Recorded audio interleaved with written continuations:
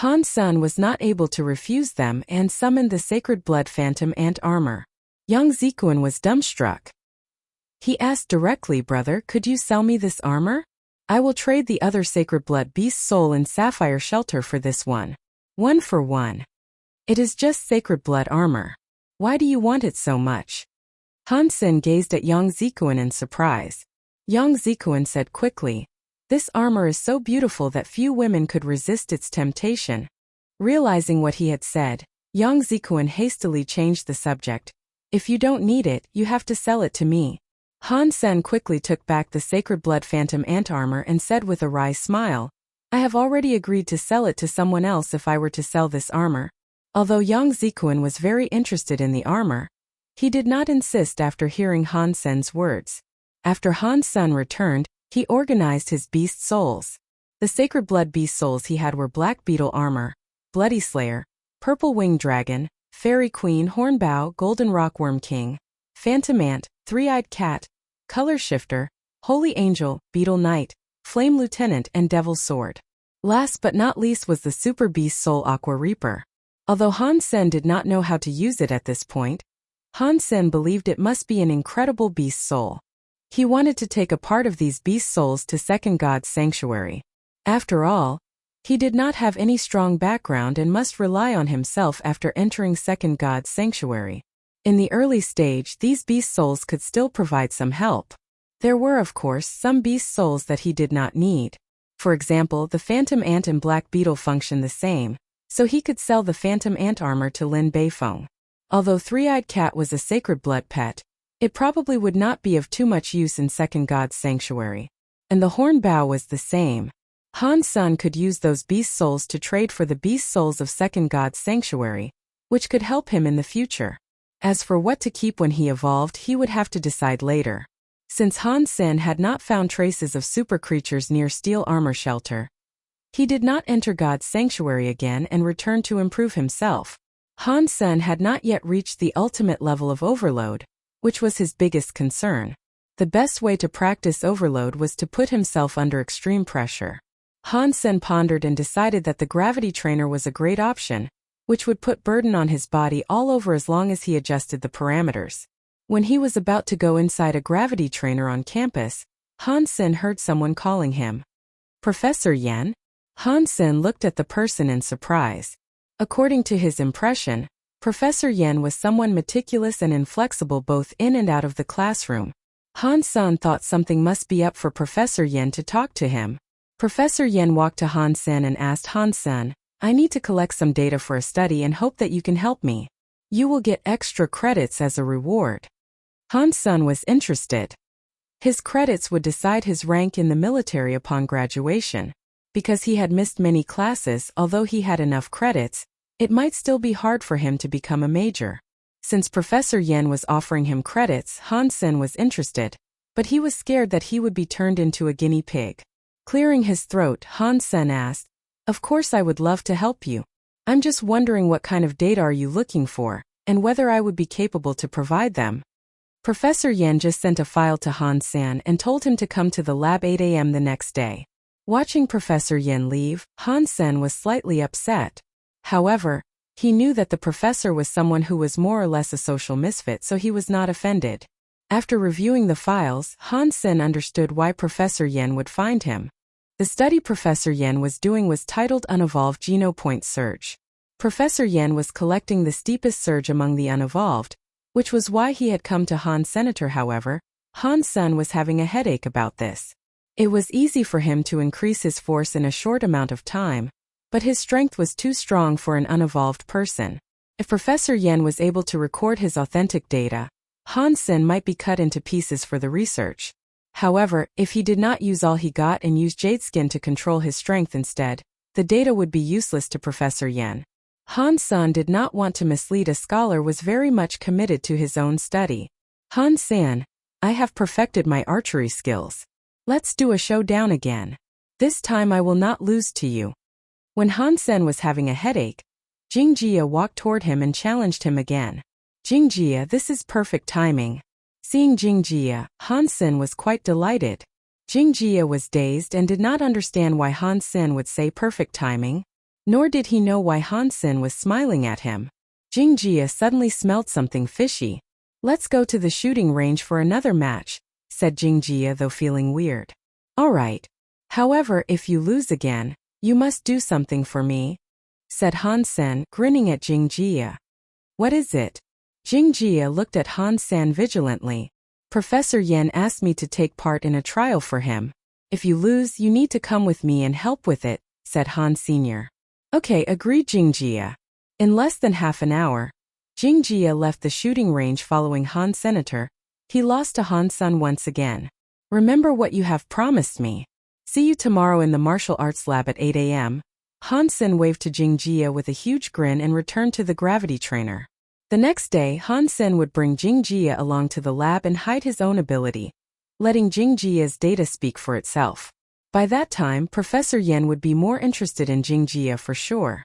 "Since I would be the one who introduces Jingjia, I would still get the extra credits, right?" Han Sen entered a gravity trainer with the thought.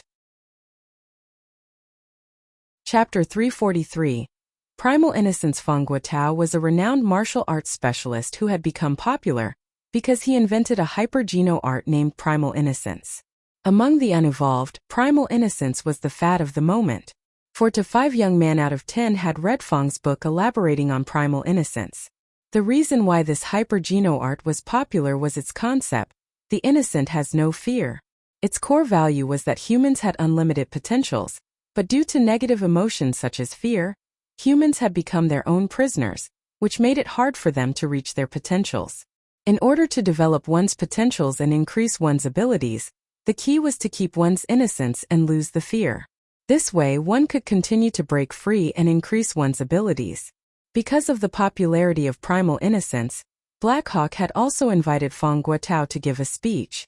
Many students of Black Hawk had come down to the auditorium for the speech. Many became motivated, as if they were to become fearless demigods in the next moment. Naturally, Han Sen had no time for the speech, and he was not at all interested in Primal Innocence.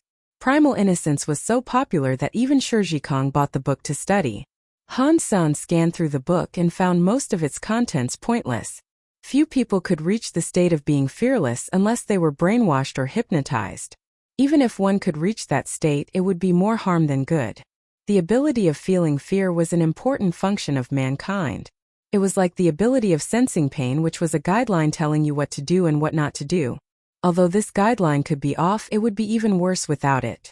If someone lost the ability to sense pain, after falling asleep, he would not be alarmed when burned or attacked. The alarm system would be down. It was the same in the case of fear. If one did not know what was fear, the person must be a lunatic who dared to do anything. Therefore, Han Sen was not interested in Fang Guotao or his Primal Innocence, and thus would not listen to his speech. However, Fang Guotao was a flamboyant person. He would not be satisfied with a speech in the auditorium, and had to demonstrate the magical effects of Primal Innocence in the training hall where Han Sen was. The potentials of mankind are unlimited, and Primal Innocence will teach you how to reach your full potentials. I'll demonstrate that with the gravity trainer. Fang Guotao pointed at a student and said, "Mister, please come over here." "Me?" The students pointed at himself, surprised. "Yes, you," replied Fang Guotao assertively. The student hesitated for a moment and then walked toward Fang Guotao. Fang Guotao asked, "What is your name?" "My name is Wang Hong," answered the student. "Wang Hong, could you tell me what are your limits when using the gravity trainer?" Fang Guotao asked. "I could barely pass the 12.0 test," replied Wang Hong. "Great. If I tell you now that you can pass a 13.0 test right away, would you believe me?" "That is unlikely, right?" Wang Hong knew his phone limits. He could barely pass a 12.0 test and would definitely fail a 13.0 one. "You don't believe me? I will teach you right away Primal Innocence, and then you can immediately pass a 13.0 test," Fang Guotao said, and turned on his own smart device, showing Wang Hong some tutorials of Primal Innocence. Wang Hong did some movements as Fang Guotao asked, and listened to the explanation of Primal Innocence before he started a test in a gravity trainer. The parameters were set to 13.0, and Wang Hong successfully passed the test, which amazed the audience and gave rise to waves of applause. Although the improvement was only 1 0. It was quite something for military school students. After all, it was extremely difficult to enhance one's ability after a certain point. Next, Feng Guotao picked several more students for the same experiment, and they all made some improvements which convinced more students. After coming out the gravity trainer, Han Sen was dazed after seeing so many people in the hall. After a while, he realized that Feng Guotao was making his speech there, so Han Sen stayed and watched. After watching for a while, Han Sen became impatient. In fact, Feng's methods were not that great. Although Primal Instance was effective, it depended on who the user was. All the students picked by Feng Guotao were timid and inconfident. Normally speaking, people like this could tap into their potentials easily once their confidence was boosted. In addition, there was tricks similar to Overload and Primal Innocence. Therefore, it was not hard at all to improve their testing results. Han Sen was totally able to demonstrate the same thing himself, so he was bored. Without the motivational words, Primal Innocence was nothing compared to Overload. The psychological suggestions made people blind, and Han Sen was not interested in that idea.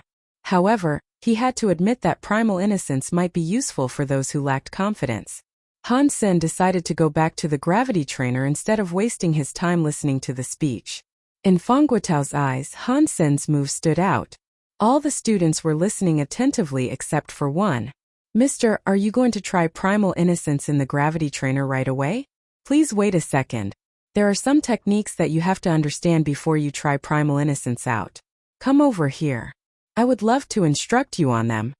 Feng Guotao thought Han Sen was so motivated by his speech that the student wanted to try it out in a gravity trainer. Seeing everyone gazing at himself and hearing Feng Guotao's words, Han Sen was mortified.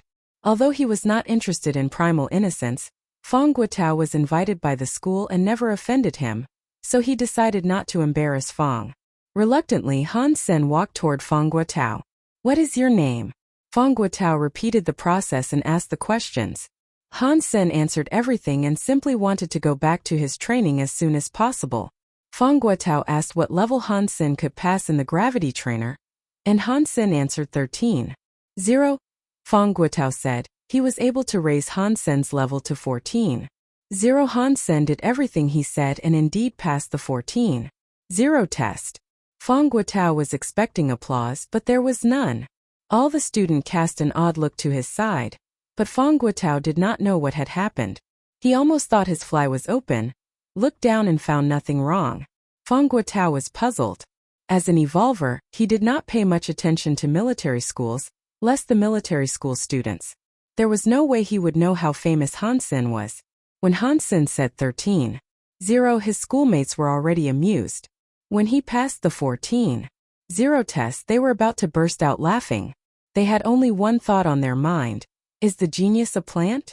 Although they did not know specifically what Han Sen's fitness index was, they did know that Han Sen beats Jingjia, whose fitness index was more than 15.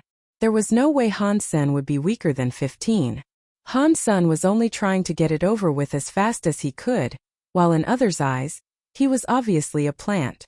When Han Sen was ready to step down, someone in the audience yelled, "Genius, you need to be more professional if you're a plant. You can pass a 14. 0 test single-handedly. What kind of improvement is that?" "Ha, brother, you must be kidding. This is blatant fraud. Now this is highly inappropriate, genius. Do it again, genius." The students would not let Han Sen off the hook easily. It was rare that they could see Han Sen perform, and they would not let go of the opportunity. Seeing the reaction of the audience, Feng Guotao became nervous. Although Primal Innocence was effective, it depended on who the user was. Han Sen was pretending the entire time, while Feng Guotao was not able to tell he was faking it.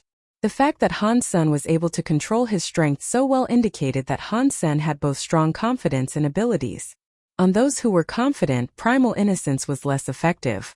On someone like Han Sen, Primal Innocence basically had no effect. Feng Guotao regretted so much that he had called this person. How could he ever expect this to happen? "Professor, do it again. If you can help Han Sen increase by 1.0, then I would become a true believer." All the students were kicking up a fuss. Feng Guotao looked at Han Sen, and Han Sen threw a glance at Feng Guotao. Feng Guotao walked to Han Sen, patted him on the shoulder, and said in an intimate tone, Han-san, it seems that you are a popular figure in Black Hawk? While saying that, Fong Guotao hugged Han Senator as Han Sen was wondering why Fong Guotao was being so passionate. He heard Fong whispering into his ear, fake it again please. You will be rewarded. How? Han Sen whispered back. Since Han Sen already faked it once, Fong Guotao thought he would try his luck. To his surprise, Han Sen answered him. Fong Guotao became overjoyed and whispered, whatever you want. I promise. Okay. Han Sen nodded. Fong Guotao was the guest of the school and had promised him benefits, so there was no need for Han Sen to embarrass him in public. Furthermore, primal innocence was quite helpful to build up one's confidence and its harm was minimal, which was why primal innocence was so popular. Otherwise, the alliance would not allow it to be circulated and the leadership of Blackhawk would never have invited Fong Guotao as a guest speaker. Getting a yes from Han Sen, Fong Guotao was pleased and let go of Han Sen naturally. He said to Han Sen in an authoritative tone, Han Sen, be honest with me, what is your level? I am confident in primal innocence. It will help you.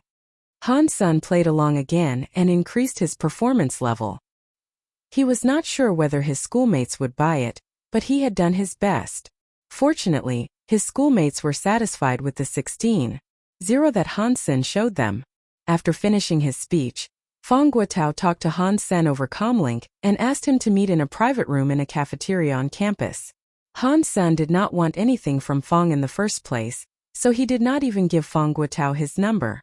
However, Fong had somehow found out about his contact information and insisted that Han Sen meet him.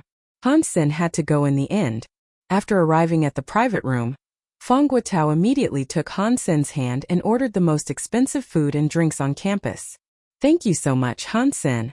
Otherwise, I would not know how to save the day.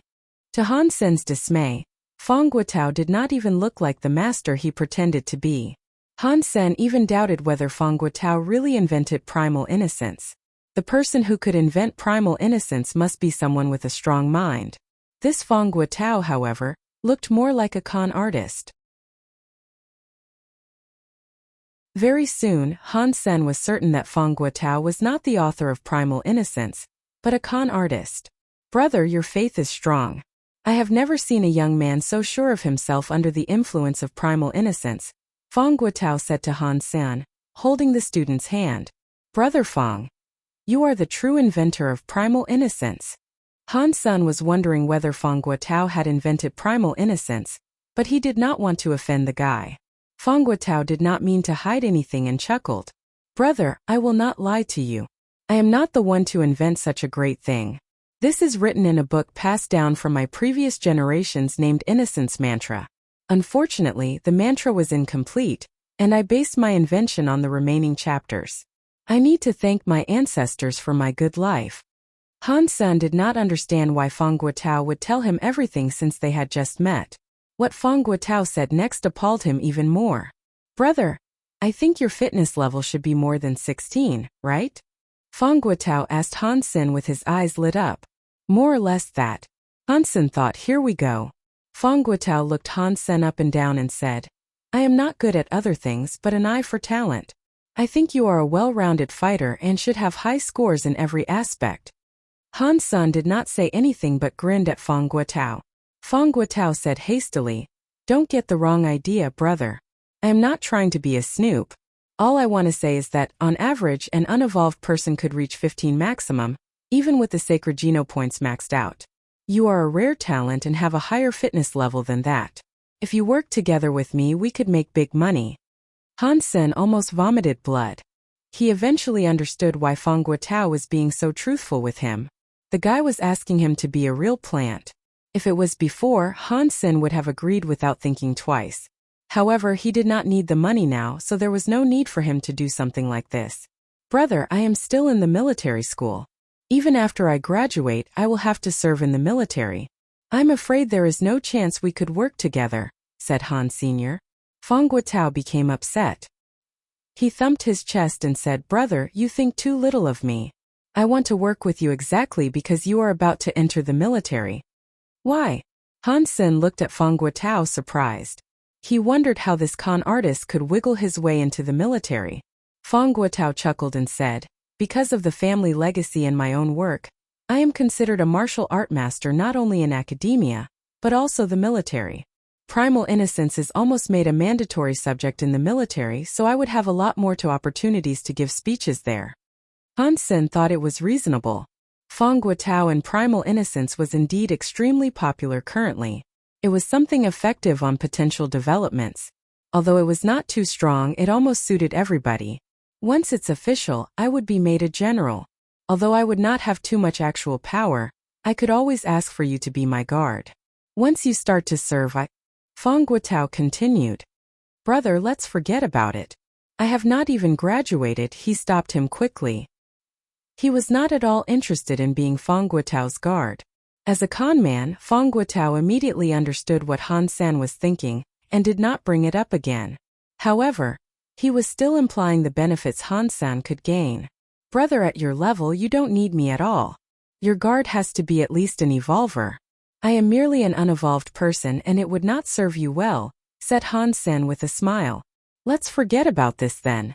In the future, if you changed your mind, you can always come to me, said Feng Guotao. Han Sen did not know what Feng Guotao had seen in himself. Either way, Han Sen was not interested. After the meal, Han Sen went back to the gravity trainer and started to train again. What a shame. Watching Han Sen leave, Feng Guotao's smile disappeared. He licked his lips and had a sinister look on his face. Returning to the gravity trainer, Han Sen set the parameters around 25. Han Sen's fitness index was a little more than 20 at this point. Without using heresy mantra, it was still hard for him to pass the 25. Zero test using only overload. Heresy mantra did not have much side effects, because all his organs had been strengthened during the first stage. However, overload was completely different. It was simply squeezing clean every last drop of his potentials with no holdback. Therefore, overload was extremely dangerous. Once he went overboard, his body would collapse right away. There were 10 items in the test of the gravity trainer. Han Sen had only finished 3 when he was completely soaked in his own sweat. His entire body became red like a cooked shrimp.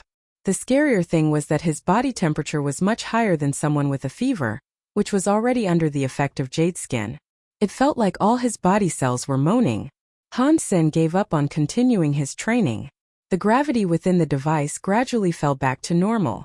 Han Sen lay on the floor like a dying dog, breathing heavily. Han Sen was convinced that he had strong potentials. After all, he had already gained Super Geno points. However, in order to tap into his potentials, he had to work extremely hard. He could understand his weaknesses and strengths better under extreme conditions with overload. This way, he could develop his full potentials. A high level of understanding of his own body was necessary. He had to know exactly where he could work harder. Otherwise, he might push himself too hard so that his body would collapse. The process of practicing overload was a process to learn how to control his body. He had to make sure that each bone, muscle, and body cell were working at the limits, but not over the limits, which was the ultimate goal. Certainly, Han Sen had not reached that level just yet. Because of jade skin, he had much better understanding and control of his body than an average person, which was conducive to his overload practice. On the other hand, when he continued to push his limits, Han Sen felt he was making a big progress with jade skin as well. It seemed that he was about to complete the first stage. Again, when he had recovered, Han Sen once again turned on the gravity trainer and tried to make his body function better in sweat and heat. Han Sen had controlled himself very well so that his body would not be damaged, thanks to jade skin. Brother Han, I will have a small party tomorrow. Would you come? Wang Mengmeng asked Han Sen with her eyes wide. What party? Han Sen was puzzled. You will know after you arrive. Please come. Wang Mengmeng said. All right, agreed Han. Senator Wang Mengmeng rarely asked him of anything. Since it was just a party, of course Han Sen would not turn her down. Wang Mengmeng was delighted and told Han Sen the time of the party, and that she would come to pick him up. When it was time, Han Sen realized that the party was not on campus. Wang Mengmeng took Han Sen to a private garden with food and drinks already arranged. Han Sen found a spot and started to eat, while Wang Mengmeng went to change. Han Sen, how come you're here? Someone exclaimed when seeing Han Sen in the garden. Tang Zhenliu. Han Sen was also dazed. He did not expect to see Tang Jinliu there. You're connected to the Wangs? Tang Jinliu sat down next to Han Sen and asked. Wang Mingming is my schoolmate. She was the one who invited me to this party. Han Sen answered. Tang Jinliu looked at Han Sen oddly and said, You're not telling me that you don't know today is her birthday? Han Sen was surprised and said, Today is Mengming's birthday? You really don't know? It seemed that you two were quite tight. Tang Jinliu patted Han Sen on the shoulder, laughing. Han Sen was a bit concerned. Had he known that it was Wang Mingming's birthday, he would have prepared her a gift. But it might be too late for that. Han Sen searched his pockets and found nothing that he could give her. Tang, do you have an extra present? Could I borrow some? Han Sen looked to Tang Jinliu expectantly. I only have one gift. In addition, how can you borrow the present? Tang Jinliu said with his lips curled. Han Sen wanted to say something, but he saw more people entering the garden. They were mostly in their 20s and 30s. Among the men and women, Han Sen spotted Son of Heaven and Huangfu Pingqing. The birthday party was successful, and nobody paid Han Sen any mind. Han Sen continued to fill his stomach, while Tang Jinliu was socializing with men and women in the high society. Son of Heaven had gained much more repose. He was no longer that domineering and overbearing person in steel armor shelter. When do you plan to evolve? As Han Sen was eating, Son of Heaven walked to him and asked in a plain tone. In 2 or 3 years, Han Sen paused and answered. He felt like Son of Heaven had become a different person. Maybe he was possessed or something. Son of Heaven curled his lips into a strange smile. He raised a glass to his lips and sipped some wine. I know what you're thinking. But since I entered Second God's sanctuary, I no longer treated you as my enemy. My true enemy could only be an evolver, which you are not. As long as you do not enter Second God's sanctuary, you will not understand what true strength is and how naive you are. In the future, if you are sent to Dark Lord Shelter, you can join my team. You're a good archer and I need someone like you. Evolve soon and stop playing house in First God's sanctuary, Son of Heaven said and patted Han Sen on the shoulder. Then he walked to a corner and sat down, observing the crowd in the party. Han Sen was surprised by Son of Heaven's behaviors. If Son of Heaven wanted to kill him, he would not feel much. However, Son of Heaven no longer cared. This shift was alarming to Han Sr. Han Sen could feel that Son of Heaven no longer thought of him as an opponent. The guy treated Han Sen as a stone in the hand of a Go player. A player would never treat the stone as his opponent or his enemy. You only evolved a few years earlier, and that does not mean you are superior. Han Sen curled his lips and did not treat Son of Heaven too seriously. If he entered Second God's sanctuary before he maxed out on his Super Geno points, that would be a real loss. I don't understand why you're lingering in First God's sanctuary, said Huangfu Pingqing with a sigh after Son of Heaven left. I need to stay for lots of reasons, said Han Sen calmly. You must be maxing out on your sacred Geno points? Come to Second God's sanctuary. Everything begins there. Huangfu Pingqing tried to persuade him. I still need a lot more sacred Geno points. It will probably still take me at least 2 years, said Han Sen with a smile. Huangfu Pingqing stared at Han Sen for a moment and said with disappointment, Believe it or not, I never meant you any harm. Come to Second God's sanctuary so that you can be truly strong. I believe you, Han Sen said, blinking. Huangfu Pingqing rolled her eyes at him and said, Do not linger upon any romantic relationships. It would not serve you well. You know what my cousin said about you? He said if you evolved too late, you would not even be worthy of being his enemy, let alone friend. Huangfu Pingqing thought the reason why Han Sen would not leave First God's sanctuary was because he had feelings for Wang Mingming, which surprisingly annoyed her. Watching Huangfu Pingqing leave, Han Sen said to himself with a faint smile, Unworthy of being his enemy? Son of Heaven is so full of *#T. I hope he will have the same confidence to say that after I go to Second God's sanctuary. Han Sen paid no mind to what Son of Heaven and Huangfu Pingqing had said and continued to eat and drink. Brother, this is my last birthday in military school. I don't know if I will have another opportunity to invite you to my birthday party, so... Wang Mingming said apologetically when she eventually had time to come to Han Sr. Whenever you ask me to come, I will come. The next time you have to remind me it is your birthday so that I could buy a present for you. You know, I don't have the best memory in the world, said Han Sen with a smile. The best present is your presence, Wang Mengmeng said, blushing a little. That is very sweet, but I have to give you a gift. Han Sen pondered, wrote something on a napkin and gave it to Wang Mengmeng. He said, consider this your birthday present. Sister, happy birthday. Thank you. Wang Mengmeng started to read the napkin cheerfully. Both Son of Heaven and Huangfu Pingqing noticed what was happening and wondered what Han San had written. It said, Wang Mengmeng could use this coupon to make one of her wishes come true. Han Senator Son of Heaven curled his lips with contempt and left. In his view, it was a cliché to chase after a girl. If it was any other occasion, it might be okay.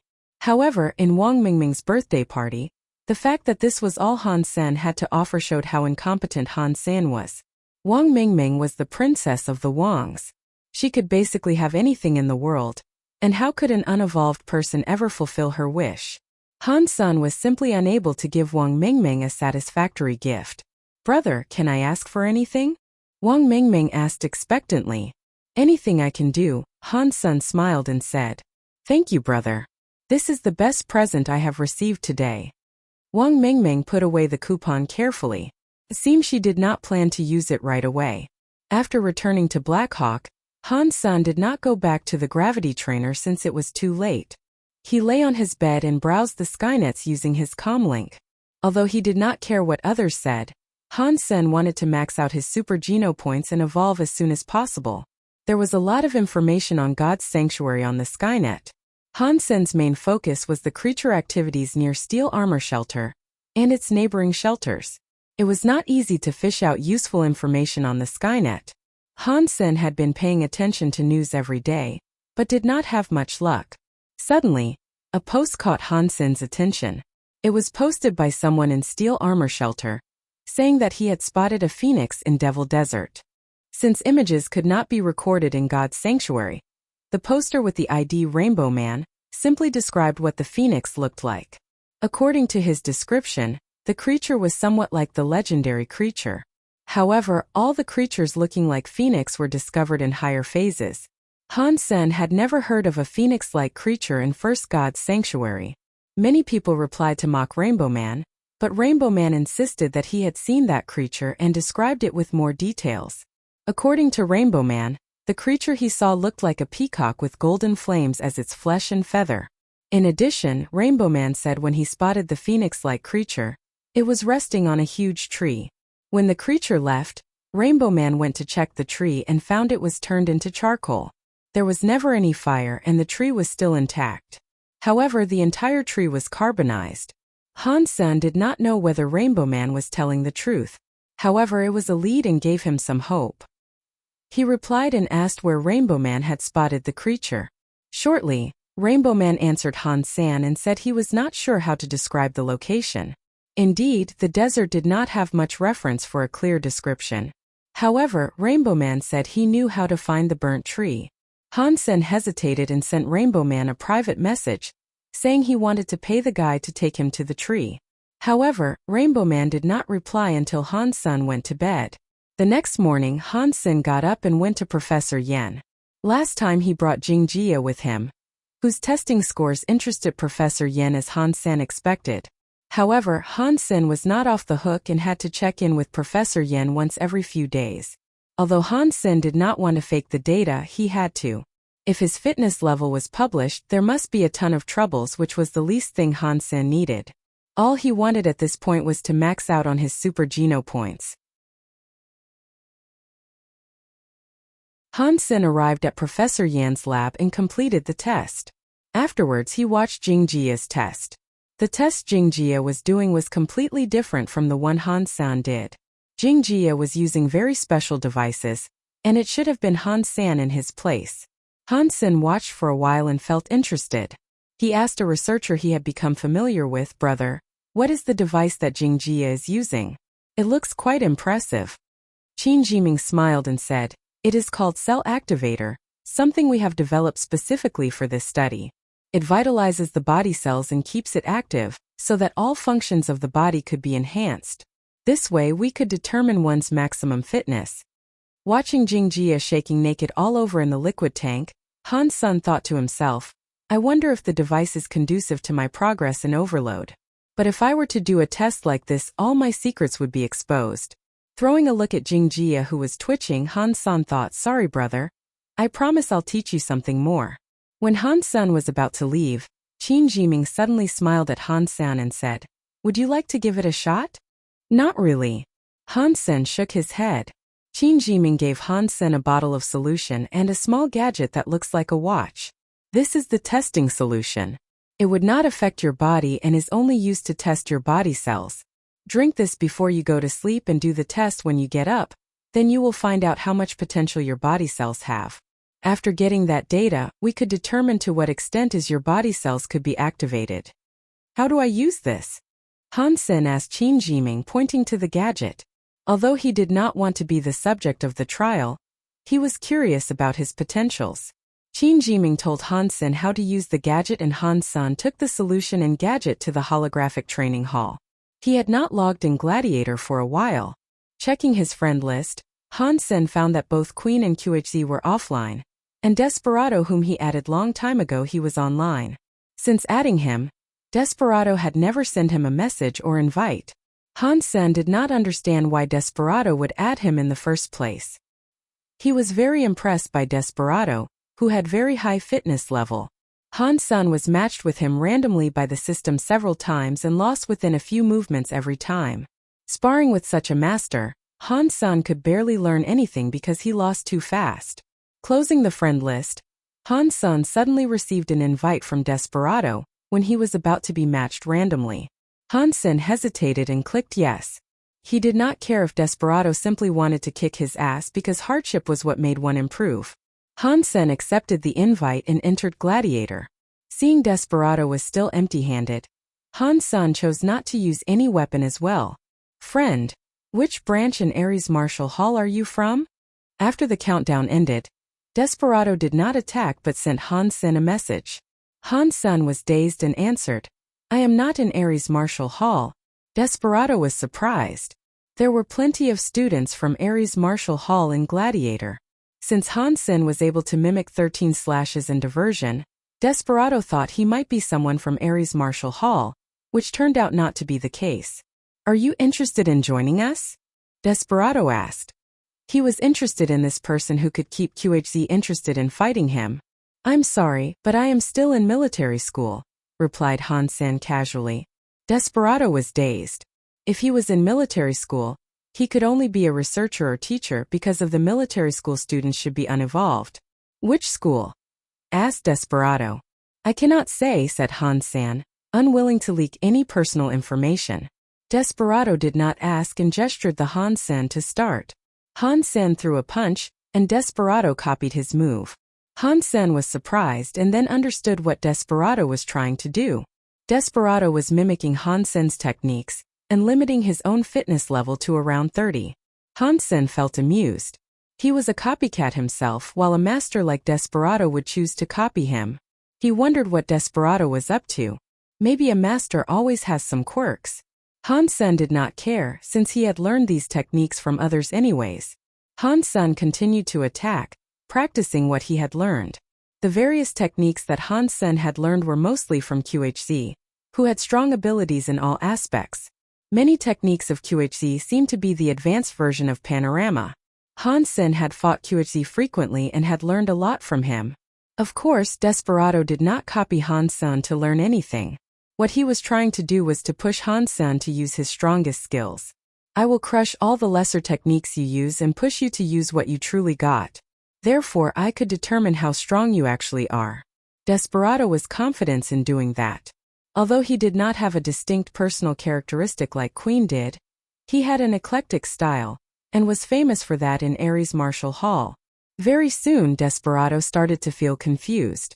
Han Sun seemed to have unlimited techniques up his sleeve, many of which seemed similar to those taught in Ares Martial Hall. Desperado did not believe that Han Sun was not from the same organization as he did. In addition, Desperado felt uncomfortable when fighting Han Sun, which was familiar feeling to him, but he could not think of when he had felt it. Desperado dodged another punch and found himself at the corner of the stage, almost hitting the wall. Queen! Desperado suddenly remembered what that feeling was. A soldier on warship used the same techniques Queen did. Desperado then realized he was right. It was what Queen made him feel. Although a soldier on warship was no match to Queen and did not bring him the same pressure, the feeling was the same. How could this person make me feel this way? It is impossible he had learned that elsewhere. Maybe this guy is connected to Queen somehow? Desperado thought to himself skeptically. When he thought about it, he felt it was impossible. Queen was an orphan raised by Huangfu Xiongqing. Since a soldier on warship said he was not from Ares Martial Hall, how was it possible that he was connected to Queen? Desperado was trying to confirm this, so he defeated Han Sen with one blow and sent Han Sen another invite. Why did Desperado defeat Han Sen? Because when trying to maintain his fitness level around 30, he was trapped in the corner by Han Senator. If he did not use his true strength, he would lose. Ready to fight again, Desperado again chose to keep his fitness around 30. He was paying attention to Han Sen's every move, and was able to determine Han Sen was indeed using Queen's skills. Trying to fight Han Sen with a fitness level around 30, Desperado was basically fighting Queen of a weaker version, which allowed Desperado to observe the kiting skills better. Desperado thought it might help him in the future when he sparred with Queen. With such thoughts, Desperado fought Han Sen repeatedly. However, as long as he kept his fitness level the same as Han Sen, he would always be pushed into a corner. There was simply no way he could win. All he could do was to rely on his fitness. Desperado was upset about this. He was a fast learner himself, but he was unable to learn the kiting skills no matter what. There was a simple explanation for that. As long as one knew the rules, one could play Go. However, not everyone could become a master. Although Desperado was good at mimicking other people's skills, calculation and strategy could not be obtained simply by mimicking. One had to think for oneself. Han Sen was a beginner himself, and was not even close to Queen's level. However, he could beat Desperado, who had never tapped into this field before, easily. The two fought a dozen times and Desperado won every single time. However, Desperado was not happy at all. He only won because he had better fitness.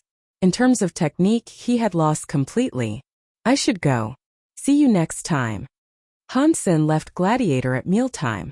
He felt like he had gained a lot. In the beginning, Desperado was trying to copy him, but later, Desperado had to use many techniques he had not seen before to cope with kiting skills. Han Sen could not learn everything on the spot, but it was still a great inspiration for him to practice panorama.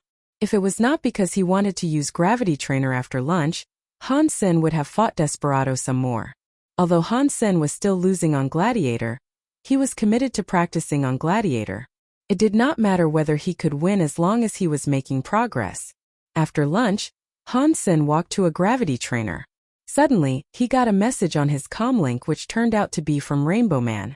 Han Sen quickly checked Rainbow Man's reply. Rainbow Man said he had organized a group to hunt the phoenix-like creature. If Han Sen was interested, he could sign up as well. Joining the group would cost Han Sen a fortune, and he had to have enough strength to get Rainbow Man's approval before joining. Rainbow Man had also told him a time and place to meet. Han Sen thought it would not hurt to take a look. There was no one he feared in Steel Armor Shelter anyway. The time was set on the day after tomorrow. According to Rainbow Man, he posted the information several months ago, so he could not guarantee the creature would still be there. All he could promise was to find the burnt tree. Han Sen wrote down the time and place and decided to take a look the day after tomorrow. He would not let go of any lead on a super creature.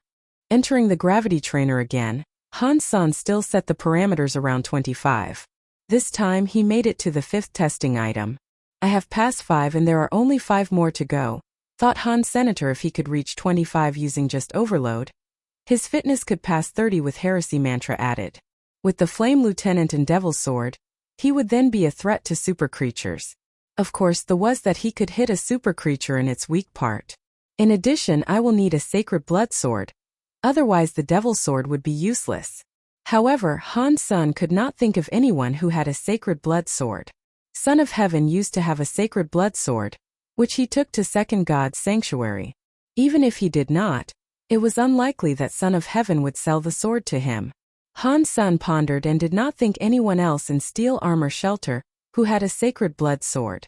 If I can't find a sacred blood sword, that will be problematic. Han Sen suddenly thought of the Z-Steel blacksmith. He remembered seeing a weapon with 75% Z-Steel at the blacksmith's place. He wondered if that was real. The best Z-Steel product in the Alliance only had less than 20% Z-Steel. If that weapon really had such a high portion of Z-Steel, maybe it could even be compared to a sacred blood weapon. In that case, I wish it could be remodeled into a sword. Han Sen dialed the blacksmith's number and asked about that weapon. He remembered the price was 100 million, which was no longer an issue for Han Sen as long as it was good. It is definitely stronger than a sacred blood weapon. But it could not be remodeled. The blacksmith replied Han Sen definitively. Why not? Han Sen asked, puzzled. It was a metal weapon, it could always be remade. After a long silence, the blacksmith said, this is not made with human technology and no one could remake it. Han Sen continued to ask, but the blacksmith did not answer any of his questions and hung up. There was nothing Han Sen could do. If the weapon could not be made into a sword, it did not make sense for him to purchase it. At the agreed time, Han Sen went to meet Rainbow Man and gasped, it's you? Rainbow Man had the same reaction and stared his eyes wide. Rainbow Man turned out to be Su Xiaoqiao. Damn it. You're Rainbow Man? Han Sen looked Su Xiaoqiao up and down, wondering if he was disseminating fake news for money. Su Xiaoqiao chuckled and said, I just wanted to make some money and didn't expect to meet you. So you were lying about the phoenix-like creature? Han Sen asked in disappointment. Of course not. When have I ever lied? All right. Maybe I have. But I can swear on my dick this time that I have seen that creature. Su Xiaoqiao said excitedly. Really? Han Sen looked at Su Xiaoqiao incredulously. The realist? Su Xiaoqiao felt upset being doubted. Okay. How much is it? Take me with you, said Han Sr. How can I ever ask you for money? Just follow me there. But I have already collected money from other people, so we will need to take them as well, said Su Xiaoqiao. It's okay. I will pay you. Han Sen did not want to take advantage of Su Xiaoqiao. Su Xiaoqiao grabbed Han Sen's hand and said with a grin, in fact, I am scared to bring those people there. If you could follow me, that would be best. I don't want money, but your protection. You're hiding something. Han Sen regarded Su Xiaoqiao. Ahem, I did not lie, all right? I have seen that phoenix-like creature with my own eyes and I know where the burnt tree is. However, the creature had flown away. Although I have told everyone that already, I am scared that some people might find trouble with me if they do not see the creature. Su Xiaoqiao cleared his throat and said, where did the creature go? Han Sen saw Su Xiaoqiao's look and knew it was unlikely for him to see the creature this time. It flew into Devil Desert, and I did not dare to chase after it, so I have no idea, Su Xiaoqiao said honestly. Han Sen decided to have a look. Devil Desert was not too dangerous for him. Maybe there was still a chance. Su Xiaoqiao was overjoyed that Han Sen agreed to come along. All Su Xiaoqiao was trying to do was to earn some money.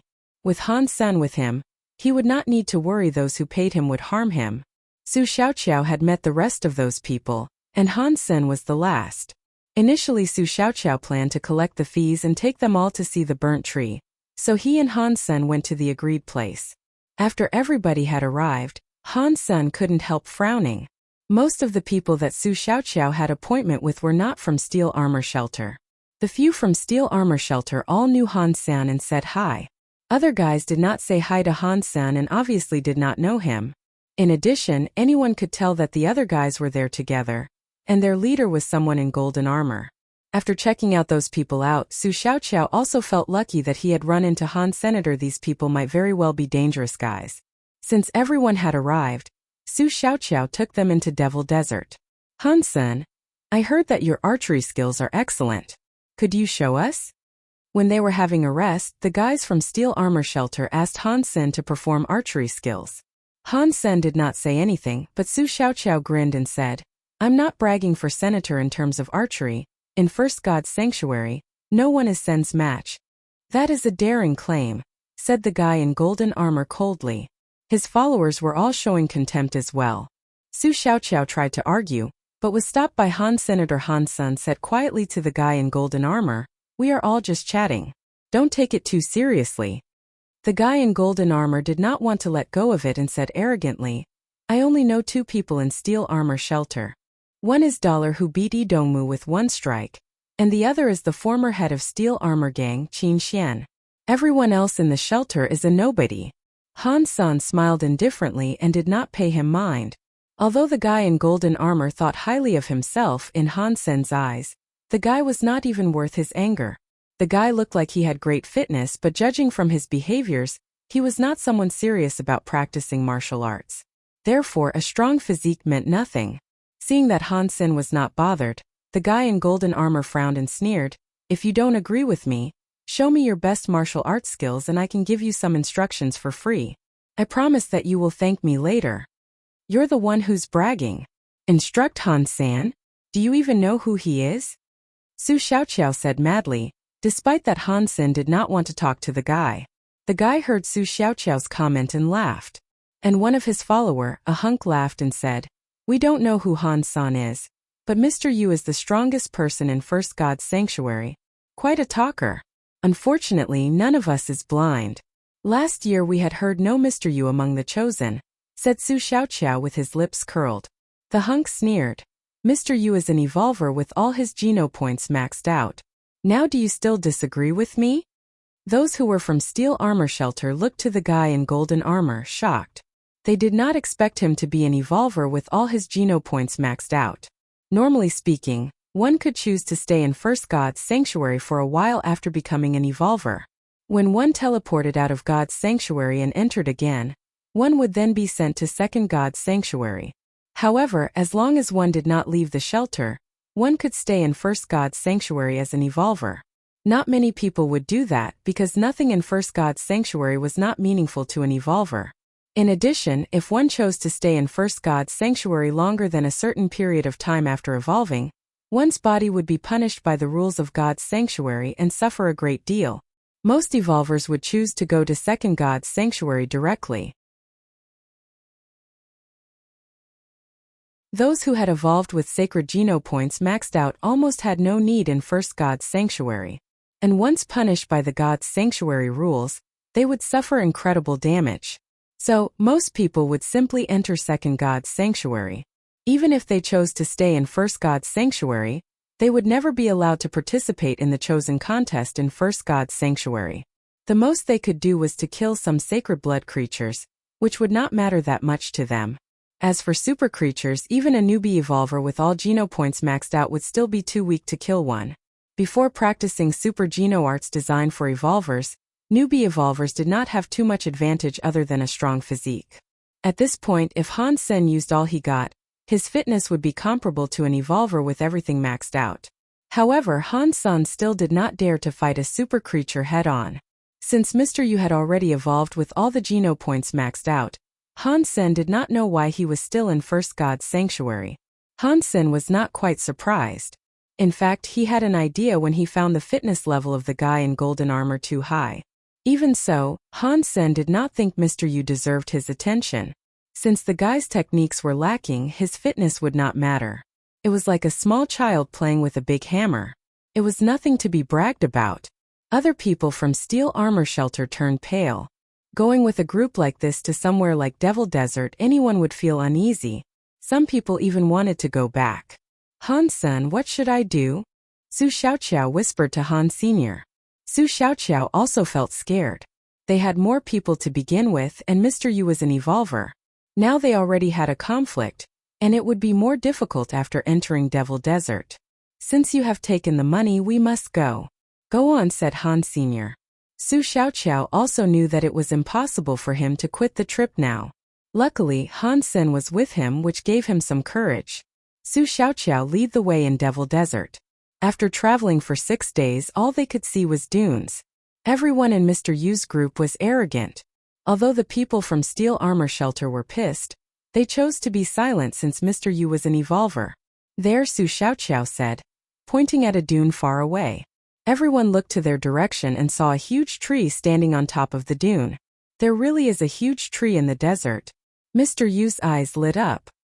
He did not go to second God's sanctuary after evolving because he wanted to take advantage of his physique and kill some sacred blood creatures for money. If he could kill a rare sacred blood creature, it would be even better. However, sacred blood creatures were not that easy to be found, and he did not want to waste too much time in first God's sanctuary. Therefore, he naturally did not want to return empty-handed from the trip to Devil Desert. Han Sen was also surprised to see the tree. Normally speaking, large trees like this could hardly survive the desert. Most desert plants were something like cactus. The group of people urged their mounts to approach the tree. They found the tree was even bigger than they thought after getting closer. The trunk was so thick that it took 8 people throwing their arms around the tree to make a circle. And the tree must be at least 100 feet tall. They also found that, like Su Xiaoqiao claimed, although the tree seemed intact, it was turned into charcoal entirely. It did not seem like the tree was burned by fire either, since none of the leaves or branches was hurt. It was like the entire tree was carbonized in an instant. The tree was burned by the creature? Han Sen asked Su Xiaoqiao, puzzled. I am not sure about that. I saw the creature landing on the tree from afar, and only dared to approach the tree after it was gone. When I came here, the tree was already this way, said Su Xiaoqiao. Where is the creature? Mister. You asked Su Xiaoqiao. He did not take all these men here just to see the tree. I only know that it went in that direction into the desert. As for where it went, I have no idea. Su Xiaoqiao pointed in the direction and said, Lead the way, Mr. Yu commanded. Our contract is quite clear. I am only responsible for taking you to see the tree.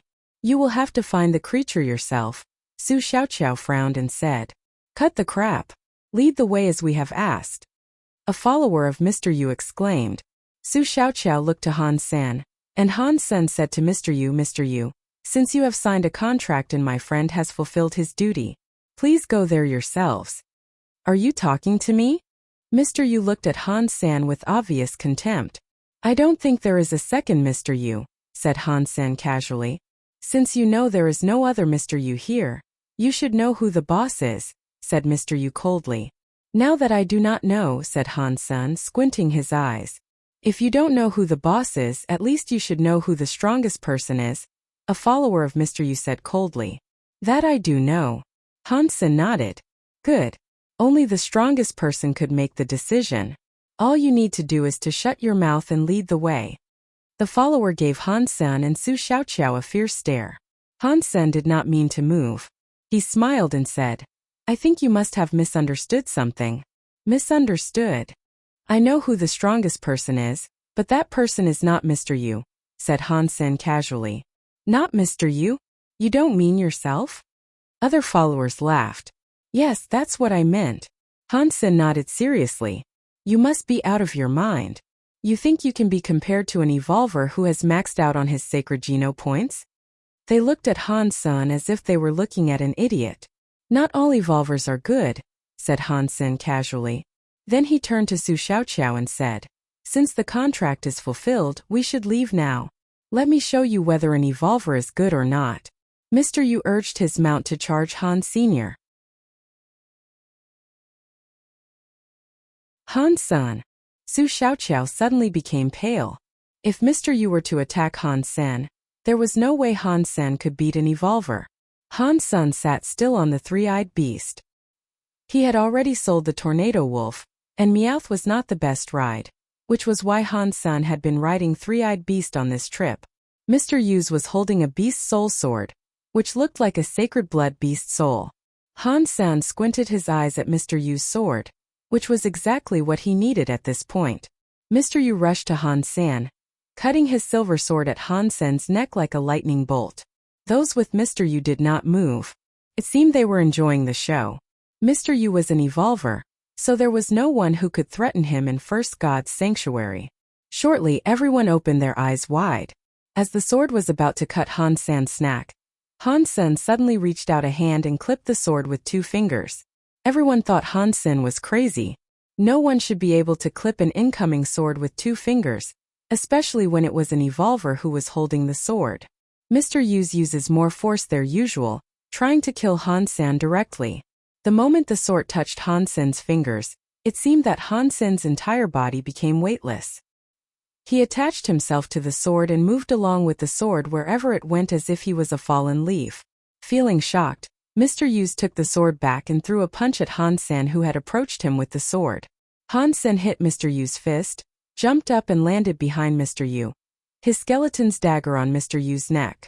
"It seems that an evolver like you is no big deal," said Han Sen lightly. Although Mr. Yu's had the best geno point count, he was terrible at martial arts. He was probably from a rich family, but he was scum himself, which was different from Yuan and Qing. Mr. Yu's was dazed and others were dumbstruck. No one could foresee that an evolver was easily beaten by Han Sr. "Do you want to live or die?" Han Sen moved the dagger forward slightly with a smile. The sharp blade immediately cut the skin of Mr. Yu's neck, a drop of blood gliding down the dagger. "What should I do for you if I want to live?" Mr. Yu became pale, and none in his group dared to move. "I am a fair person and could offer you an opportunity to correct yourself. However, if I let you go just like this, I'm afraid you will not learn your lesson." "So a sword for your life, the one you're holding right now," said Han Sr. "No way. My dad is the CEO of Dongchang. If you lay a hand on me, my dad will kill your entire family," yelled Mr. Yu fiercely. Han Sen almost burst out laughing. "All right. When you go to hell, remember to appear in your dad's dream and tell him that it was Han Sen who killed you." Han Sen pushed the skeleton dagger deeper into Mr. Yu's skin. "No. You can have it," Mr. Yu exclaimed, almost scared to death. "This is your last chance. When I count to 3, if the sword is not in my hand, you can keep it with you in hell." Han Sen started to count. 1, 2. Mr. Yu did not even dare to bargain and quickly transferred the beast soul sword to Han Sr. "Do not claim to be an evolver next time so that you will not lose face for all evolvers." Han Sen took back the sword and the skeleton's daggers and returned to the back of his mutant three-eyed beast. Once Mr. Yu gained his freedom again, he quickly summoned a beast soul knife and led his followers to attack Han Sr. "Go back," said Han Sen casually. He had foreseen this outcome and quickly rushed to the group of people.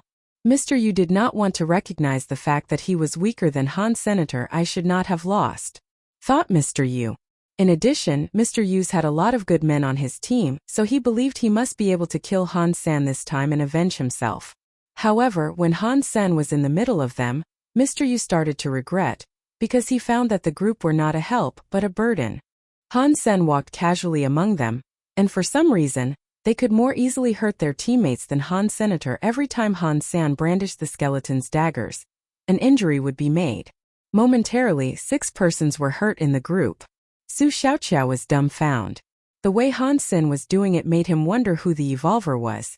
Mr. Yu was terrified. He could not describe the feeling he had. Obviously, Han Sen was the one who was besieged. However, it felt like Han Sen was actually behind the siege. Mr. Yu did not even have any chance to attack Han Senator. Every time he tried to make a move, he would be blocked by one of his own people. Someone who had not really practiced martial arts could not tell how incredible kiting skills were. In the eyes of Han Sen, people like this could not give him any pressure no matter how many they were. "Get lost," Mr. Yu exclaimed when he found there was no chance to attack Han Sr. Han Sen did not chase after the rest of the group. When they had left, a blue lightning bolt left Han Sen's hand. A mutant ghost butterfly boomerang flew toward Mr. Yu, who was throwing himself at Han Sr. Mr. Yu tried to cut the boomerang in half, but when his weapon was about to touch the boomerang, it quickly made a weird turn and disappeared in front of his eyes. Bypassing Mr. Yu's knife, the boomerang hit his chest hard. Bang! Blue flames exploded on Mr. Yu's chest, making him fall from his mount and roll around on the ground. Mr. Yu was burned seriously and rolled around on the ground to put out the blue flame. When he looked up, he found that Han Sen was squatting in front of him, a skeleton's dagger on his neck. "Mr. Yu, you're such a kind person. I know you must want to help the poor and give me more sacred blood beast souls for free. Now this time, how many do you plan to give me?" Han Sen patted Mr. Yu's face with the other dagger. Mr. Yu wanted to slap himself for messing with this guy. Why on earth did he do that? He had 2 sacred blood beast souls in total and one was gone already. Now he had to give the other one away. He did not leave First God's sanctuary after evolving in order to make some money. Not only did he gain nothing, both sacred blood beast souls he had must be handed to others. Although Mr. Yu was super upset, he had to transfer the beast soul to Han San with his heart bleeding. Let's go. Mr. Yu gave the only sacred blood beast soul left to Han San to regain his freedom. Staring at Han San fiercely, he no longer dared to do anything. Mr. Yu gritted his teeth and led his team away. Han San, why didn't you kill that animal? Su Xiaoqiao was excited but puzzled at the same time. In his eyes, Han San had every opportunity to kill everyone in that team. Who would scout for us if I killed them? Han San grinned. Mr. Yu and his team were there for that creature. If that creature was a super creature for real, the smart thing would be to let the team scout for them instead of taking the risks. When it came to a super creature, Han San would never easily take the risks. It would be best if he could determine how strong the creature was before he decided on how to act. Su Xiaoqiao understood what Han San was thinking and followed the team with Han Senator. However, the rest of the people from Steel Armor Shelter did not want to continue the trip and started to return. Brother, is that Mr. Yu really an evolver with all his Geno points maxed out? I don't think he's that strong. Is it possible that he's lying? Su Xiaoqiao and Han Sen were taking their time, riding on their mounts while chatting. You better not try him yourself. Although that guy has no skills, he does have the physique of an evolver, said Han Sr. Really? I thought an evolver with all the Geno points maxed out would be very strong. Well, it turns out he's just SOSO. Su Xiaoqiao was aiming at becoming an evolver with his sacred Geno points maxed out. Originally, he wanted to work hard on that goal and evolve around 30 years old. However, seeing what Mr. Yu could do, Su Xiaoqiao no longer thought the goal was that important. Maybe he shouldn't waste so much time to pursue it. This is an exception. Normally speaking, an evolver with sacred Geno points maxed out should be very strong. This guy has not practiced the super Geno arts designed for evolvers yet, so he is not that different from an unevolved person with top physique, Han Sen smiled and said. While these two were chatting, Mr. Yu's team were urging their mounts and hoped to find the creature before Su Xiaoqiao and Han San did. Seeing that Su Xiaoqiao and Han San were following them, Mr. Yu was even more certain that he was in the right direction. He thought as long as he could find that creature, he could probably kill it with a single blow since he had maxed out on his sacred Geno points. Therefore, Mr. Yu's team were running fast, and Su Xiaoqiao and Han Sen lost them as they were in no rush. Are we too far from them? We can barely see them, said Su Xiaoqiao worriedly. No, this is perfect. Han Sen did not care and continued on his way. Occasionally, they could spot some dead creatures on the way, which should have been killed by Mr. Yu's team. Mr. Yu checked those bodies and found they were mostly killed with one strike, so it should have been Mr. Yu himself. Mr. Yu is quite impulsive. If he runs into that creature, it should be fun to watch, Han Sen talked to himself. After traveling for 2 days, Han Sen suddenly stopped and stared afar. What is it? Su Xiaoqiao also looked ahead but saw nothing. Their group must be in trouble now. Not sure if they have run into the creature you're talking about. Let's hurry up and see what happens. Han Sen quickly urged the three-eyed beast to run forward. After running for a few miles, Su Xiaoqiao saw a group of people fighting a creature from afar. It was barely fighting but more like slaughtering by the creature. A humongous golden firebird swept its wings across the group of people. Those touched by the wings were all burning. Once caught the golden flames, no matter how they tried, they could not put out the fire. Very soon they were all turned into charcoal. Mr. Yu was the fastest on his mount. The rest of the group was all carbonized by the birds. Even Mr. Yu was not able to escape. He only bought himself some time before the bird ran after him like a golden light. Feeling the heat behind him, Mr. Yu wanted to fight for his life. He jumped from his mount and wheeled his weapon toward the creature's head. Although this weapon was not a sacred blood beast soul, it was a strong weapon and he made a great strike. However, the creature did not even dodge, but let the weapon hit itself. What happened next shocked Han Senator. The knife went through the bird's head as if it had cut real flames. The creature was not hurt at all. The creature's body passed Mr. Yu, who was then turned into a ball of flame. All he could do was to scream before being burned into charcoal. Super creature. It is definitely a super creature. Han Sen was both shocked and pleased. He was happy that he found a super creature eventually. However, this one seemed to be even stronger than the turtle. After everybody was burned into charcoal by the bird, it tweeted and flew toward the top of a high mountain. Although the mountain was located in the desert, it was magnificent. The top of the mountain was still covered in snow. Han Sen wondered why a firebird would choose such a place to rest. After the bird had left, Su Xiaoqiao and Han Sen approached the dead bodies of the group of people. Watching the looks of the dead, they both felt a chill. Like the tree, their bodies were still intact, but turned into charcoal. It was horrific and sickening to look at. Initially, Han Sen thought since Mr. Yu was an evolver with all his geno points maxed out, he would be able to last a while facing a super creature. However, Mr. Yu died so fast and in such a horrifying way, which made Han Sen shiver. How come all the super creatures are so incredibly strong? Han Sen wondered. Watching what had happened to the group of people, Han Sen no longer dared to provoke the birds right away. It really is a phoenix. So scary.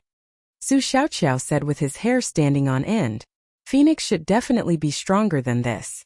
However, in First God's sanctuary, the creature should be invincible, said Han Sen and turned away. Since he now knew the bird was indeed a super creature and found out where it was resting, Han Sen had all the information he needed. Before he discovered a way to kill it, it was pointless for him to stay there. Normal weapons could not hurt the bird. In order to kill it, he needed more than strength and speed. Somehow, he needed to find a method to hurt it. When Han Sen returned to Steel Armor Shelter, he checked on the cloud beast, which had become more transparent. Obviously, in a few months, he would be able to harvest another super creature. Han Sen hoped to gain the beast soul of the cloud beast. A super beast soul of the cloud beast would mean so much to Han Sen, and make it so much easier for him to hunt super creatures. Grow faster. Han Sen talked to himself watching the cloud beast. When Han Sen went back to Blackhawk, he found many unanswered calls and messages from Professor Yan's lab, asking him to go back for the trial. Since he was in the Devil Desert, Han Sen had missed the trial for a couple of days. Han Sen quickly changed and went to the lab. You have missed the trial for several days. You're lucky that Jingjia was the main subjects. Otherwise, Professor Yan would never let you off the hook, said Qin Jiming, who had been in charge of Han Sen's case. Han Sen watched Jingjia was running up and down in a closed field and asked curiously, "What is this? I have never seen it before." It is a recently built model called Sprint. The aim was to obtain the comprehensive data of a person under extreme conditions. You can also give the shot. Qin Jiming suddenly remembered something and asked Han Sen, "Did you do the test I gave you last time? You should give me the data back." "I haven't had time yet." Han Sen suddenly remembered the solution and device, which he had not been able to use yet. "Do it when you have time." Qin Jiming did not insist. After all, Han Sen was only the unofficial subject, while Jingjia's data was the key. After coming out of Sprint, Jingjia was covered in sweat. It looked like he had been through hell. "Han Sen, come and try this." Jingjia saw Han Sen, quickly pulled him into Sprint and closed the door. "At least tell me how to use this." Han Sen saw different obstacles and said with a wry smile. There were many metal walls facing different directions. Some were even up in the air. "Do you see the white zones on the metal walls? You have to step on the white zones to pass all the walls. If you step out of the white zones, you would get a shock and have to start over again. In order to pass, you have to pass all the metal walls to reach the finishing line without getting shocked." Qin Jiming explained the rules to Han Sen through a microphone. "Doesn't seem that hard," said Han Sen, glancing at the white zones. Although the white zones were only 1 foot wide each, it was wide enough for Han Senator. However, when Han Sen started the test, he found that he was terribly wrong. The metal walls and white zones were designed specifically to increase the challenge. The walls were not flat, but skewed in different angles. Some were even upside down. So, he had to jump continuously and could take no break. In addition, he also needed to use all kinds of positions. Almost all the muscles must be motivated in order to finish the task. Truly was a scientific design. If he was not fast enough or flexible enough, there was no way he could shift his moves in time to step on the next metal wall. It was a simple test, but the challenge was tremendous. With Han Sen's physique, he even felt some difficulties. It was the first time he had done the test, so he was not sure about the placement of the metal walls ahead of him.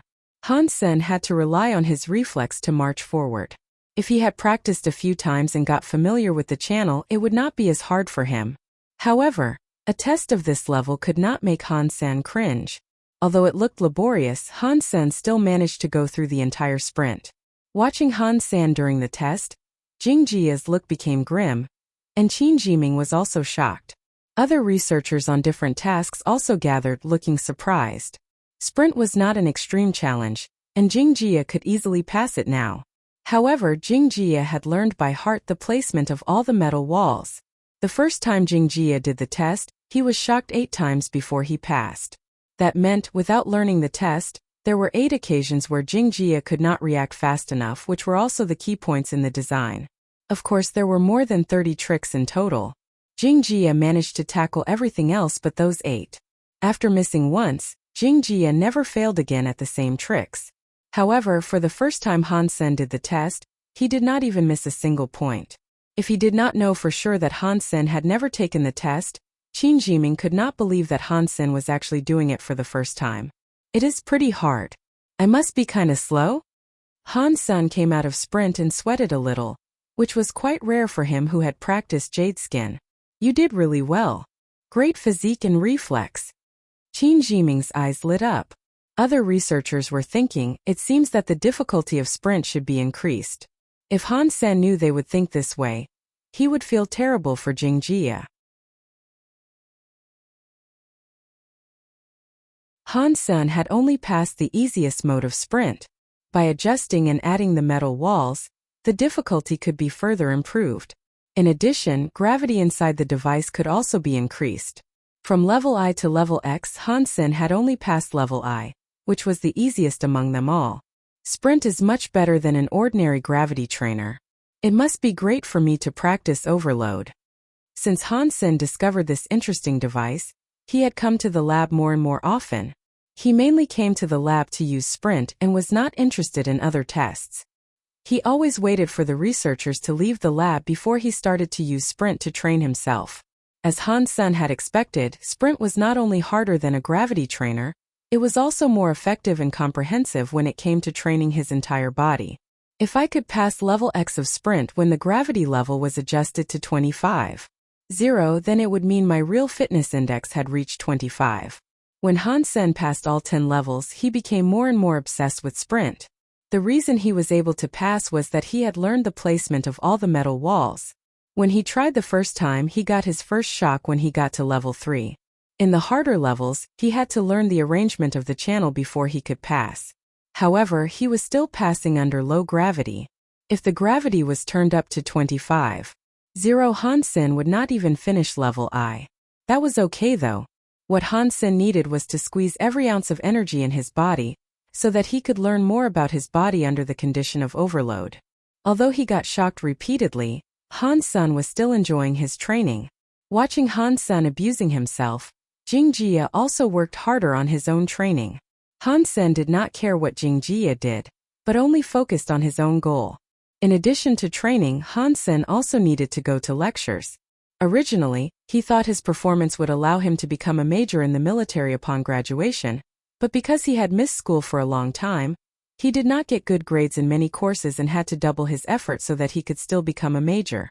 Fortunately, he had won a championship in the archery tournament for the school, and Professor Yen had also promised him extra credits. If he could be top 3 in his other 2 courses, he believed he would still become a major. Han Sen had also been studying how to kill the phoenix-like creature. However, he could not come up with a good solution at the time being, so he had to give up the thoughts for the moment. When he saw the creature, he had used the Fairy Queen to observe how it killed Mr. Yu. Based on what he saw, the creature was not entirely made of fire. Within its body there was still a solid core, and in order to kill it, he must directly attack its core wrapped in flames. However, the bird's flame was untouchable, and normal weapons could not even reach its core, not even a long one like a spear. The only feasible way to attack it was to shoot an arrow into its body. However, Han Sen did not even have a sacred blood beast soul arrow. There was no way he could hit the super creature, so he had to give up temporarily. A few months had passed in the blink of an eye. With overload, Han Sen's fitness index had reached 25. With Heresy Mantra also used, his fitness index was over 30, higher than an evolver with all the Geno points maxed out. It is time I try to kill a super creature, Hansen decided.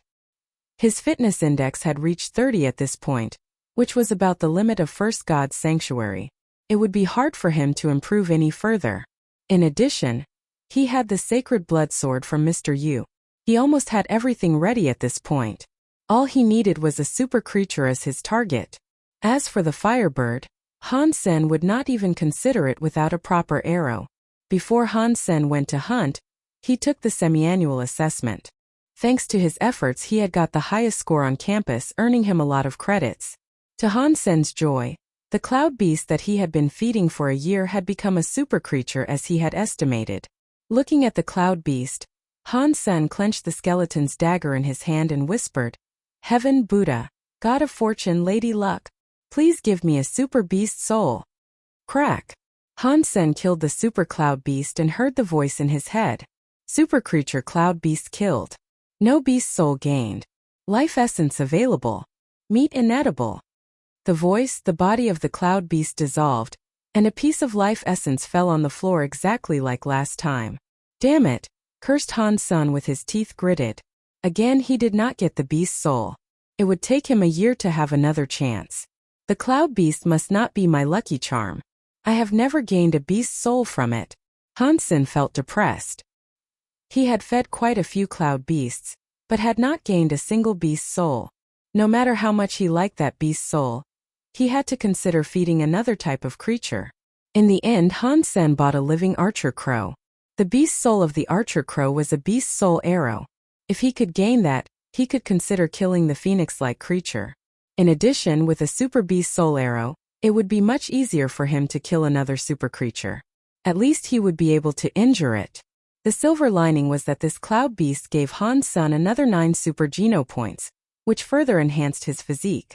When Hansen gathered what he needed to take with him, he went back home during the school recess. In another 6 months, he would be graduating from Black Hawk. At that time, he would directly go to the military and have little chance to return home. Although Hansen wanted to serve on the warship where Ji Yanran was, that warship had a high level of security clearance, and it was extremely difficult to get in. At least Hansen did not have that kind of power at this point. After returning home, Luo Sulan was not as excited as Hansen thought she would be. It seems something had occupied her mind. "Mom, has something happened?" Hansen asked, worried. "You're a grown man now. I suppose I should give you something your father left behind." Luo Sulan hesitated for a while, retrieved a small box from the closet, and placed it in front of Han Sr. Hansen looked at the alloy box in front of him in surprise. He remembered that his dad died in an aircraft accident, and people did not even find his body, so how was it possible that he had left something behind? Seeing that Hansen was puzzled, Luo Sulan said, "Your dad gave this to me 2 days before he had the accident. He said that it might be useful to you someday. You were too young, so I did not show you this. Now that you've grown up and know right from wrong, it's time that I give it to you. Does it have anything to do with Dad's death?" Hansen's heart leapt. Luo Sulan shook her head and said, "I don't know if that is the case. I feel like someone like your dad would not leave this for no reason." And it was as if he knew something was wrong at that point. Hansen bit his lip and slowly opened the box. He was too young when his father died, but as he grew older, many things about the incident seemed odd. Their family business was prospering under his father's management, but it was merely a workshop compared to Starry Group. The family business did not even own their own mines. Why would a giant company like Starry Group be interested in such a small business? If Dad was murdered by them, what was in it for Starry Group to go through such trouble and murder his dad? Hansen was puzzled by many details, but because he was too young, he did not remember everything and could not tell what was wrong. Hansen opened the box. There were 3 items in it: a metal chip that looked like a work permit, a small diary book, and a crystal pendant hanging on a red cord. Hansen first took up the metal chip, which was indeed a work permit. Black characters were imprinted on the white chip. Hanjingji Unit 7 Secret Service, AX 958712558. Hansen read the characters to himself and felt surprised.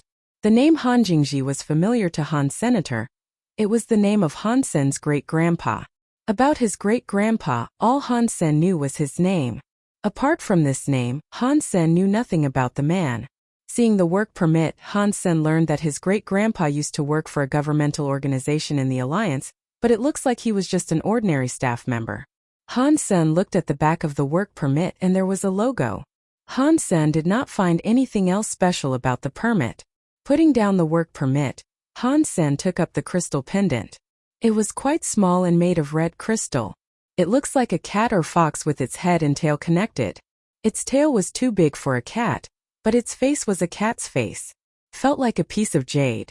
Since Han Sen knew nothing about jewelry, he did not know what it was. "Mom, where did this pendant come from?" Han Sen looked to his mother, puzzled. Luo Sulan had a complex look on her face. She hesitated and said, "When your father gave to me, he said your great-grandpa left this behind and that if you ran into any trouble, you can take this to Starry Group and seek help from the Nings." Seek help from Starry Group and the Nings? Han Sen almost thought there was something wrong with his ears. For the longest time, he thought Starry Group was responsible for his father's death. However, his father said he could go to the Nings with this pendant, which was simply unbelievable.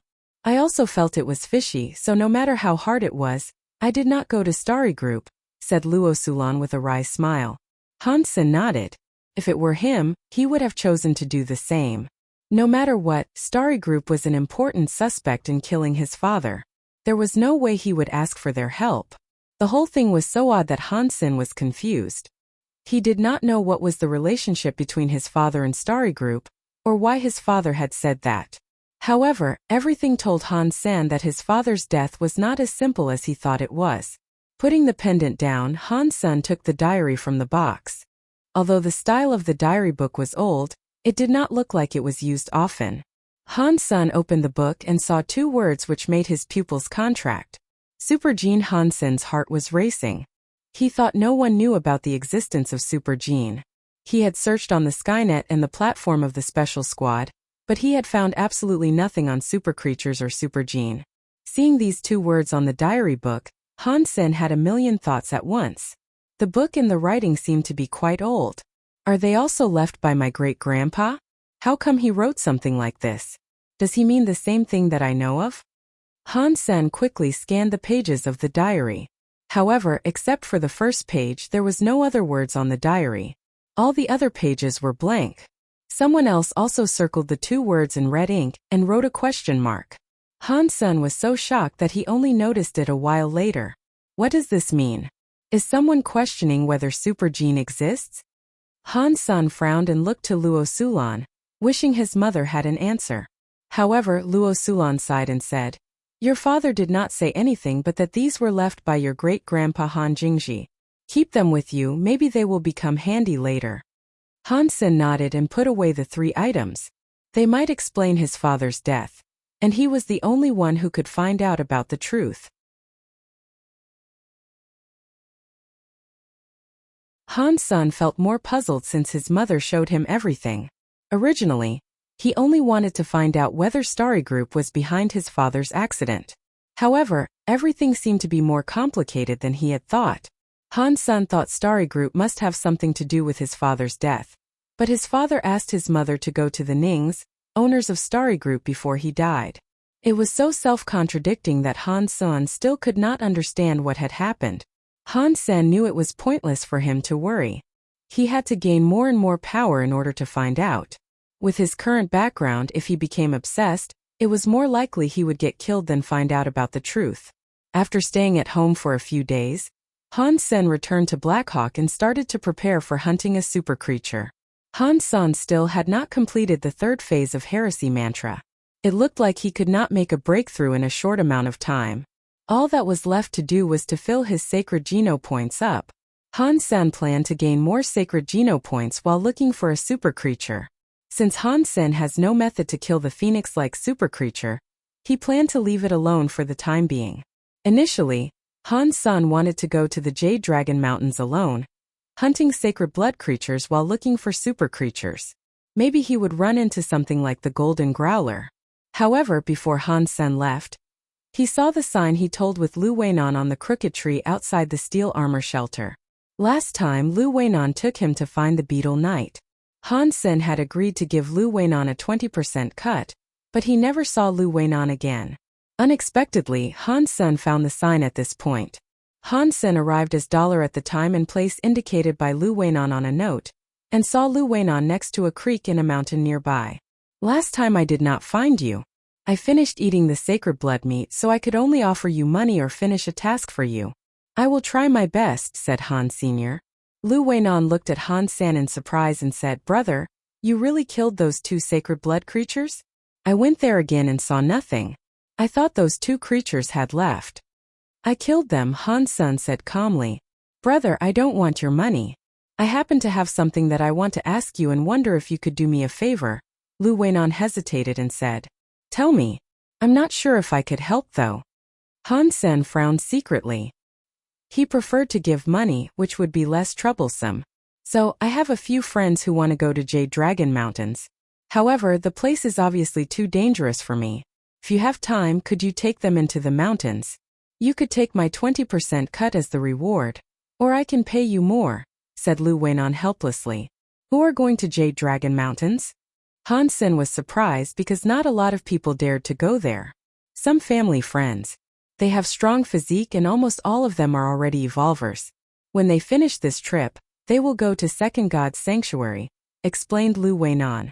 Han Sen suddenly understood that those people were going into Jade Dragon Mountains for sacred blood creatures. Time and place. Han Sen thought about it and decided to take the task. He was going to Jade Dragon Mountains anyway. Since Lu Weinan's friends were evolvers, if he went together with them, there would be less chance of conflicts in case that they ran into each other. Since there were several evolvers, Han Sen did not want to waste his energy fighting them. After all, there were not a lot of evolvers as weak as Mr. Yu. Lu Weinan was overjoyed, told Han Sen the time and place, and introduced those people to Han Sr. Brother, you must have maxed out on everything. Why haven't you gone to Second God's Sanctuary? After discussing business, Lu Weinan couldn't help asking. Lu Weinan was one of the few people who knew Dollar was still in First God's Sanctuary. Most people thought Dollar had gone to Second God's Sanctuary a long time ago. Also, Lu Weinan had witnessed how strong Han Sen was a few years back. At that time, he thought Han Sen had already maxed out on everything. However, 2 years later, Han Sen was still in First God's Sanctuary, which made him feel puzzled. I still have some unfinished business here, and will not go to Second God's Sanctuary soon, Han Sen answered casually and did not want to elaborate. Han Sen did not mind going into Jade Dragon Mountains as Dollar. He wondered if a group of revolvers could hurt a super creature.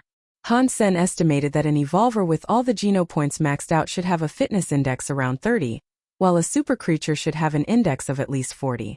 Without practicing any hyper Geno arts designed for evolvers, a fresh evolver stood no chance in front of a super creature.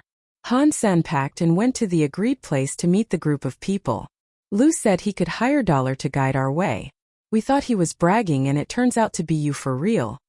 Chen Zichen squinted his eyes, looking Han Sen up and down. It seemed he was very interested in Dollar. I am just a normal person who takes the money and does the job, Han Sen said casually. Indeed. If you are not a normal person, you will not be staying in First God's Sanctuary until now, Chen Nanxing, the skinny guy next to Chen Zichen said. Han Sen did not pay him any mind and said quietly, When do you plan to go? Now, said Chen Zichen. Han Sen did not say anything and led the group riding Meowth. Only the 2 brothers, Chen Zichen and Chen Nanxing, were evolvers with their sacred blood Geno points maxed out, while the other 4 were their followers and only evolved with their mutant Geno points maxed out. Naturally, they were much weaker than Chen Zichen and Chen Nanxing. However, even the brothers did not scare Han Senator even if they were strong. They had just evolved and had not learned the hyper Geno arts designed for evolvers, so there was no way they could beat Han Sr. Everyone had heard about Dollar. However, as evolvers, they did not think too highly of him. Chen Zichen was very interested in Dollar and tried to test how strong Han Sen was. However, Han Sen did not show anything, but only guided the way. It was not the first time Han Sen had come to Jade Dragon Mountains, but he became careful immediately after he entered the mountains, in case there was a super creature. Dollar, don't worry. Go ahead, and it's fine if there were several sacred blood creatures. In that case, we could all enjoy barbecue tonight, Chen Nanqing said sarcastically, displeased with Han Sen's low speed. All right, Han Sen replied and accelerated a little bit. However, Han Sen was still going slowly and making sure he had everything under control. Half a day into the mountains, Han Sen saw a group of creatures looking like a cross between a cow and a horse running in the mountains. Han Sen looked carefully and determined that they were all mutant creatures. There seemed to be no sacred blood creatures among them. How about we have a match? Let's try to kill as many of those mutant creatures as possible, and see who could kill more. Chen Nanqing did not have any negative feelings against Han. Senator Dollar was so famous 2 years ago, and everyone said he could have become the #1 chosen. However, Chen Nanqing was not even qualified to take part in that contest then. Being able to defeat Dollar would mean a lot to Chen Nanqing. The gratification of beating a champion must be incredible. Chen Nanqing did not care whether or not his game against Dollar was fair. Only winning mattered to him. There is no need. I am not your match, replied Han Senator in Han Sen's eyes. Chen Nanqing was not qualified to be his opponent. Having a stupid match against Chen Nanqing would only be a waste of time. No one needed mutant meat in the group. Even mutant beast souls were almost pointless. Wasting time on killing seemed incredibly childish to Han Sr. Chen Nanqing laughed complacently. The 4 Evolver followers also threw a contemptuous look at Han Senator naturally. Someone without spine like this did not deserve their respect. However, Chen Zichen looked Han Sen up and down with his brows knitted. Although his friends did not notice, Chen Zichen saw indifference in Han Sen's calm. Indifference was even worse than contempt. From Chen Zichen's perspective, Han Sen had never taken them seriously, as if they were non-existent. Chen Zichen felt uncomfortable about Han Sen's indifference. Although he did not share Chen Nanqing's delight in abusing someone who used to be strong, Chen Zichen wanted to beat Han Sen as well. However, Chen Zichen hesitated and did nothing. He thought, forget it. I am already an evolver. There is no point in beating him now. I must wait until he evolves and then defeat him. Because Han Sen did not deign to heed Chen Nanqing's provocation, the group was getting along pretty well. After 2 days, they still had not seen any sacred blood creatures, which upset the group a little. Didn't people say that there are plenty of sacred blood creatures in Jade Dragon Mountains? How come we have seen none of them after such a long time? You must be leading the wrong way? Chen Nanqing asked Han Sen impatiently. We are on the right track. The mountains are huge and we are still in the periphery. Han Sen remained calm. He had picked the path where he ran into the golden growler, so there must be plenty of sacred blood creatures. Having marched for another half a day, Han Sen suddenly stopped and looked at the layering mountains in front of him with delight. Why did you stop? Chen Nanqing frowned and asked. I'm afraid we cannot go further. Han Sen paused and said. The group of people looked ahead and did not see anything. Chen Nanqing said impatiently. There are no creatures or anything wrong. How come we cannot go? If I'm not wrong, this should be a life lotus ahead of us. Han Sen pointed at the mountains and said. What? You're saying there is a nest? Everyone became excited and looked at the mountains in front of them. However, they could not tell why it was a life lotus. There are plenty of mountains like this in this area, and those mountains look nothing special to them. Are you sure there is a nest? Qin Jiming asked Han Sen incredulously. It's only a guess. I am not sure, said Han Sen casually. However, he was certain inwardly that there must be a nest. Han Sen was calculating how he could break the egg before everyone else. It was indicated in the contract they signed that Han Sen was only responsible as a guide. When there was a creature, Han Sen could also choose to kill it. Whoever killed the creature would be its owner. It was Han Sen's only condition for taking the group into Jade Dragon Mountains, and the group agreed easily because they did not believe as an unevolved person, Dollar could kill any creature before they did. Let's go and have a look. Chen Zichen put away his mount and approached the life lotus first. In a life lotus, the slopes were extremely steep. Without wings, people would have to climb the cliffs. Han Sen also put away Meowth and followed the group. If it was an ordinary place, Han Sen would have chosen to rush inside a moment ago. However, in Jade Dragon Mountains, he was not sure if there were additional creatures, so he chose to take his time. After climbing a few mountains, it was more and more obvious that it was a life lotus. The group was overjoyed and said, "There is a nest indeed. How lucky we are." Even if they killed 10 sacred blood creatures, a sacred blood beast's soul would not be guaranteed. However, in the egg there was very likely a sacred blood beast soul. Even in Second God's Sanctuary, a sacred blood beast soul would still be helpful in the beginning stage. Even if it was not useful, it could be used to trade for the beast souls in Second God's Sanctuary. Therefore, although the group of people were already evolvers, they also had strong desires for sacred blood beast souls, and would never let go of such a good opportunity. After making sure that there was a nest, the group accelerated toward the center of the life lotus. "Careful!" Han-sen, who was walking behind them, exclaimed. The group were shocked and quickly looked to Han. Senator Han-sen was pointing at the sky, so they looked up and saw a bird with 3 feet coming at them like a piece of dark cloud.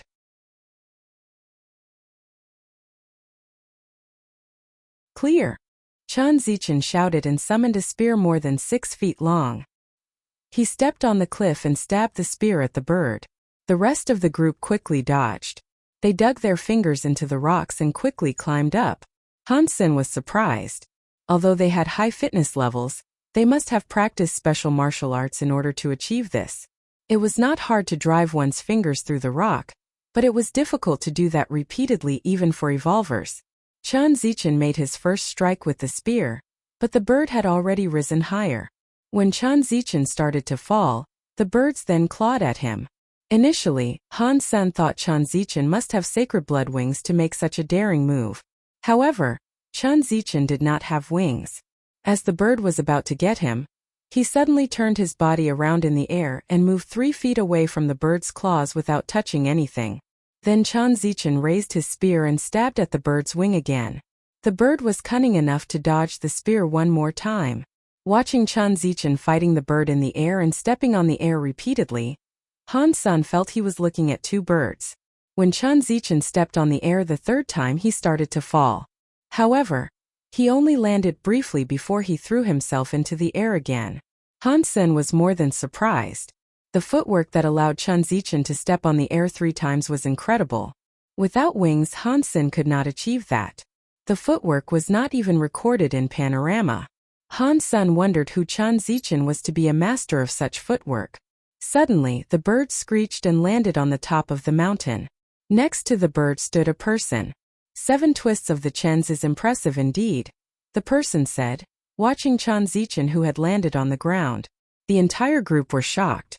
Chan Zichen stared at the person and asked, "Since you know about 7 twists, you should be a family friend of the chens. Why did you attack us?"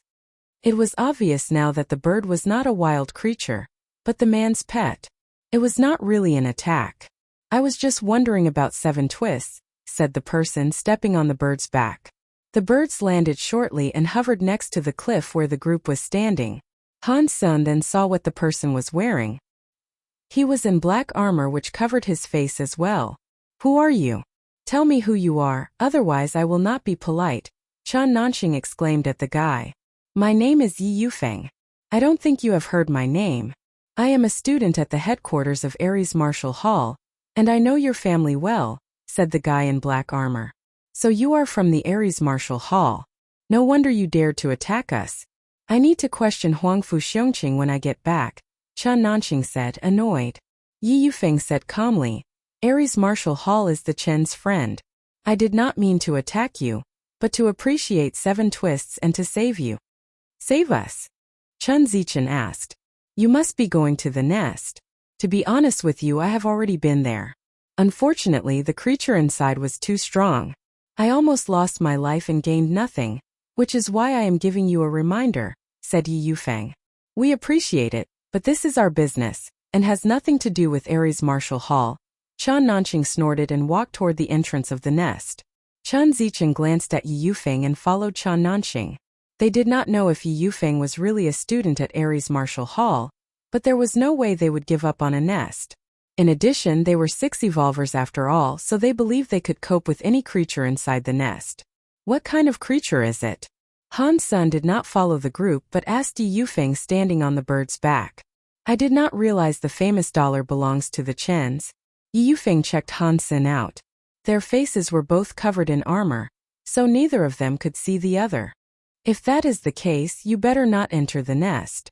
Otherwise you might lose your life for some money. Yi Yufeng smiled and said, I'm afraid you don't know that all 6 of them are evolvers. Do you think the creature could hurt 6 evolvers? Han Sen probed. Yi Yufeng smiled and said, no need to probe. Even if I tell you, you would probably not believe me. Evolvers like the Chan brothers could never hurt the creature even if there were 60 of them. If they were slower, maybe they would lose their lives there. As for you, you better not go in. The creature would not recognize dollar. Yi Yufeng said and controlled the bird to fly toward the entrance of the nest. However, he was just standing outside the entrance and did not mean to go inside. It seemed he was waiting for the group to come out. When Han Sen arrived at the entrance, the group of people had entered for a while. They walked very fast. It seemed that they were worried Yi Yufeng would break the egg before they did. Han Sen looked inside and sat on the rock next to the entrance along with Yi Yufeng. Aren't you going inside? Yi Yufeng looked at Han Sen in surprise. Didn't you say it's dangerous and I'd better not go? Han Sen asked.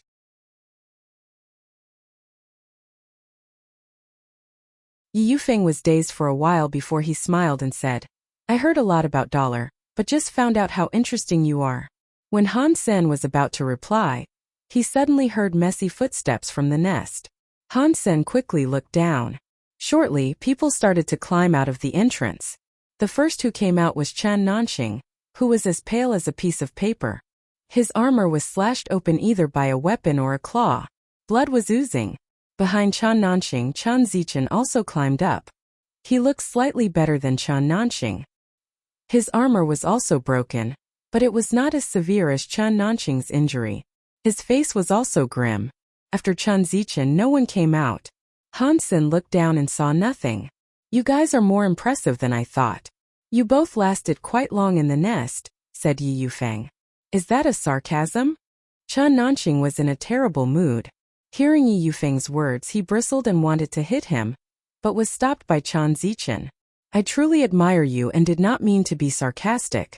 I almost died in a couple of seconds while you lasted for about 15 minutes and you are still alive, said Yi Yufeng seriously. Knowing Yi Yufeng was sincere, Chan Nanxing was less angry. However, thinking of the 4 evolvers who had sacrificed in the nest, he sat down depressed, his lips twitching. What is the creature? How come it's so strong? Han Sen frowned and asked. He did not go down because he thought Yi Yufeng must have some tricks up his sleeve since he did not go down himself. Maybe the egg had been broken by Yi Yufeng already. It turned out that there was truly a strong creature in the nest. However, what Yi Yufeng said was true. There was a creature in the nest that even 60 revolvers could not defeat. Han Sen suddenly thought of 2 words: super creature. I don't know, said Yi Yufeng. Since Chan Zichen and Chan Nanxing did not bother to reply, Han Senator Yi Yufeng continued. I believe you guys did not see what it was either. Chan Nanxing gritted his teeth and said, if I could see it, I would cut its head off immediately. That creature is invisible? Han Sen did not understand what they meant by not being able to see the creature. It was not invisible but too fast. It was running all around among the cells in the nest. We could not see what it was at all, said Yi Yufeng. He paused and continued. The only thing I know is that it is a quadruped beast. Han Sen looked to Chan Zichen and Chan Nanxing, who had stayed in the nest longer. Maybe they had more idea about the creature. We know more or less the same about the creature. It was a quadruped beast and should be black. Hearing Chan Zichen's words, Han Sen became more pleased. Chan Zichen must have a fitness index above 30. Since even he could not tell what the creature looked like, the creature was probably much faster than a sacred blood creature. If it was a super creature, then this was great news to Han Senator. However, thinking about the creature's speed, Han Sen frowned. Using both heresy mantra and overload, Han Sen's fitness level should be a bit stronger than Chan Zichen.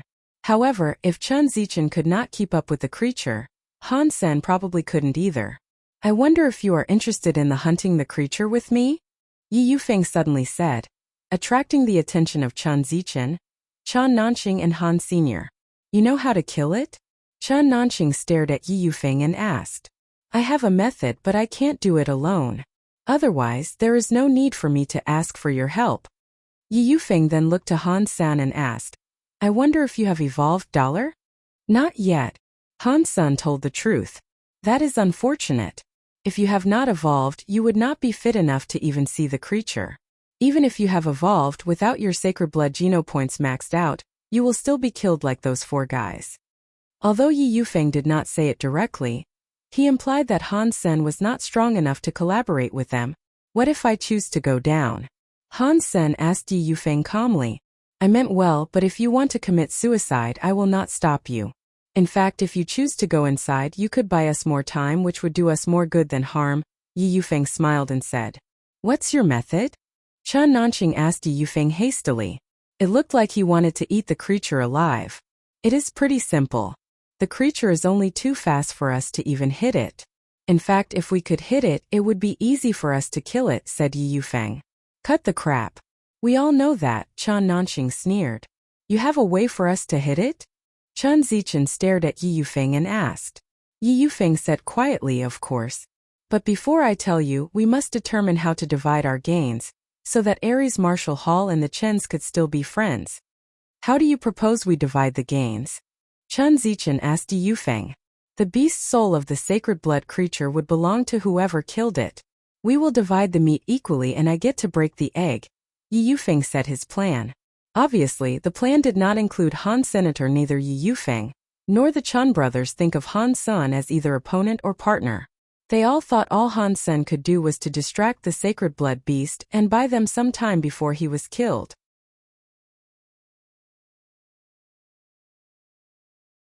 We are 2 people and you are alone. Why do you get to keep all those things to yourself? Chen Nanqing shouted. If you have a way to kill the sacred blood creature, I would have no problem having our stuff reversed, said Yi Yufeng. Chen Nanqing had nothing to say. If he had a method, he would not have been as embarrassed as he was and lost 4 men. Please explain your method, Chen Zichen said. I believe that you will be faithful, so I will not hide anything from you. Yi Yufeng paused and said, It is actually pretty simple. Since the sacred blood creature was fast, all we needed to do was to lower its speed. What are you talking about? How can we possibly lower its speed? Exclaimed Chen Nanqing, annoyed. You sure cannot, but I can. Yi Yufeng then summoned a ball of black smoke. The smoke was moving constantly like a sand clock that repeated itself. This is my sacred blood add-on beast soul time curse. It could be used on any creature and slow it down. Of course, although it was a sacred blood beast soul, it is not very effective on a sacred blood creature. However, it can still slow the sacred blood creature down a little bit. What do you think of my idea? Yi Yufeng asked, pointing at his beast soul time curse. It depends on how much slower the creature would get, Chen Zichen said, staring at time curse. You can try it yourself, Yi Yufeng said and put the time curse on Chen Zichen. Black smoke suddenly covered Chen Zichen's body.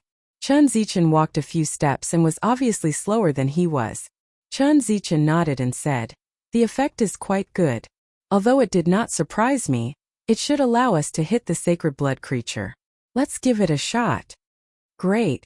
Yi Yufeng took time curse back and determined the exact action plan with the 2 brothers. Then, the 3 of them entered the nest together. Han Sen followed them down, and they did not pay him any mind. Maybe Han Sen could distract the sacred blood creature for a while, so they did not stop him. It was not the first time that Han Sen had been to the nest. The glow from the green gold did not make him nervous. Even if the creature was actually a super creature, Han Sen believed he could struggle to defeat it. Shortly, Han Sen saw the broken green gold wall and vast space filled with different cells. The cells crisscrossed like the nest of spiders, making people cringe, as if a million spiders would come out of them any time. Outside the green gold wall, blood was spilled everywhere. However, they never saw the bodies of the 4 evolvers with mutant geno points maxed out. Maybe they were eaten. Chen Zichen, among us, you are the only one who could dodge a fatal attack from the creature, so I'm afraid you must go first and lure the creature out so that I could use the time curse. Yi Yufeng stopped walking and said. Chen Zichen nodded slightly and shapeshifted into a monkey-like creature. Walking to the broken green gold wall, He crawled into the underground space of the nest nimbly. Yi Yufeng and Chen Nanqing watched Chen Zichen closely, and so did Han Senator. He was curious to know what the creature looked like. Yi Yufeng had agreed to be the bait before they came down. If Yi Yufeng did not need a person acting as the bait, he would not have chosen to collaborate with them. Obviously, Yi Yufeng did not have the ability to dodge the creature's attacks while using Time Curse. When Chen Zichen just walked into the space, he suddenly saw a black shadow rushing toward him from the back of a cell nearby. The shadow became so sudden and fast. Han's son had been paying full attention, but all he could see was a blur.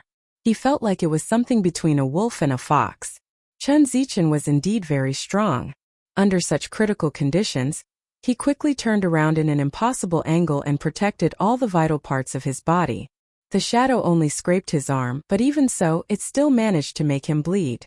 After landing, the shadow did not even pause before it jumped at Chen Zichen. "Here goes," exclaimed Yi Yufeng. The time curse took the creature in a whirl. The time curse covered a large scope, so unless the creature retreated, it was impossible for it to avoid the beast's soul's impact. Suddenly, a black lightning bolt slowed down. The group then saw what the creature looked like. It was a black wolf larger than an ordinary one, with the size of an adult tiger. Its fur was gleaming with a metal sheen. If it was not moving, it would look like a statue. "Kill it." Both Yi Yufeng and Chen Nanqing rushed to the creature immediately, trying to kill it together with Chen Zichen. Han's son shapeshifted into the bloody slayer and came forward as well. The creature had become much slower, and they could see how it moved. It was indeed a great opportunity. Because its speed had been lowered, the creature failed to hurt Chen Zichen. When it landed, it watched the group of people coldly and did not seem to panic at all. All four of them showed their weapons and started to attack. However, the black metal wolf suddenly howled and quickly jumped again, its speed as fast as before. "Damn it! This creature is so weird that the time curse did not even work on it," exclaimed Yi Yufeng, looking frightened. Chen Zichen and Chen Nanqing were also pale. They could also tell that the speed of the wolf was not affected by the beast's soul. However, Han's son did not think the wolf was immune to time curse. In fact, the time curse was already working on it. Since it did not slow down, it was very likely that in the beginning the wolf never used all it had got. It was trying to lure the whole group to come closer before it killed them all.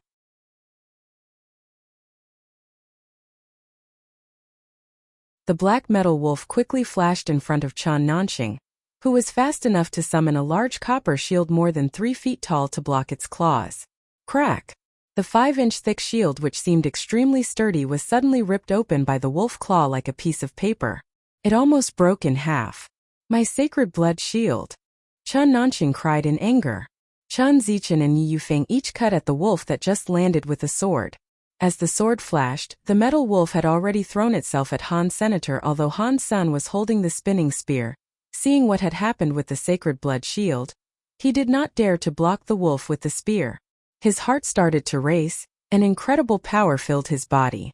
Han San stepped forward using Sparticle and dodged the metal wolf's attack. After it landed, the wolf did not immediately attack again. It turned around and gazed at Han San, obviously surprised that Han's son could dodge the attack. In addition to the metal wolf, Chen Nanqing, Chen Zichen, and Yi Yufeng did not expect Han San to be able to avoid the wolf's attack either. Even they felt it was quite challenging to achieve that. As evolvers with their mutant geno points maxed out, the 4 men working for the Chens were all killed under the wolf's claws. The fact that Han Sen was able to run away as an unevolved person amazed them. "Go back!" Yi Yufeng quickly shouted and started to run toward the entrance. Although the wolf was under the influence of time curse, they could still see no hope to kill it. Yi Yufeng and Chen Nanqing were quick, but just as they moved, the wolf appeared in front of them like a phantom, blocking the way to go out. "Damn it! I will fight it out with it." Chen Nanqing raised the copper shield, which was already falling apart, to the metal wolf. None of the guys dared to slack. Wielding their weapons, they knew very well that if they could not bypass the wolf, none of them could live. However, the behavior of the wolf showed them some hope. The reason they could not kill the wolf before was that they could not even hit it. However, if the wolf chose to block their way, it had to bear their attacks. This way maybe they would have a chance to kill it. Shortly, they found that things were not as smooth as they thought it would be. The wolf not only dodged all their attacks, but also clawed at Chen Nanqing's shield in the blink of an eye. Crack! The shield could no longer hold its shape and fell apart. Chen Nanqing was knocked over by the incredible force and tumbled over before he could stand up. Ding! Yi Yufeng suddenly had a dagger in his hand and quickly stabbed it at the wolf's neck. Give me a beast's soul! Yi Yufeng exclaimed, his eyes sparkling. Obviously, he had great faith in his strike. Bang! The dagger hit the wolf's neck and exploded. Thousands of smaller blades flew in all directions at the wolf with great speed. Han Sen was a bit shocked. No wonder Yi Yufeng was so confident.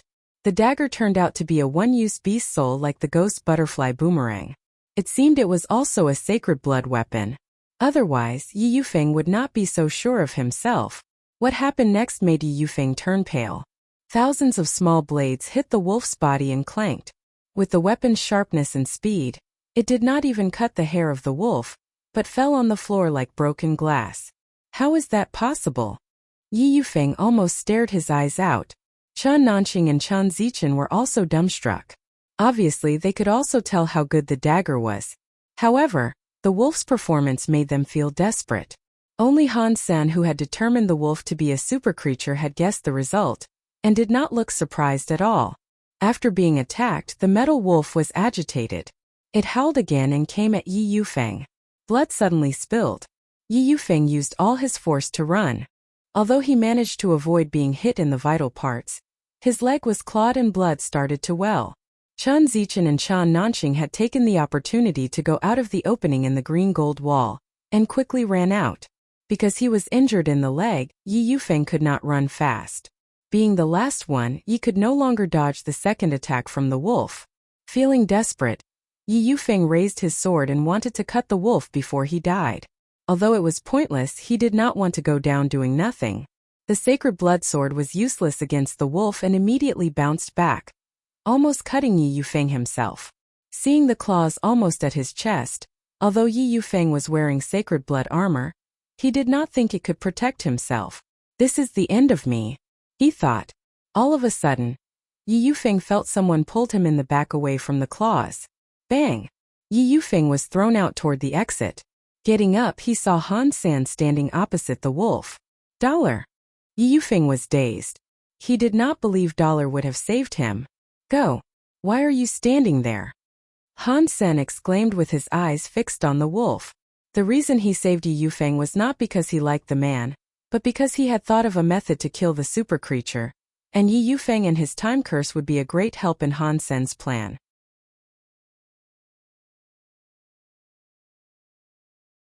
Yi Yufeng looked at Han Sen with complicated feelings and limped outside.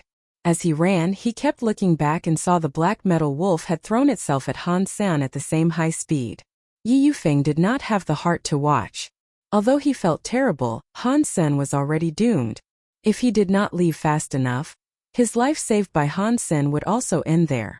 Yi Yufeng gritted his teeth and ran as fast as his injured leg could carry him. The wolf kept howling. In the nest, Han Sen's gaze was fixed on the metal wolf. Before the wolf jumped, Han Sen had already stepped ahead. With his heart thumping and blood pumping, Han Sen's veins stood out all over his body like green snakes, looking scary. The power of heresy mantra was used to its extreme, and overload had motivated Han Sen's body cells. Han Sen could almost hear his bones moan. Fast, incredibly fast. When Han Sen put his foot forward, it almost became a blur. Even so, Han Sen was still slower than the metal wolf. This wolf was a super creature featuring speed, so it was even faster than the turtle. Even when the time curse was still working, Han Sen was still slower than the wolf. However, the wolf was unable to hit Han Sen, or Han Sen's kiting skills made the wolf go to the wrong spot, where Han Sen had avoided ahead of time.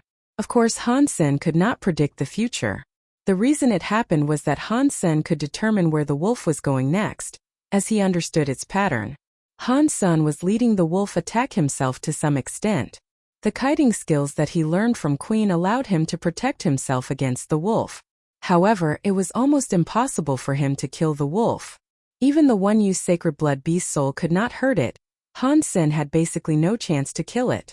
Before Yi Yufeng took the time curse back, Han Sen tried to fight the wolf as much as possible, trying to know its strength better, which would be helpful to him in the future.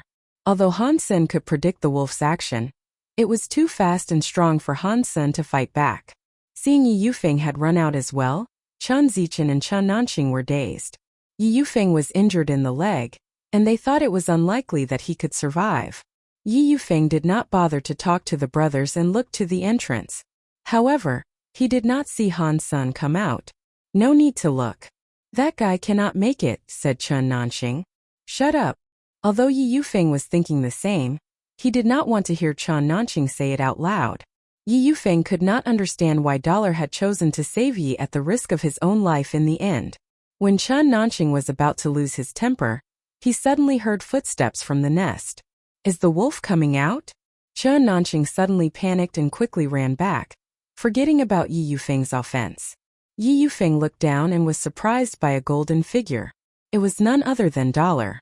Chen Zichen also saw Han Sen and was shocked. How come he also survived? Are you okay? Asked Yi Yufeng as Han Sen jumped out the hole. Yeah, replied Han Senator, if Yi Yufeng did not go too far from the time curse, so that the beast's soul returned to its owner automatically. Han Sen could have lasted a bit longer. After the fight, Han Sen became more certain of his conjecture. It was too difficult for him to kill a super creature alone.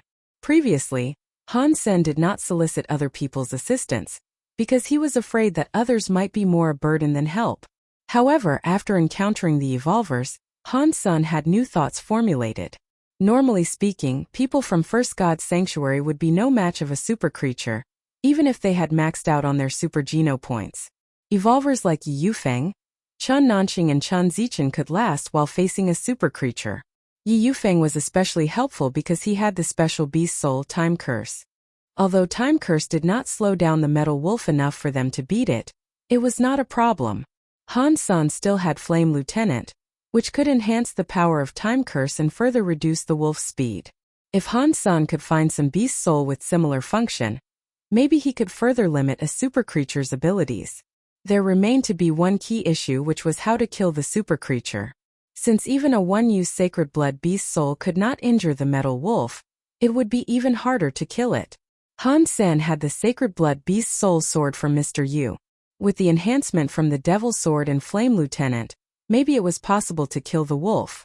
However, he must hit the wolf first. Han Sen alone could not accomplish that, so he was wondering how he could make Yi Yufeng agree to help him. It would be even better if he could also get Chen Zichen and Chen Nanqing's help. When using his sacred blood shield, Chen Nanqing managed to take some hits from the wolf. Maybe with Flame Lieutenant he could handle the wolf's attack a bit longer, which would buy Han Sen more time. Han Sen wondered if Chen Nanqing had more sacred blood shields. If not, it would be fine as well, as long as he could distract the wolf a little. Dollar, it turns out you are also an evolver. You've been hiding it from us, said Chen Nanqing. Naturally, Chen Nanqing believed that Dollar was an evolver, who had evolved but stayed in First God's Sanctuary like they were. Otherwise, how would it be possible for him to escape from the wolf? In fact, Chen Zichen and Yi Yufeng believed so as well. They took it for granted that an unevolved person could not be so strong. Han Sen did not argue, as he did not care about these things. Dollar, if you need anything in the future, simply ask. I will remember this forever, Yi Yufeng said to Han Sen seriously. I do have something that I need to ask of you, said Han Sen bluntly.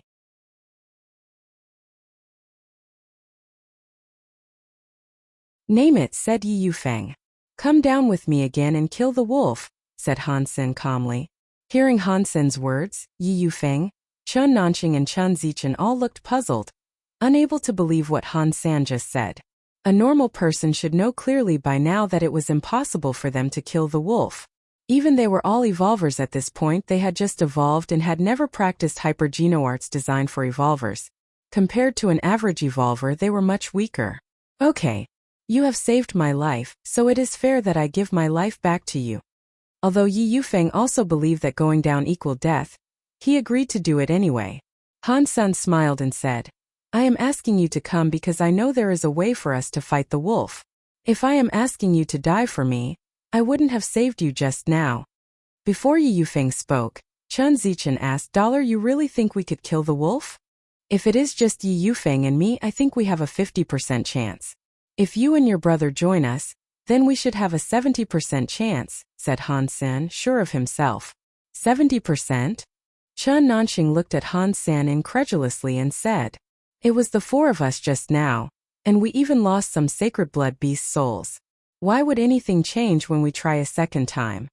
Last time we did not know the wolf very well. But now we do, so we can design tactics according to its characteristics which would increase our chance." Han Sen smiled and explained. Chen Zichen pondered and said, "Although that is right, I'm afraid tactics wouldn't work on the wolf. Its speed and strength are simply overwhelming. What if we add this into the equation?" Han Sen summoned the Flame Lieutenant. The Flame Lieutenant appeared next to Han Sen. All the beast souls nearby suddenly had a red glow. "Is this a sacred blood aura?"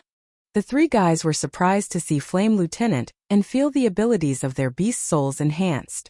Exactly. The sacred blood aura beast soul could increase the power of all beast souls within a certain range. If we use it together with the time curse, we will further slow the wolf down. If we design properly, we will have a chance to kill it, said Han Sr. Chen Nanxing looked at the Flame Lieutenant in surprise.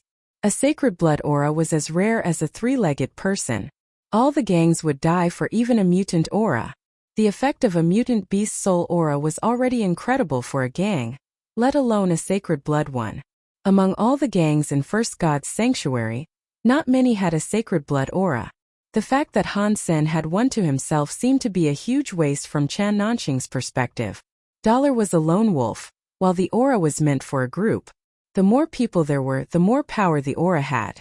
With the sacred blood aura, we can indeed give it a shot. However, we must have a thorough plan first. Chen Zichen looked at the Flame Lieutenant closely and asked Chen Nanxing, "Nanxing, you have another sacred blood shield, right?" "I do have a backup, but it is my last one. Beast soul shields are hard to find." Chen Nanxing felt reluctant to use his backup shield, afraid that it would be ruined by the wolf again. It took him a lot of effort to collect the shields. Although after he entered Second God's Sanctuary, these beast souls would not be as effective, he could still use them to protect himself in the beginning. If he lost everything here, he would have a disadvantage in Second God's Sanctuary. With the beast soul aura, the shield would be strengthened and could last longer. In addition, you don't even need to use it much. Just block the wolf when it is critical and take the shield back afterwards. "It will be fine," Chen Zichen smiled and said. Both Chen Zichen and Chen Nanxing agreed to take part in the plan to kill the wolf. Of course, they did not do it for Han Sen, but for the wolf's beast soul. The creature was incredibly strong. If they could get its beast soul and it's the right type, it should be considered strong in Second God's Sanctuary as well. As for how to distribute the gains, the meat of the wolf is mine, and whoever kills the wolf gets to keep the beast soul. Sounds fair? Han Sen proposed. The wolf must be a super creature. He wanted both the beast soul and life essence. He was not sure if he could get the beast soul, but he could not let anyone know about the life essence. Sure. No problem. Chen Nanxing agreed. Chen Zichen and Yi Yufeng were fine with that as well. They did not need the sacred blood meat, so all they could do with it was to give it away or sell it. How about the egg? Chen Zichen asked the key question. They might not be able to gain a beast soul from the wolf, but the egg would certainly produce a beast soul. It is too early to talk about that. Let's try if we could kill the wolf first.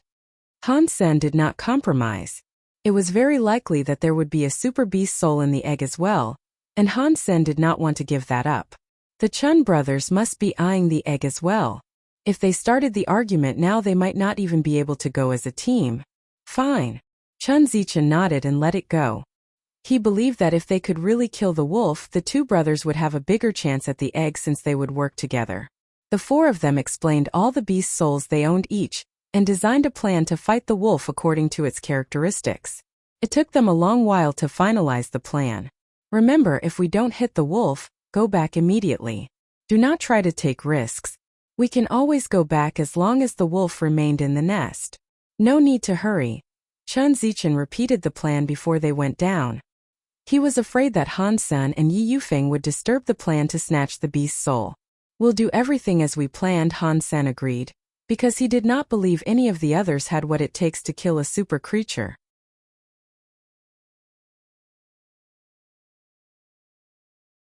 The four of them entered the nest one by one as they planned. This time Chen Nanqing was the first. Chen Nanqing was walking with a sacred blood shield over his head.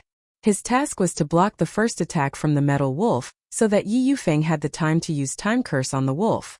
As for Han Sen, although he was holding the spinning spear, he did not plan to use it. After all, a gear would not be enhanced by the aura because it was not a beast soul. Therefore, it was impossible for him to use it to kill a super creature. Han Sen was hiding the sacred blood sword and devil's sword, planning to cut the wolf if he could find its weak spot. Holding a black round shield, Chen Nanqing walked into the nest, feeling nervous. This shield was much smaller than his copper one. Thinking of the incredible strength and speed of the wolf, he did not feel secure at all. With a howling, a black shadow suddenly dashed from a cell, leaving Chen Nanqing no chance to dodge. Chen Nanqing quickly raised the shield to protect himself. Bang! Feeling a strong force hitting the shield, Chen Nanqing was knocked dozens of feet away despite that he was pushing the shield with his shoulder. Chen Nanqing hit the wall and rolled over to get up, seeing 3 long marks added to the surface of his shield, which was obviously clawed by the wolf. With the buff from the Flame Lieutenant, the shield had become much stronger. Otherwise, it would have been destroyed already. Chen Nanqing quickly looked to the wolf and saw that Yi Yufeng had finished using time curse on it. Seeing that the wolf had become much slower, Chen Nanqing let out a sigh of relief. However, the wolf quickly threw itself again at Chen Nanqing. Although it had been slowed down, the speed was still frightening. Before Chen Nanqing could gather his strength, the wolf was already in front of him. Rolling and crawling, Chen Nanqing tumbled away while shouting, "If you don't hurry, I will be killed."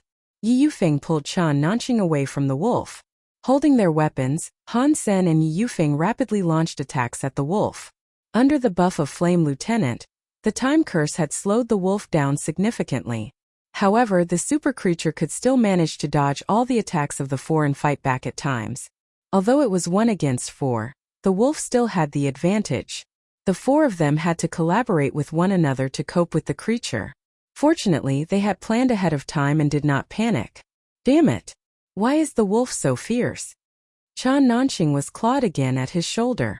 Although he managed to avoid being hit in the vital parts, his shoulder was scratched deeply and blood was flowing. Bang! Han Sen stabbed his spear at the wolf, which was the first time they had ever hit the creature. However, the spinning force was useless on it. The metal wolf shook its body and got rid of the spear, its fur completely intact. "Retreat immediately!" Chen Zichen exclaimed. All 4 of them were injured to different extent, so it would make no sense for them to keep going. According to their original plan, they fought as they backed out. Eventually, they made it into a small channel. Although the wolf tried to chase after them, the channel was too narrow for it, so it gave up. After resting and healing for 2 days on the ground, the 4 of them went back to fight the wolf with no success. However, although they were not able to beat the wolf, they had learned more and more about the creature through the repeated efforts. They could hit the wolf more and more often, and they got injured less and less frequent. However, they could never hurt the wolf. Even sacred blood weapons left no mark on its body. The creature is so strong. I'm afraid we could not kill it even if we continue to try, said Chen Nanqing, dejected after several failures. Chen Zichen and Yi Yufeng remained silent. In fact, they agreed with Chen Nanqing. The metal wolf was so incredibly strong that they could never hurt it. However, they had gone too far to give up. Everyone looked to Han Senator naturally. Han Sen did not want to give up. Although they were not able to hurt the metal wolf, they had hit it multiple times. Han Sen had closely observed the reaction of the wolf. Although super creatures had incredible fitness levels, some were weaker than others. This metal wolf was more or less on the same level as the baby golden growler. It was only fast, but lacking otherwise compared to the adult golden growler. All kinds of creatures had their own weaknesses, but since the overall fitness of a super creature was too good, their weaknesses could be overlooked. For example, when Han Sen first encountered the baby golden growler, he could not even injure its eyes. This time the situation was similar but better. After repeated provocations, Han Sen gradually discovered the weaker part of the wolf. However, it was only relatively weak. Even in its weaker part, Han Sen felt like it would take more than 35. 0 in fitness, plus the sacred blood sword. Devil Sword and Flame Lieutenant, to cause any injury. Han Sen had learned that the weakest part in the Metal Wolf's body was its jaw. Han Sen felt like Metal Wolf was always carefully protecting its jaw, so it would not be difficult to hit it there. Fortunately, because the group of people were too weak for the Metal Wolf to stay alarmed, it had fought the group lots of times and started to think that they could never hurt it. This was what Han Sen had been trying to achieve. The reason he did not use the Sacred Blood Sword and Devil's Sword was to wait for this to happen. He would only have one chance. If he could not make it, the wolf would be guarded in the future. Therefore, Han Sen had been holding back and waiting for the best chance to make the fatal attack.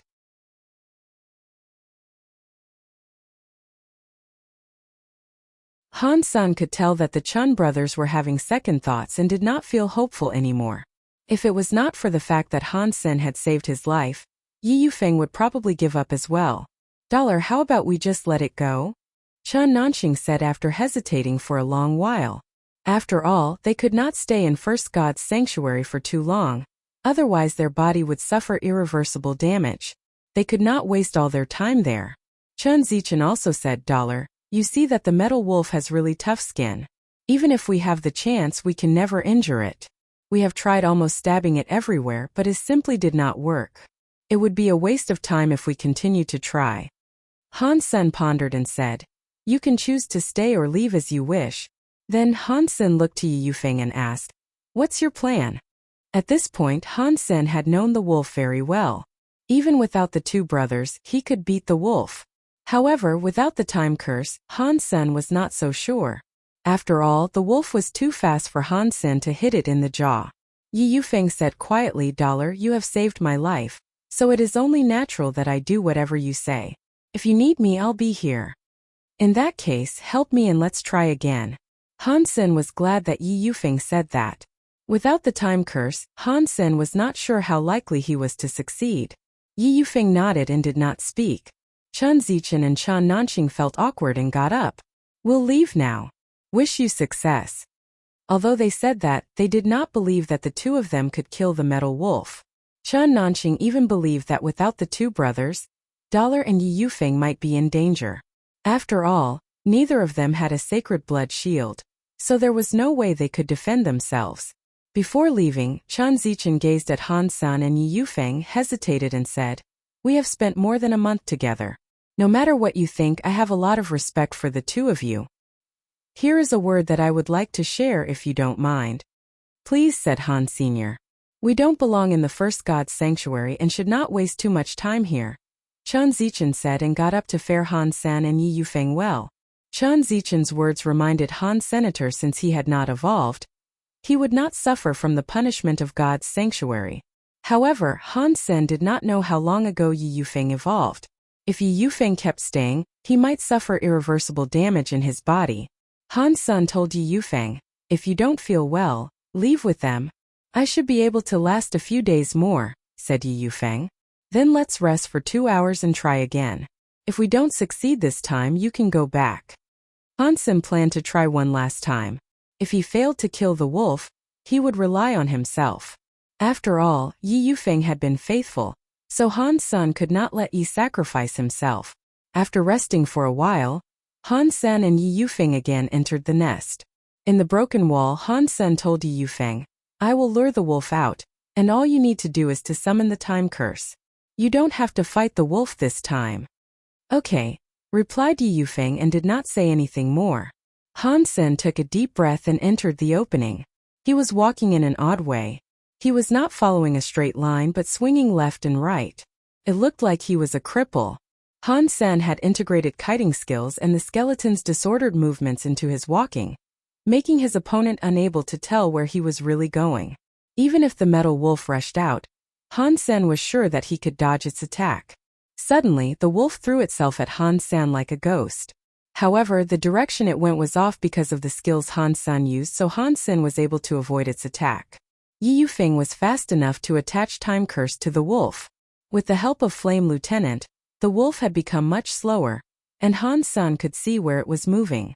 Han Sen immediately stabbed his spear at the wolf.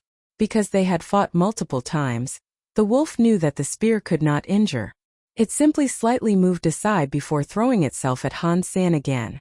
However, Han Sen had used the kiting skills to avoid its snap and knew very well where the wolf would be going.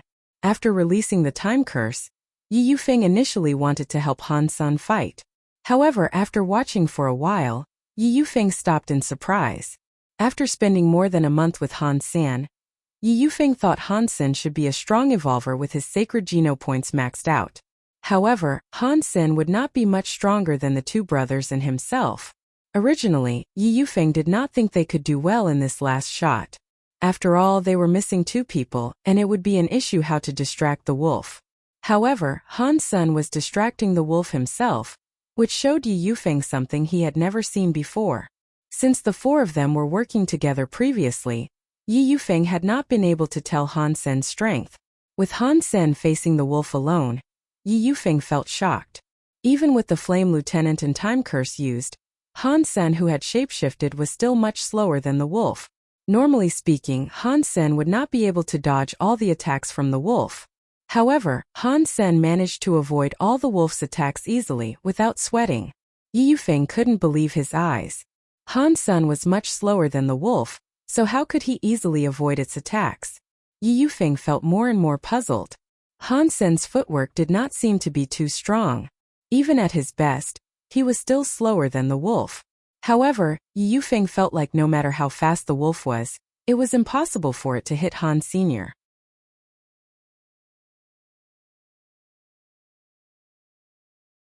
Yi Yufeng felt more and more odd, his brows knitted. Suddenly, Yi Yufeng thought of something and appeared to be shocked. He couldn't help exclaiming, "Is that Heavenly Go? Is Dollar a descendant of that person?" Although Yi Yufeng had heard about Heavenly Go, he had never witnessed it being used. Therefore, he was not sure if Han San was using Heavenly Go. The techniques Han San was using made him feel it should be similar to the legendary Heavenly Go. Although Han Sen was slower than the wolf, he could easily dodge its snaps. When Yi Yufeng looked closely, it almost felt like the wolf was controlled by Han Senator before it even moved. Han Sen had already come up with a solution. Aside from Heavenly Go, Yi Yufeng could not think of any martial arts that could be used in such a way. Heaven is the checkerboard, and men are my stones. According to the legend, Heavenly Go could be used to control minds and even behaviors of opponents. Some even said that it could be used to predict the future, which was what Yi Yufeng thought Han Sen was doing. Yi Yufeng did not join the fight, because he had determined that Han Sen was able to defend himself well. If Yi Yufeng tried to help Han Sen, he might even disrupt Han Sen's plan. Han Sen had never practiced Heavenly Go. He had just learned kiting skills from Queen and had no idea what Queen was practicing. However, Han Sen did not have time to think about that. All his focus was on the metal wolf. Han Sen had been extremely familiar with the environment. Every step he made was designed carefully based on his experience in more than a month. What Han Sen was waiting for was an opportunity to make the metal wolf make one move. For this move to happen, Han Sen had been calculating to the smallest detail. Every step he made was the result of countless calculations. Only when the wolf made that move could Han Sen launch his fatal attack at the wolf's jaw. For this moment, Han Sen had thought about the wolf's pattern and character 1,000 times. In addition, for this one chance, Han Sen had been holding back for more than a month and refrained from using his sacred blood sword and devil's sword.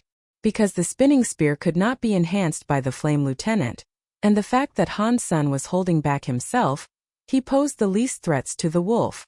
Facing him alone, the wolf was the least guarded at this point, which was exactly what Han Sen needed.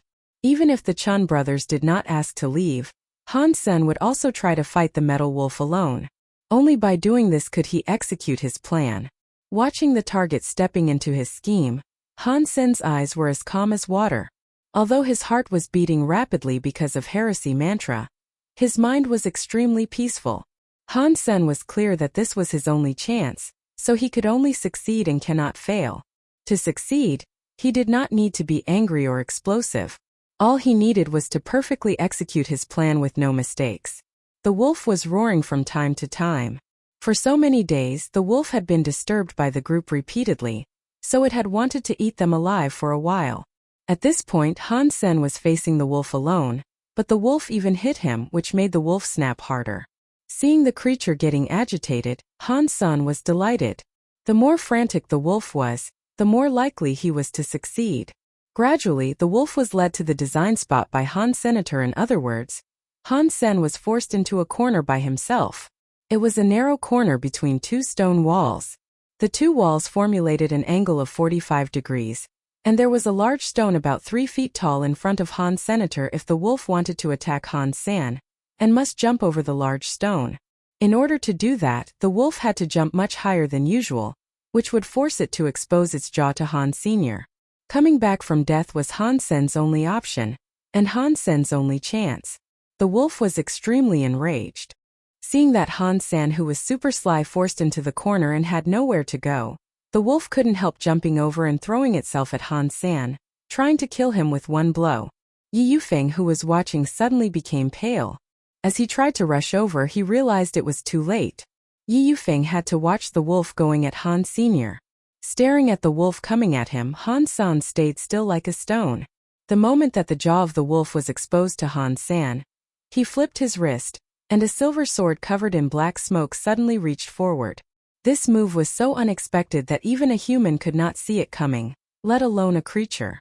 In addition, before Han-san attacked, he almost seemed indifferent. There was no way of telling his murderous intent. It was a great contrast between how fierce this move was and how cool he seemed. Thump!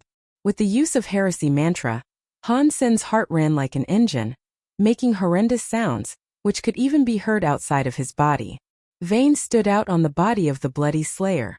Han-san felt that his muscle and bones were on fire, generating tremendous heat. Using overload at its extreme, Han-sen's body was like a volcano. If Han-san went a hair over, his body would explode. Different from his burning body, Han-sen's brain was extremely calm. He felt like an onlooker, watching his body turning stronger and stronger, and his sword stabbing at the wolf. Han-san was exercising both absolute control and extreme fierceness. Whoosh! The tip of the sword cut the black fur with friction. There were even sparkles. Kill! Han-san roared and motivated every last ounce of energy in his body, pushing the sword through the fur into the flesh of the wolf. Blood started to flow along the blade.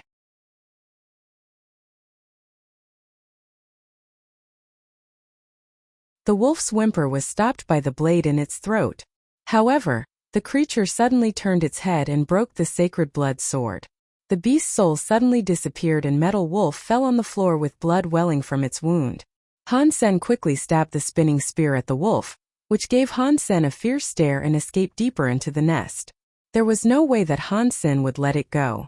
He had prepared so long for this moment. Grabbing the spinning spear, Han-sen ran on his 4 hooves toward the wolf.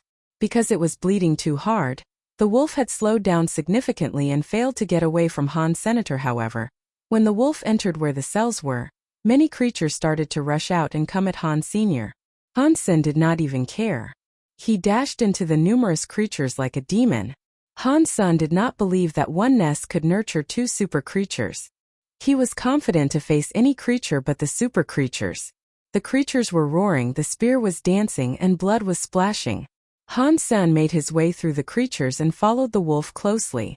Everything changed so fast that Yi Yufeng was dumbstruck. A moment ago, Han-san was in danger and was about to be killed, while suddenly, it was the metal wolf that suffered a severe injury and ran away. Yi Yufeng could not even understand what had happened. Seeing Han-san killing the creatures like death himself, Yi Yufeng suddenly came to himself and rushed forward. The deeper Han-sen went, the more creature he saw. However, Han-sen did not even care. He simply killed everything he saw. Every creature in his way was killed with one blow.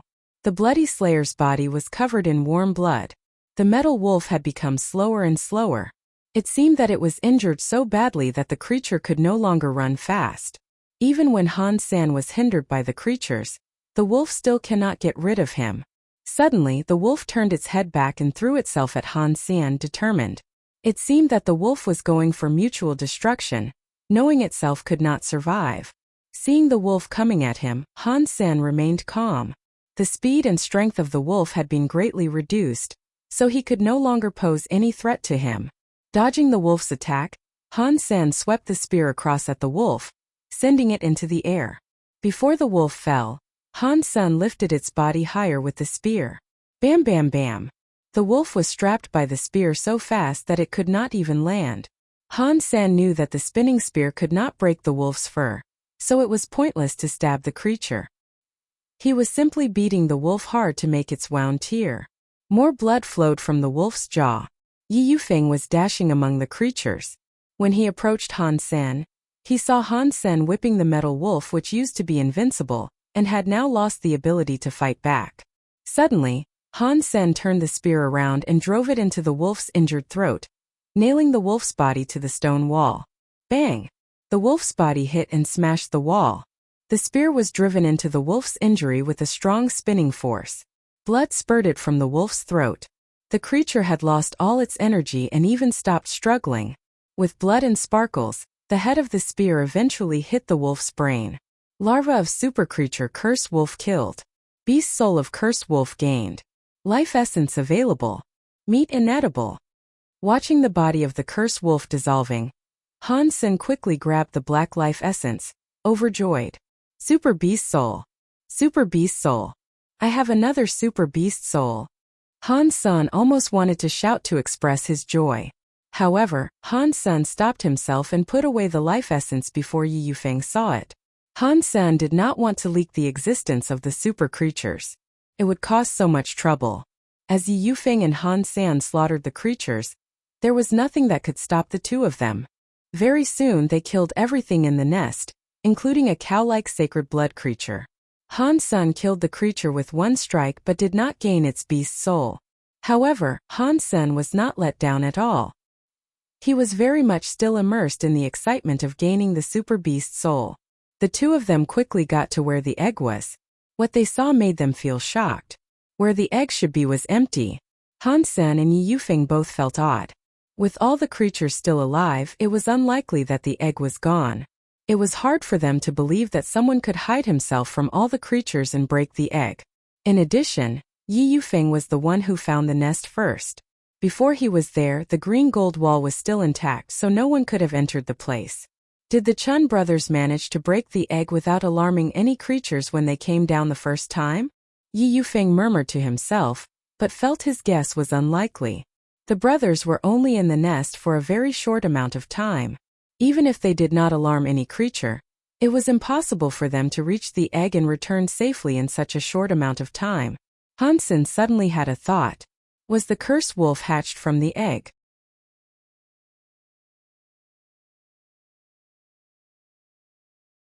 Although the disappearance of the egg gave Han Sen some thoughts, he could not confirm any of it. After splitting the meat of the sacred blood creature with Yi Yufeng, Han Sen returned to Steel Armor Shelter and ate the meat on the way. When Han Sen returned to the shelter, he had gained 2 more sacred Geno points and now had 85. After going back to his room, Han Sen summoned the beast soul of the cursed wolf excitedly.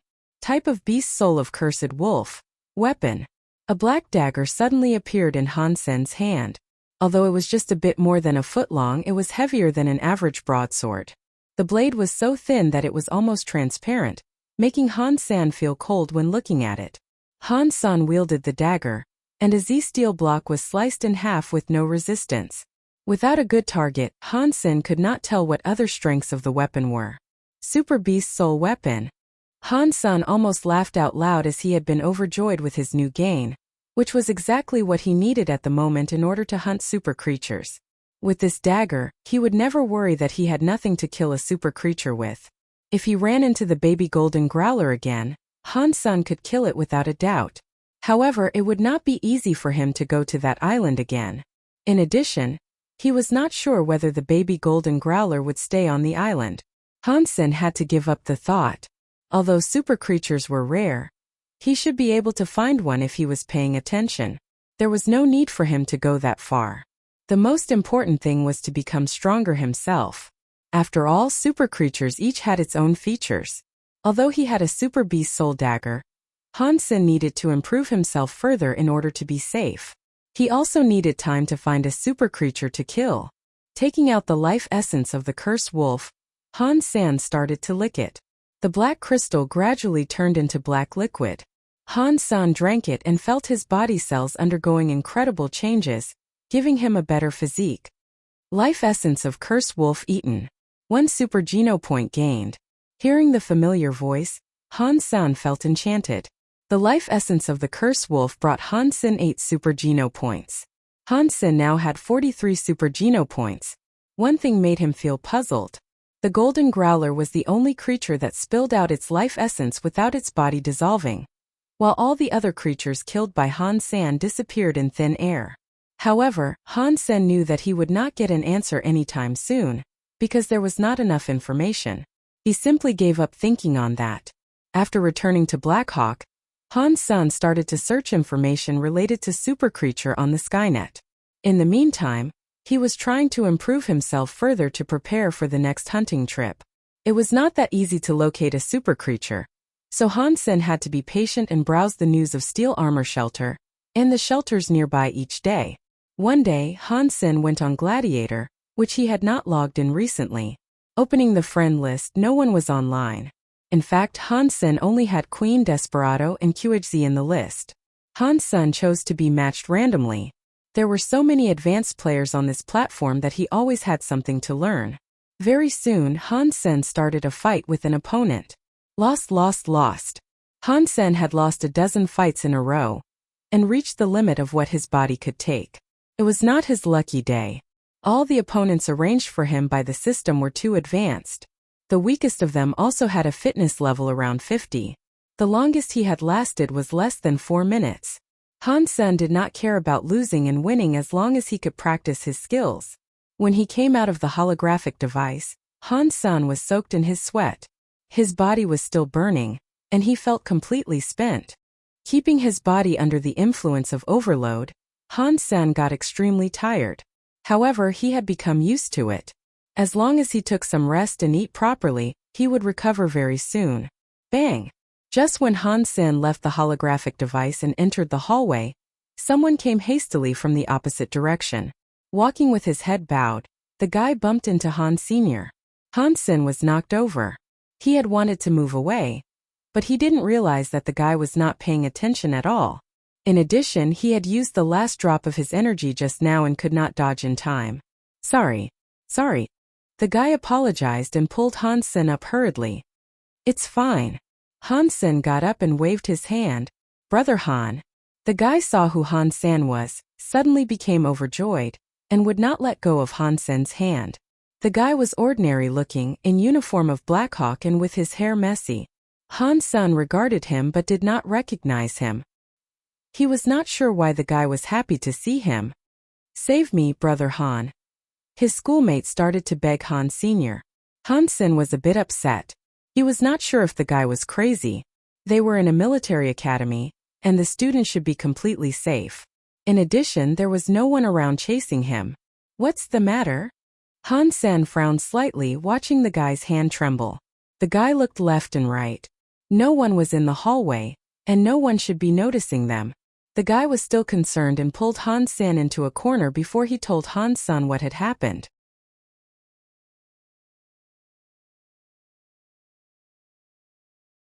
The student's named Wang Di was also in the senior year. He was top 3 in martial arts department and rather well known on campus. With his good looks, the guy had a bright future ahead of him.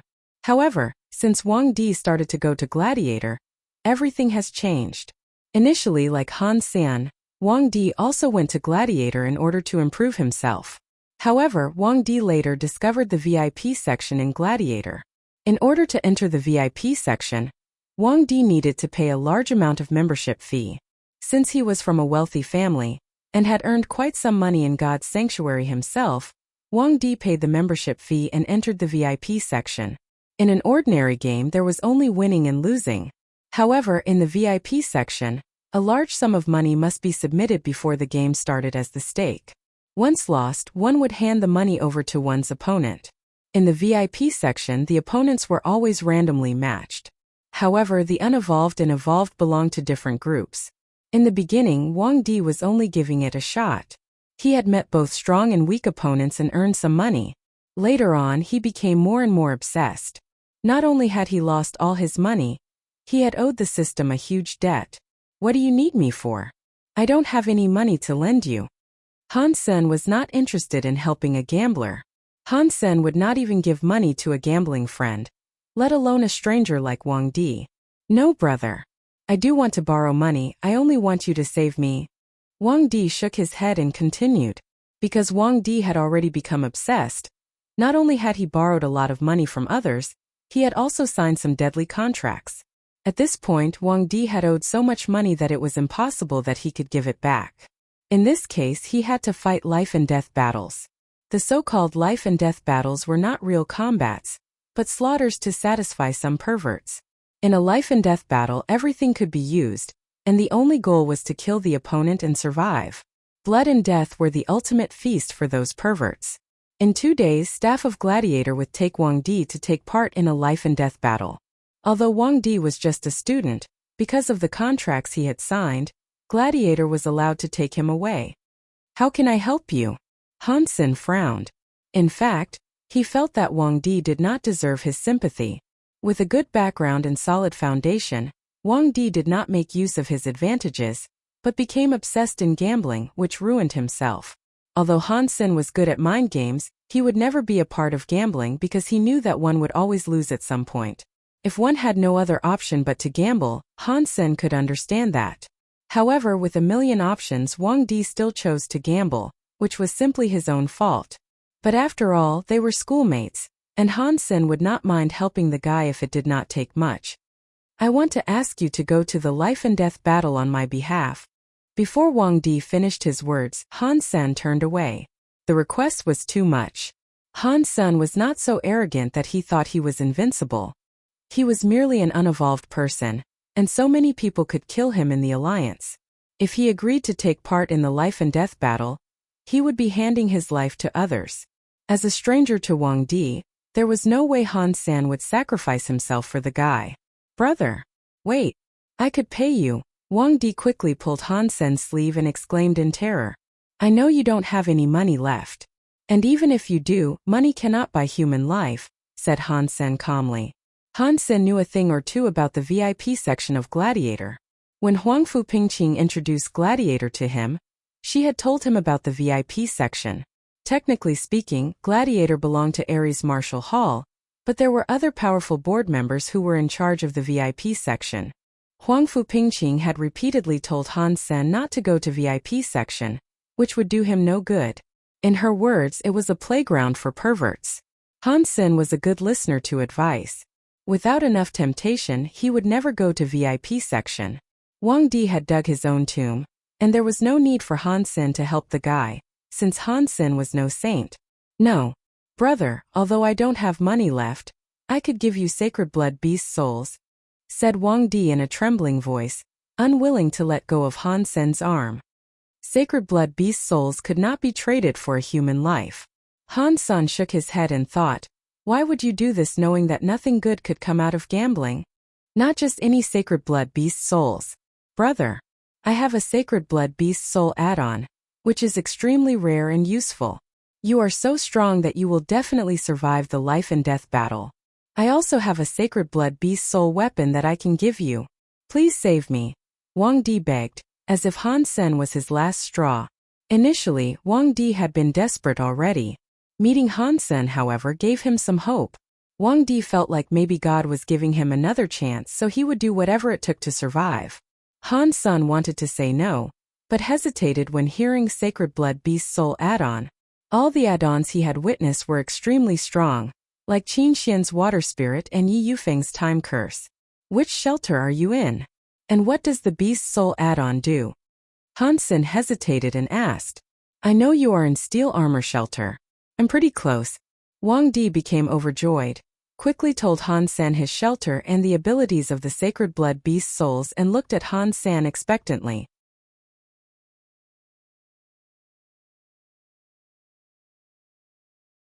After returning to his dorm, Han Sen dialed Huangfu Pingqing's number and saw her in the holographic image. Huangfu Pingqing was wearing a black strap gown. The low cut showed off her deep cleavage. The contrast of black and white made her breasts stand out. Little brother, you must be calling me for some favor? Huangfu Pingqing said, smiling. Ahem. Sister, you are so insightful and intelligent to be able to tell this. You are definitely the best candidate to inherit Ares Martial Hall, Han Sen said with a dry smile. He never contacted Huangfu Pingqing and felt bad that he was only calling because he needed something. Just tell me what you want. You're no good at flattering. Huangfu Pingqing grinned, her face glowing like a blooming flower. Sister, then I'll be straightforward. Can you tell me a thing or two about the VIP section of Gladiator? Asked Han Sr. After Wang Di told Han Sen about the Sacred Blood Beast Soul add-on, Han Sen became very interested, but he did not agree to Wang Di's request immediately. The alliance was different from God's Sanctuary.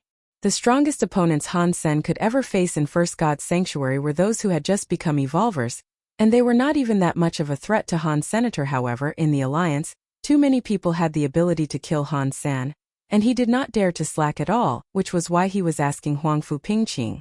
You went to the VIP section? Huangfu Pingqing suddenly became mad. Didn't I warn you against it repeatedly? Not me, but one of my schoolmates. Han Sen told Huangfu Pingqing everything about Wang Di. If it was possible, Han Sen would love to help him. Huangfu Pingqing heard Han Sen out with her brows knitted, pondered and said, Consider this person dead already. Don't get in the middle of this. How so? If he wins the battle, his debt would go away, right? Han Sen continued to ask. You think those perverts would let him win? Huangfu Pingqing curled her lips and said, All I could tell you is that whoever goes there is a toro waiting to be slaughtered. Less than 1% could survive. If I'm willing to spend some money, will it be possible to get him out? Han Sen thought about it and asked. He'd rather not see Wang Di die. You think a snake is going to give up on its prey? Huangfu Pingqing said grimly. This is not your business. We can do nothing about. What if I fight on behalf of him? Han Sen asked tentatively.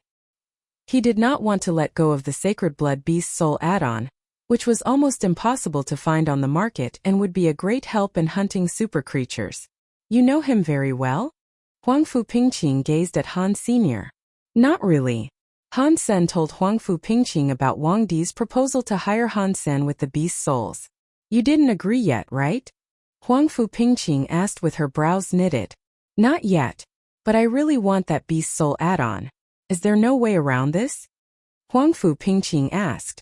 Huangfu Pingqing rolled her eyes at Han Sen and said, If I were you, I would give up such a stupid idea. If you go there, it is impossible that he would survive. To be honest with you, the people Wang Di will be facing there are actually evolvers. It is the same if you go on his behalf. Do you think you stand any chance? This is fraud, said Han Sen, frowning. It is. And what can you do about it? Those people are so powerful that neither of us could afford to mess with them. Just give up the idea, said Huangfu Pingqing. If I were to go, what kind of evolver would my opponent be? Han Sen pondered and asked. You are not serious, right? You think you can beat an evolver? Any evolver would be too strong for an unevolved person, especially in a life and death battle like this. Your opponent would not hold back at all, because no one would risk his own life. Huangfu Pingqing stared at Han Sr. If the opponent is someone who has just evolved, maybe I could win, he said calmly. Huangfu Pingqing gazed at Han Sen for long before she said, I will send you a video clip. If you think you have what it takes to kill this person, then you can go. Han Sen received the video shortly. He clicked play and saw two guys fighting in a ring. One guy was as strong as a tower. He was at least 8 feet tall. The extremely muscular body made him look like Iron Man himself. The beast soul weapon used by his opponent only left a shallow mark on his skin. The muscular man then lifted his opponent up and easily ripped the poor guy apart like tearing apart a chicken. Blood rained like crazy. Audience outside the ring were cheering excitedly, shouting and hitting the fence. Then the video was followed by another one. The protagonist was still the extremely muscular man.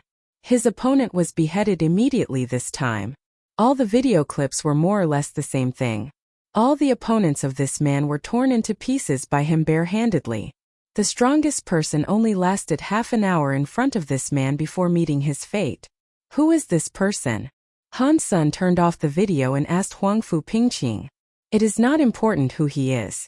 The key is that if you entered the life and death battle, he is very likely to be your opponent, said Huangfu Pingqing. In fact, Huang Fu Pingqing was exaggerating a little bit. The perverts enjoyed watching a bloody and slow kill instead of a sekill, which would be way less fun. Therefore, when they sought an opponent for the unevolved, they would prefer to choose an evolver without all his geno points maxed out. This way, the unevolved would still have some chance to struggle. However, the man in the video that Huang Fu Pingqing showed Han Sen was a top evolver, famous for his cruelty, hence popular among the perverts.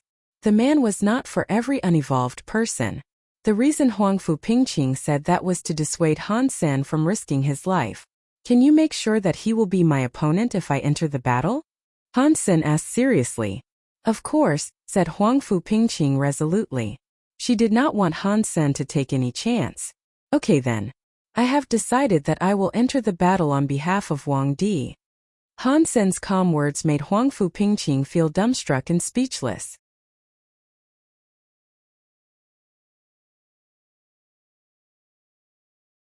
Huang Fu Pingqing did not know what was wrong with Han Sen to make such a decision. Although that man just evolved 1 or 2 years ago and thus had a low count of geno points among evolvers, his fitness index should still be around 40, which was way beyond any unevolved person. Attacks from an unevolved person were basically useless on that man. In addition, the man had practiced a hyper-geno art called Iron Jacket, which could change the structure of one's body cells. The user would have incredible defense and could not even be hurt by a weapon. Han Sen would stand no chance facing this guy. However, Han Sen insisted that he go. In Huang Fu Pingqing's eyes, Han Sen was crazy. Why? Give me a reason, said Huang Fu Pingqing, a bit annoyed. Because I can defeat him, Han Sen said calmly. This man was strong and even as strong as the turtle. However, one thing the guy was lacking was his speed. More importantly, Han Sen was not the same person he used to be. He had gained enough strength and even a super beast soul dagger from the cursed wolf. After seeing the videos of the man, Han Sen was certain that he could defeat this person. In fact, Han Sen with his new dagger was the man's worst enemy. The man had strong fitness but low speed, which made him Han Sen's favorite target. In addition, the fitness level of the man was not too strong for Han Sen to conquer. If Han Sen would have this man as his opponent, he could totally enter the battle. Huang Fu Pingqing stared at Han Sen incredulously, unable to believe what she had heard. You think you could beat him? Yes, Han Sen answered decisively. You sure you are not sick or drunk? Huang Fu Pingqing almost wanted to crack Han Sen's head open to see what he was thinking. In her eyes, an unevolved person claiming he was able to beat the man was as laughable as an ant claiming it could lift an elephant. I am neither sick nor drunk. I am perfectly sober, Han Sen said seriously. Sister, if you could make sure that my opponent would be this person, I am 100% sure that I will win. But are you sure that I would face him? Huang Fu Pingqing stared at Han Sen and became silent. She could not take Han Sen's words for it. However, Han Sen did not seem to be joking. Huang Fu Pingqing had to reconsider. You're not joking? Huang Fu Pingqing wanted to make sure, looking Han Sen in the eyes. Absolutely not. No one would joke about his own life, said Han Sen seriously. Huang Fu Pingqing said, I don't know why you have suddenly become crazy. Do you know you could lose your life right there? Once you go, there is no turning back. If you lose, death will be the only option. If I win, can I come back alive? Asked Han Sr.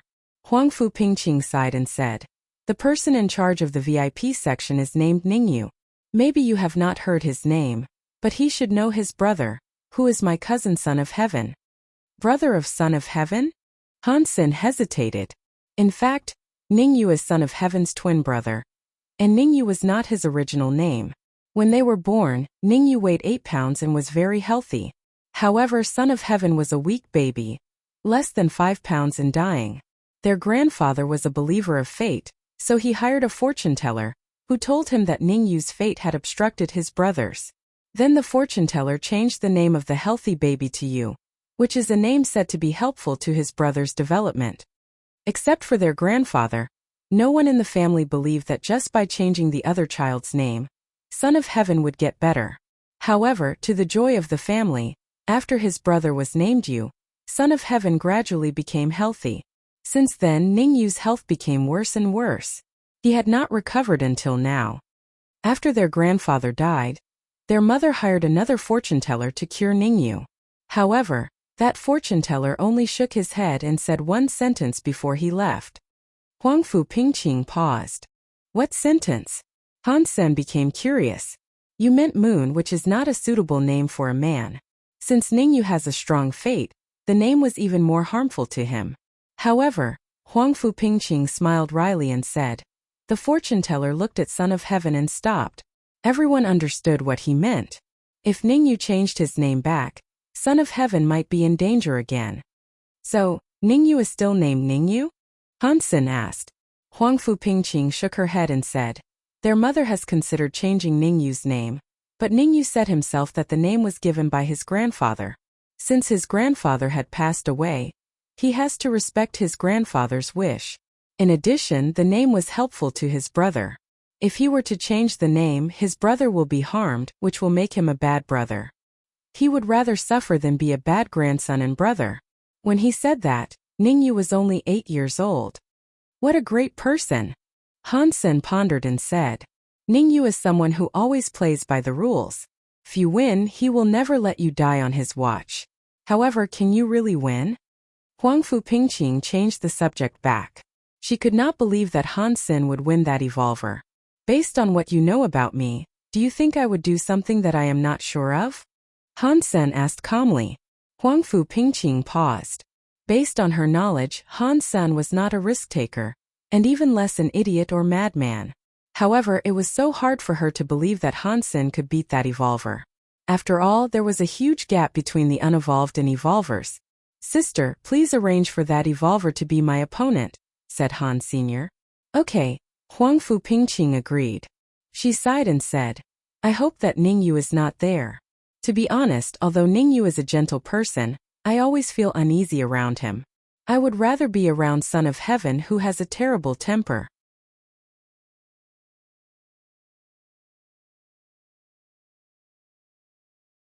Han Sen then asked about all the opponents that he might encounter and agreed to fight on Wang Di's behalf. He asked Wang Di to give the beast souls to him before the battle. The beast souls were a Sacred Blood Beast Soul add-on and a Sacred Blood Beast Soul weapon.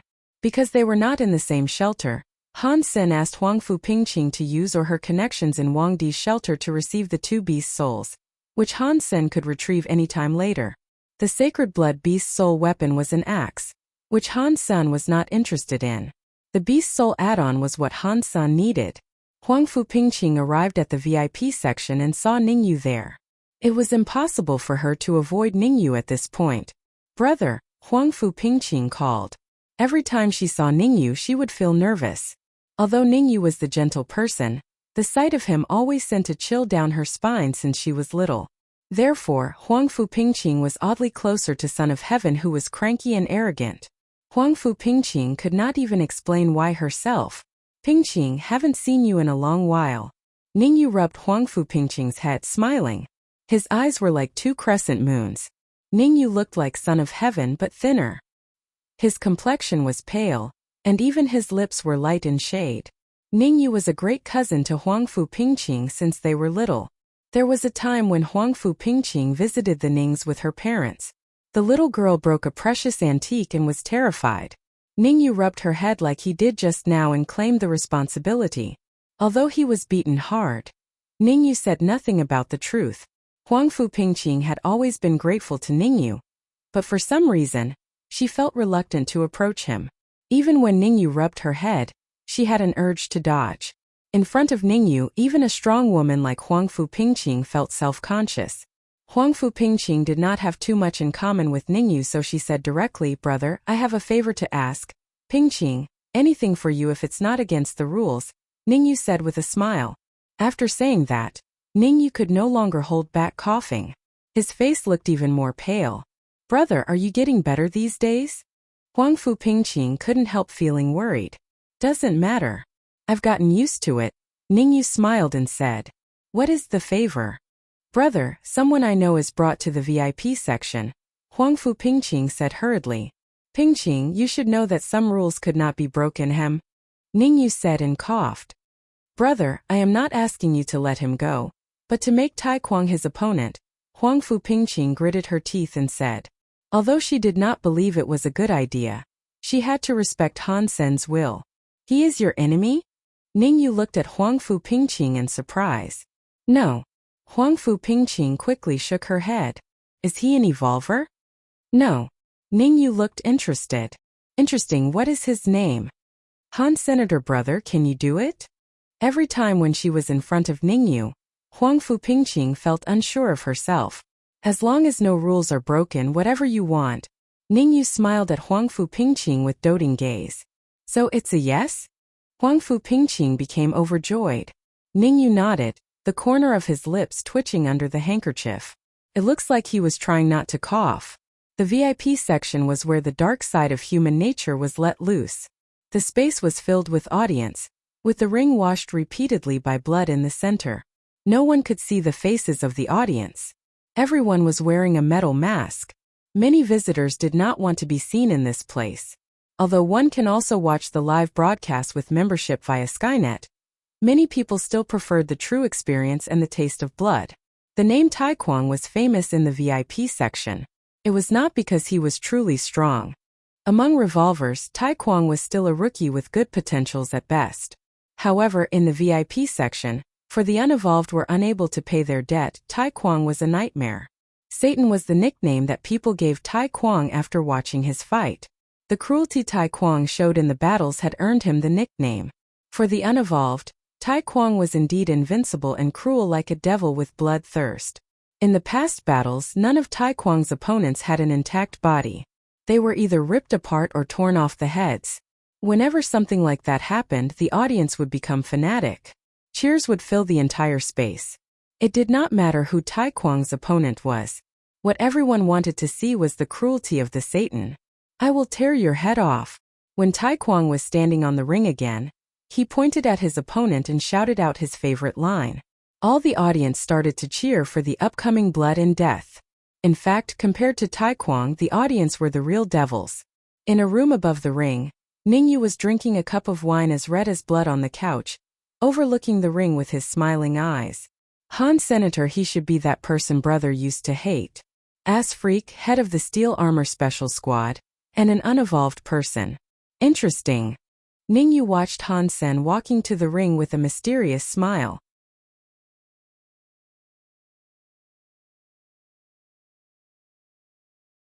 Chapter 374. Han Sen had to go through a lot of procedures before he could officially represent Wang Di. The most important part was the geno test. In order to determine whether Han Sen was an unevolved person or an evolver, he must go through a strict test. Since there was a clear distinction between the genes of an evolver and an unevolved person, it was not difficult to tell that Han Sen was unevolved. However, this test could not show his fitness level. In the VIP section there was another rule. If one were to fight on another person's behalf, one must have a higher fitness level than the replaced player. This was not difficult for Han Sen at all. He controlled his body to go through the test so that his fitness level was just a bit higher than Wang Di's. After all the procedures, Han Sen appeared in the ring of the VIP section. Looking at Tai Kwang was roaring like a monster. Han Sen was extremely calm. Either the excited cheers or the fierce movements of Tai Kwang could not affect Han Sen at all. No matter how fierce Tai Kwang was, he was still weaker than the Golden Growler. Han Sen would not feel pressure just because Tai Kwang was taller. There were too many large creatures in God's sanctuary. Han Sen shapeshifted into the Fairy Queen and was suddenly crowned with a ruby crown. Holding the dagger of the Cursed Wolf, Han Sen watched Tai Kwang, who was trying to provoke him quietly. Although Tai Kwang had seen the beast soul summoned by Han Sen, he did not mean to use a beast soul himself. With his fitness level, he did not need to use any beast soul to abuse an unevolved person. The crazy audience also enjoyed seeing him tearing his opponents apart with bare hands. Tai Kwang himself also loved that feeling. The moment when the laser curtain disappeared, Tai Kwang quickly walked to Han Sen with a cruel smile, his fingers apart. Tai Kwang almost did not try to defend himself at all, because he did not think it was necessary. The hyper-geno art, iron armor, that he practiced, would protect him against any sacred blood weapons from First God's sanctuary.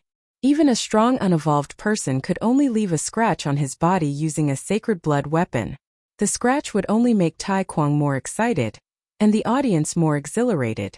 Tai Kwang understood well how to please the wealthy people who were paying for the thrill. Watching Tai Kwang approaching Han San, Huang Fu Pingqing couldn't help feeling nervous, her palms sweating. Although Han Sen had repeatedly confirmed that he could beat Tai Kwang, Huang Fu Pingqing still felt it was not realistic. Tai Kwang evolved with his sacred Geno points maxed out. An unevolved person was simply too much weaker than him. The audience, on the other hand, were overjoyed. Watching Tai Kwang getting closer to Han Sen with his fingers apart, they shouted in madness. Rip the bastard apart. Kill him.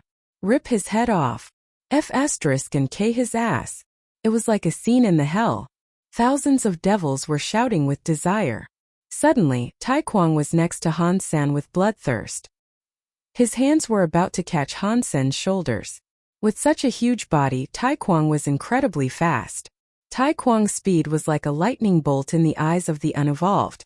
Even for an unevolved person who had already maxed out on the sacred Geno points, the movements of Tai Kwang's hand could hardly be discerned. However, he was still much slower than the turtle. In the eyes of Han Sen, who had shapeshifted into the fairy queen, Tai Kwang was not fast at all. The moment when Tai Kwang was about to grab Han Sen's shoulders, Han Sen used heresy mantra to make his heart thump. Blood started to pump from his heart and his body became tense. Boom! Using Sparticle, Han Sen's foot became a blur. A black thing flashed at Tai Kwang's neck and Han Sen had already come to the back of his opponent. Brat, although you have some tricks, my flesh is like iron and your crappy daggers could not even shave for me. Tai Kwang turned around and roared at Han Sr. Is that true? Han Sen looked at Tai Kwang with a blank face. Ahem. When Tai Kwang was about to say something, he could only make a sound like a blocked pipe. His neck broke and blood sprayed out. The audience became silent. The cruel look had disappeared on Tai Kwang's face. The evolver was terrified and shocked, trying to cover his injury with his hand. However, the injury was too deep and wide. No matter how Tai Kwang tried to stop the bleeding, it simply did not work. Momentarily, the evolver fell to the ground and started to twitch. After a brief silence, the audience cheered and roared even louder. Han San took back the beast's souls and walked down the ring, also surprised about the sharpness of the dagger, which easily slit the throat of an evolver like Tai Kwang who had practiced a defensive hyper-Geno art for evolvers. The weapon was so sharp that it was cutting iron like butter. Huang Fu Pingqing looked at Han San, who had left incredulously, unable to believe what had happened. Interesting. Bring him to me. Ningyu spoke via his comlink, watching Han San with a glow in his eyes. Han San was brought to a room and saw Ningyu smiling and Huang Fu Pingqing standing nervously next to Ningyu. Hello. My name is Ningyu. Ningyu walked to Han San and reached out his right hand, looking harmless. Han Sr. Han Sen shook Ningyu's hand. The vibe he got from Ningyu was different from what Huang Fu Pingqing had described. Han Sen could not tell what kind of vibe it was. He did not feel uneasy around Ningyu like Huang Fu Pingqing. Instead, he felt Ningyu was like a poppy flower, making people tremble but couldn't help feeling attracted.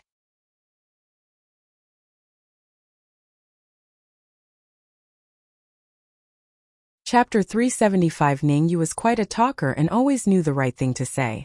He would never make people feel awkward or stressed. Initially, Han San thought it would not be easy for him to leave the place. At least, Ningyu would not let him go easily. However, Ningyu simply talked to him for a while before sending him back, without any intention to probe. It turned out to be a quite pleasing conversation. After Han Sen had left, Ningyu sat in front of the holographic video and repeatedly watched Han Sen strike that killed Tai Kwang. After watching God knows how many times, Ningyu muttered to himself, "That's quite a dagger. Maybe we have a chance at that thing after all." On the way back, Huang Fu Pingqing asked Han Sen curiously, "What kind of beast soul is that dagger? How come it's so sharp? You basically killed Tai Kwang in one strike." "Just a sacred blood beast soul from a wolf-like creature. Its only strength is the sharpness," Han Sen grinned and said. Huang Fu Pingqing couldn't help rolling her eyes at Han Sr. "Isn't that enough already?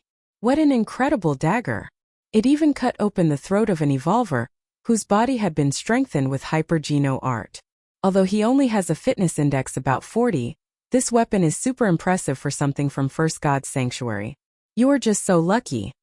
Huangfu Pingqing paused and said seriously, but since you have such a beast soul dagger and Ningyu had seen it, you will have some trouble. Ningyu will not let this go. Be very careful. Why? Han Sen was confused.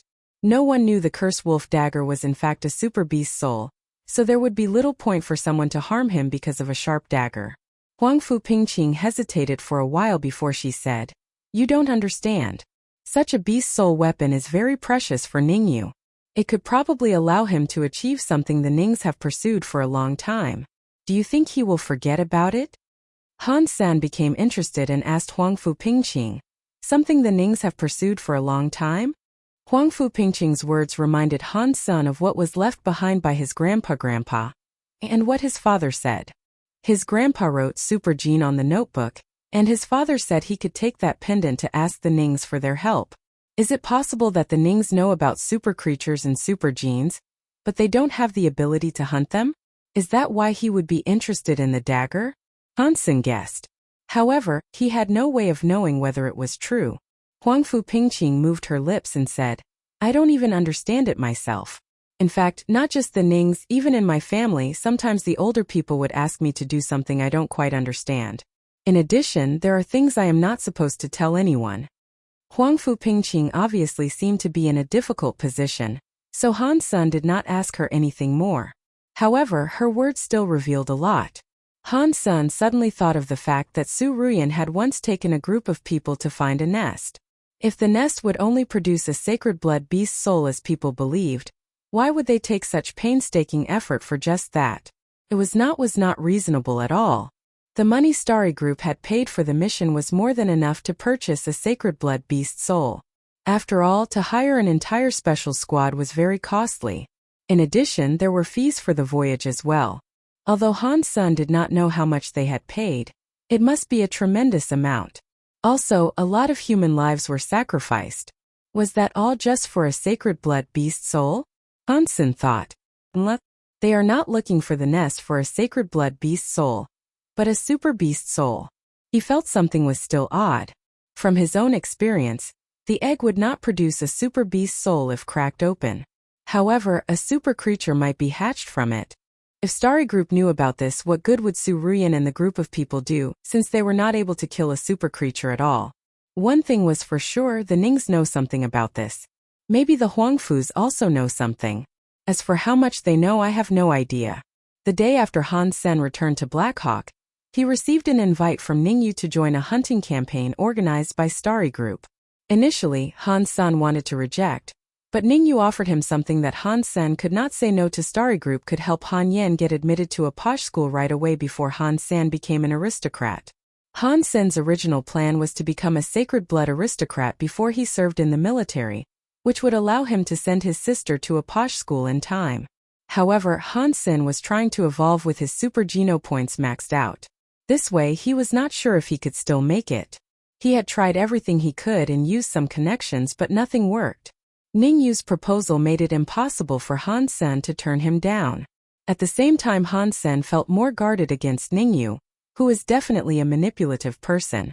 He knew what it was that Han Sen wanted and offered it to Han Sen, making it impossible for Han Sen to say no to him. Ningyu, if you're trying to kill a super creature with the dagger, it will also be a great opportunity for me.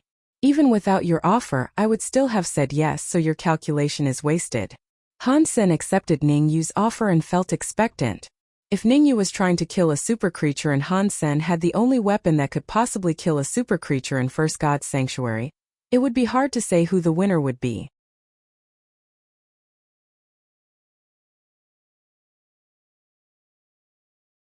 Chapter 376. Han Sen signed an agreement with Ningyu. Starry Group would get Han Yen admitted first, and Han Sen needed to go to the Faith Shelter South to Steel Armor Shelter to join the staff of Starry Group. Han Sen had been to Faith Shelter once when he returned from Green Shelter, so it was easy for him to travel there. To Han Sen's surprise, Ningyu asked the staff to take the 2 sacred blood beast souls that Han Sen earned from Wang Di to Faith Shelter as well. In addition, Ningyu had also summoned a few strong fighters of Starry Group, located near Faith Shelter, to join them.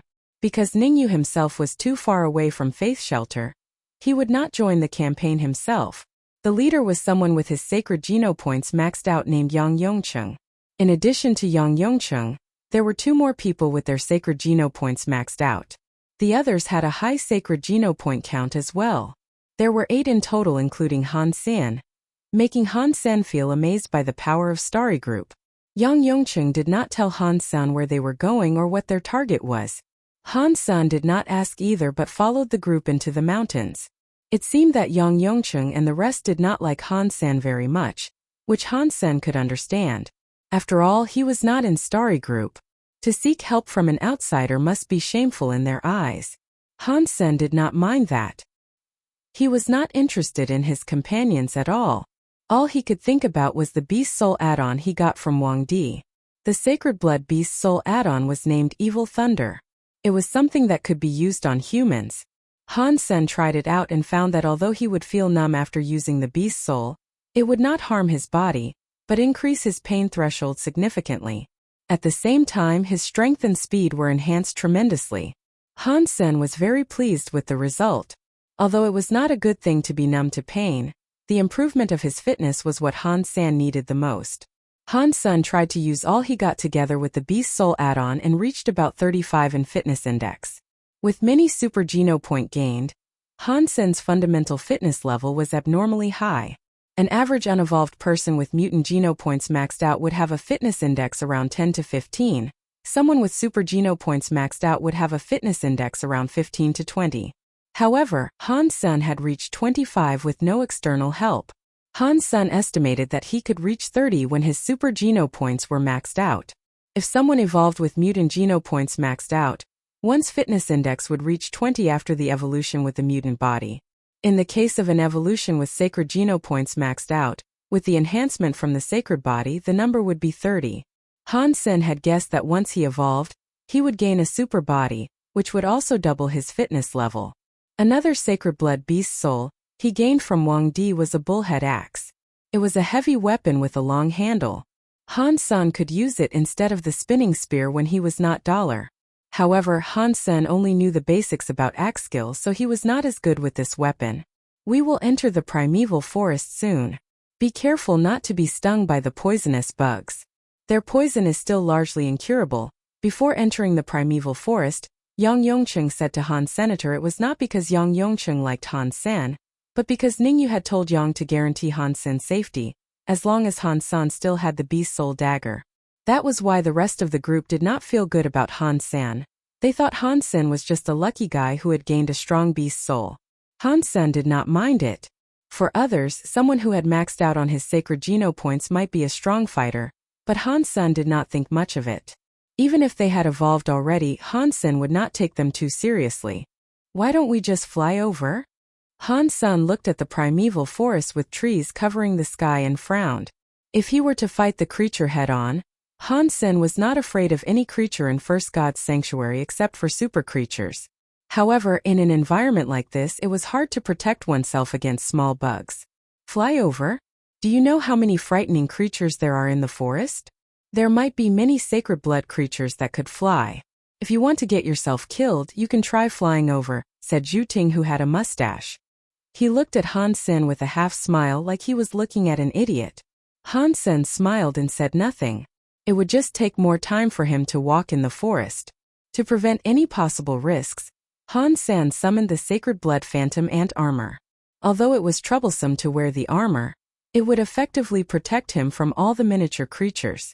Watching the armor glowing like a gemstone, Zhu Ting said with contempt, "You're wearing your fancy armor in such a dark place. You want to turn us into living targets to attract all the creatures' attention?" In fact, if Han Sen was not someone Ningyu asked them to protect, Zhu Ting would have called Han Sen a moron. Use different armor. This is too eye-catching. Yang Yongcheng also told Han Sr. Han Sen shrugged and took back the Phantom Ant armor. He did not want any trouble. Since the rest of the group had asked him to take it back, Han Sen did not want to waste time arguing with them. After all, Han Sen was there for a super creature, and he needed these people to lead the way. He could care less about these details. Zhu Ting, go scout with Lao Lu. Yang Yongcheng was obviously the leader of the team. He put Han Sen in the middle so that Han Sen would not be attacked. Although Han Sen wanted to go faster and see their target soon, the rest of the group were being extremely careful, and Han Sen had to march slowly as well. It seemed that the rest of the group were not there for the first time. They were very familiar with the paths in the forest and avoided a lot of unnecessary troubles. They had a purpose for this campaign, so they were in no mood to do any killing.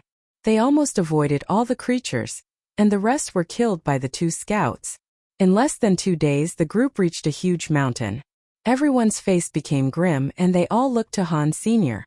Mr. Han, our target is in the mountain, but it is not an easy target. Just stay here and we will draw it out. Find an opportunity to hurt it. Remember safety first. Yang Yongqing then told Zhu Ting, follow Mr. Han. If he dies, you will die as well. Brother, relax. I'll make sure he is safe, said Zhu Ting, thumping his chest.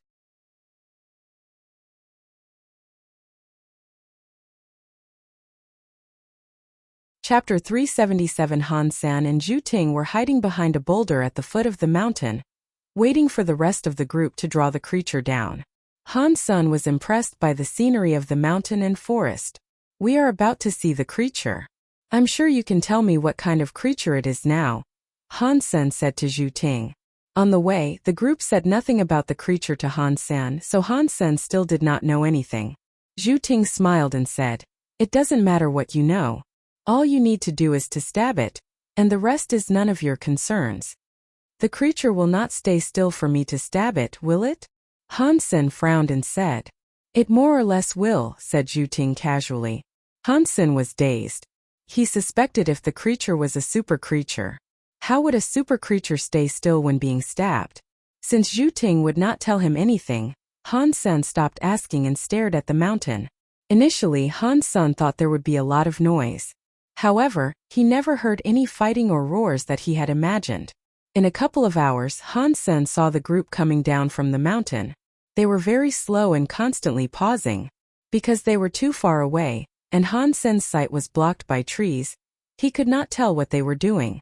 Han Sen walked to the side, wanting to see more clearly, while Zhu Ting pulled him and said, "Stop it. Hide right here and wait for Yang Yongqing to draw it here. This creature has very strong eyesight. If it sees you, everything will be ruined."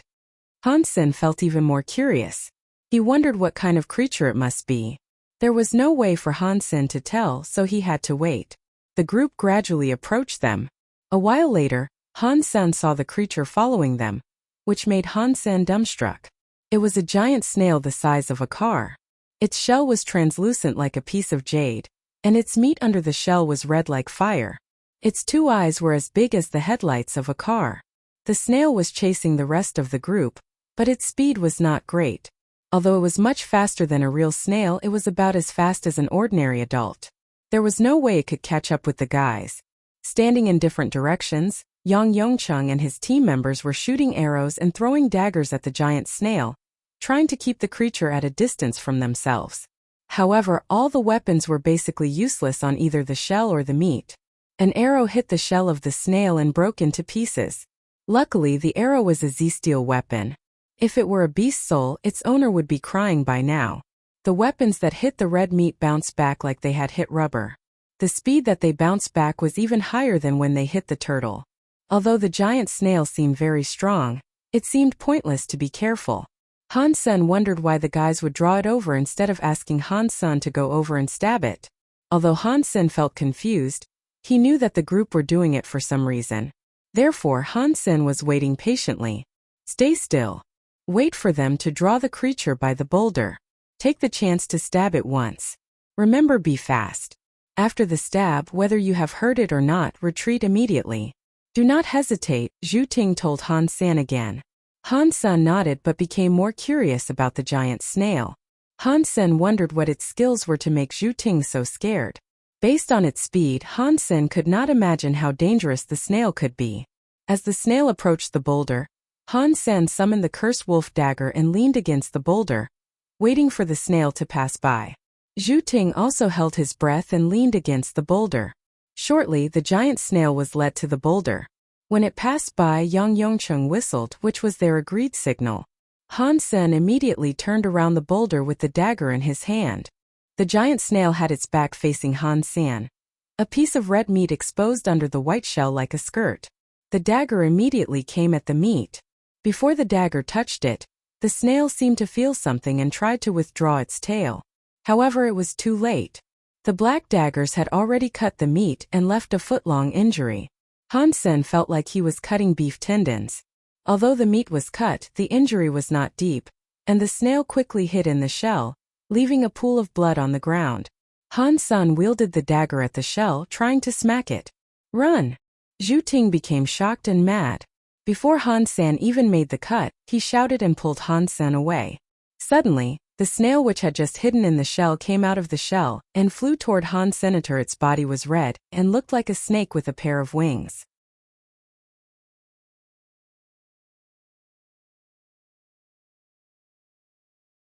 Chapter 378 Bang!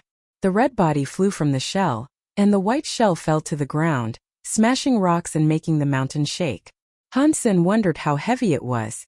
The soft body that had got rid of the shell became incredibly fast. It flew toward Hansen like a red lightning bolt. Seeing the flying snake almost in his face, Hansen quickly slashed the cursed wolf dagger at it. To Hansen's surprise, the flying snake quickly zigzagged and dodged Hansen's strike. Without slowing down, it threw itself at Hansen once again.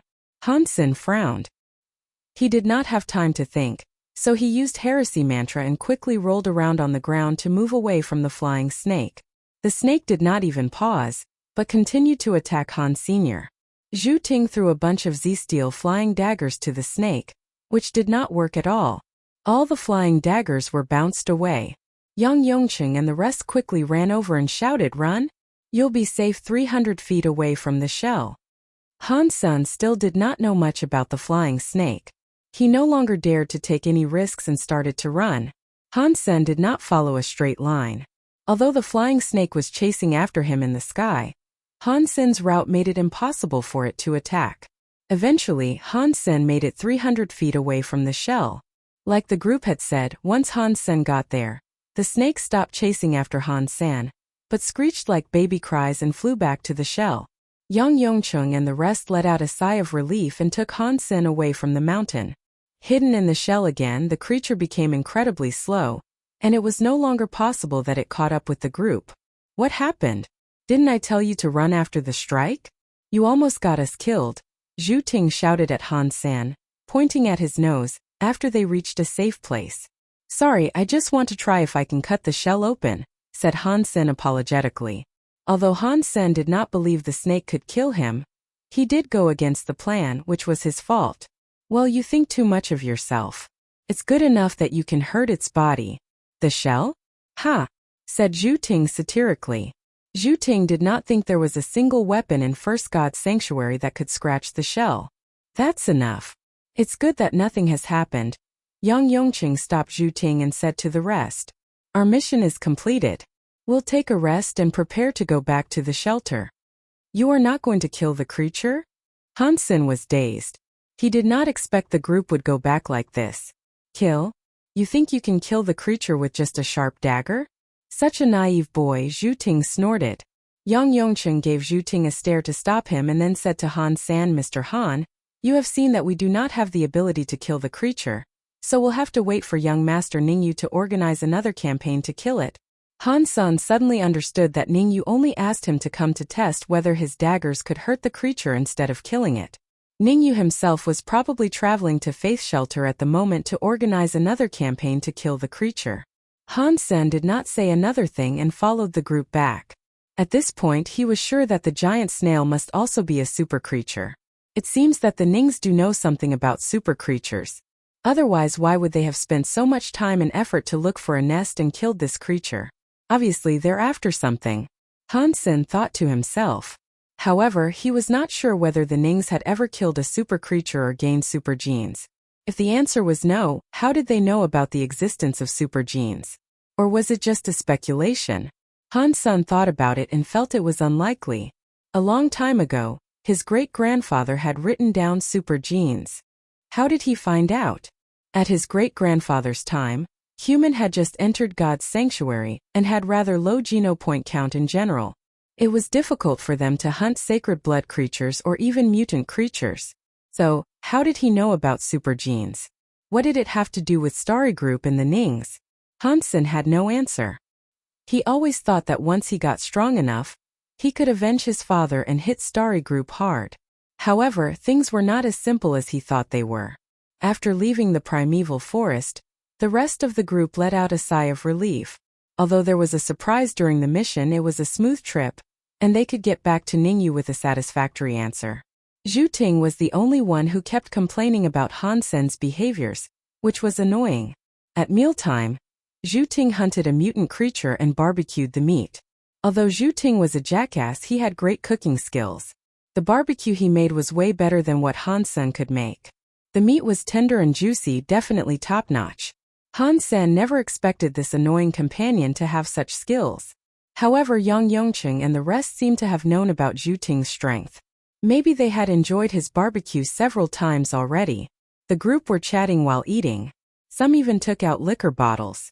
After Hansen took several bites, he started to feel something was fishy. The temperature of his body was rising, which was almost impossible for someone who practiced jade skin. If this happened, it meant something was wrong with his body. Very soon Hansen realized what the issue was. He did nothing on the way back and had been eating what he brought with him.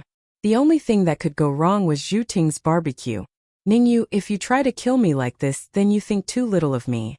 Hansen used jade skin and the coolness had turned his body back to normal. He then pretended nothing had happened and continued to eat the barbecue. After everyone had finished the barbecue, Hansen saw that nothing was wrong with Yang Yongqing and the rest. As Hansen was hesitating whether he should pretend, he heard a thump. Quickly, Hansen saw Yang Yongqing and others fell to the ground as if they were high. They only twitched a little before they stopped moving. Zhu Ting? Hansen looked to the only sober person besides himself in surprise.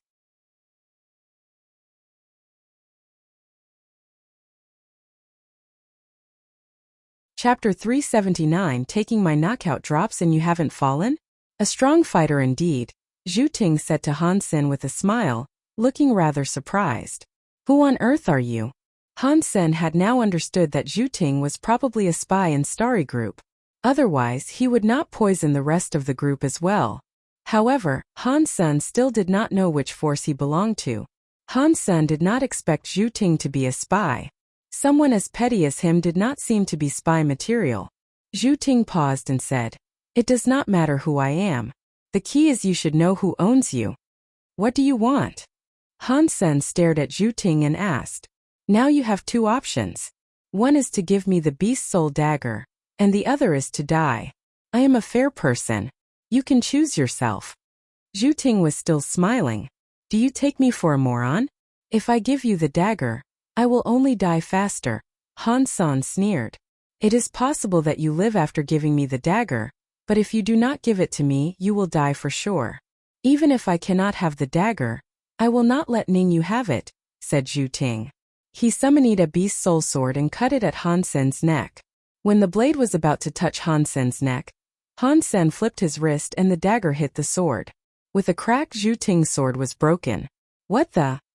Zhu Ting looked at Hansen in surprise. He obviously did not realize Hansen had such strength after taking the knockout drops. The knockout drops he used had no scent or taste. After taking it, one would not be knocked out immediately but after a while. The drug was a family secret, which had never failed Zhu Ting before. Zhu Ting had soaked the barbecue with the drug and watched Hansen eating the meat. It was simply impossible that Hansen was not affected. Hansen did not think that much and stabbed the dagger at Zhu Ting. For someone who wanted to kill him, Hansen would not have mercy. The strike was fast and fierce, but Zhu Ting moved in an incredible angle and dodged the dagger. Hansen felt like he had seen this footwork somewhere before. 7 twists. You are one of the Chens? Hansen immediately remembered where he had seen Zhu Ting's footwork. Chen Zichen had once used the same technique. You know about the Chens and 7 twists? Zhu Ting also seemed surprised. He did not expect Hansen to be able to recognize his footwork. So, you are indeed one of the Chens? Hansen asked. It does not matter if that is true. You can tell me what your connection to the Chens is. If you're lucky, maybe I will spare your life, said Zhu Ting quietly. I would love to know how you can take my life, Han Sen said. There are many types of strengths in the world. Using drugs is one of them, which is my specialty. You are now poisoned with my drug and will die any time, said Zhu Ting. It seems that your drug did not work on me, replied Han Sr. Now you should think about how you can make me spare your life. Zhu Ting smiled and said, You think it is impressive that you were not knocked out? That drug only makes you sleep. The poison I am talking about is nothing like that. Zhu Ting put his hand in front of his nose, looking enchanted. Did you smell the fragrance? It is no perfume but real poison. Have you heard about hypergeno art called deadly perfume? It makes the user develop genes that produce poison. Every person would have his unique poison. So even if you have also practiced deadly perfume, you cannot produce the antidote of my poison. And as far as I know, I am the only person who had survived after practicing deadly perfume, which is now a forbidden technique. I do not believe that you can drug me with a scent, said Han Sen calmly. Initially I could not, but since you have been drugged with the knockout drops, it will bring out the deadly perfume in you. Zhu Ting smiled and said. So I am a dead man already? Han Sen asked. Can you tell me who you are? That is not necessarily true. Since I can produce the poison, I can also make the antidote if you give me the beast soul dagger. I will let you live. Zhu Ting squinted his eyes and said. How am I supposed to believe you? Han Sen asked. Zhu Ting spread his hands and said, In fact, there is no need for me to kill you. After this incident, it is no longer possible for me to stay in Starry Group. Killing you would not do anything for me. And without the dagger, you have no value to me. What if I do not want to give it to you? Said Han Sen calmly. Zhu Ting looked Han Sen up and down and suddenly chuckled. In fact, we can also collaborate. What did Ning Yu offer you? I can offer you the same and save you from my poison.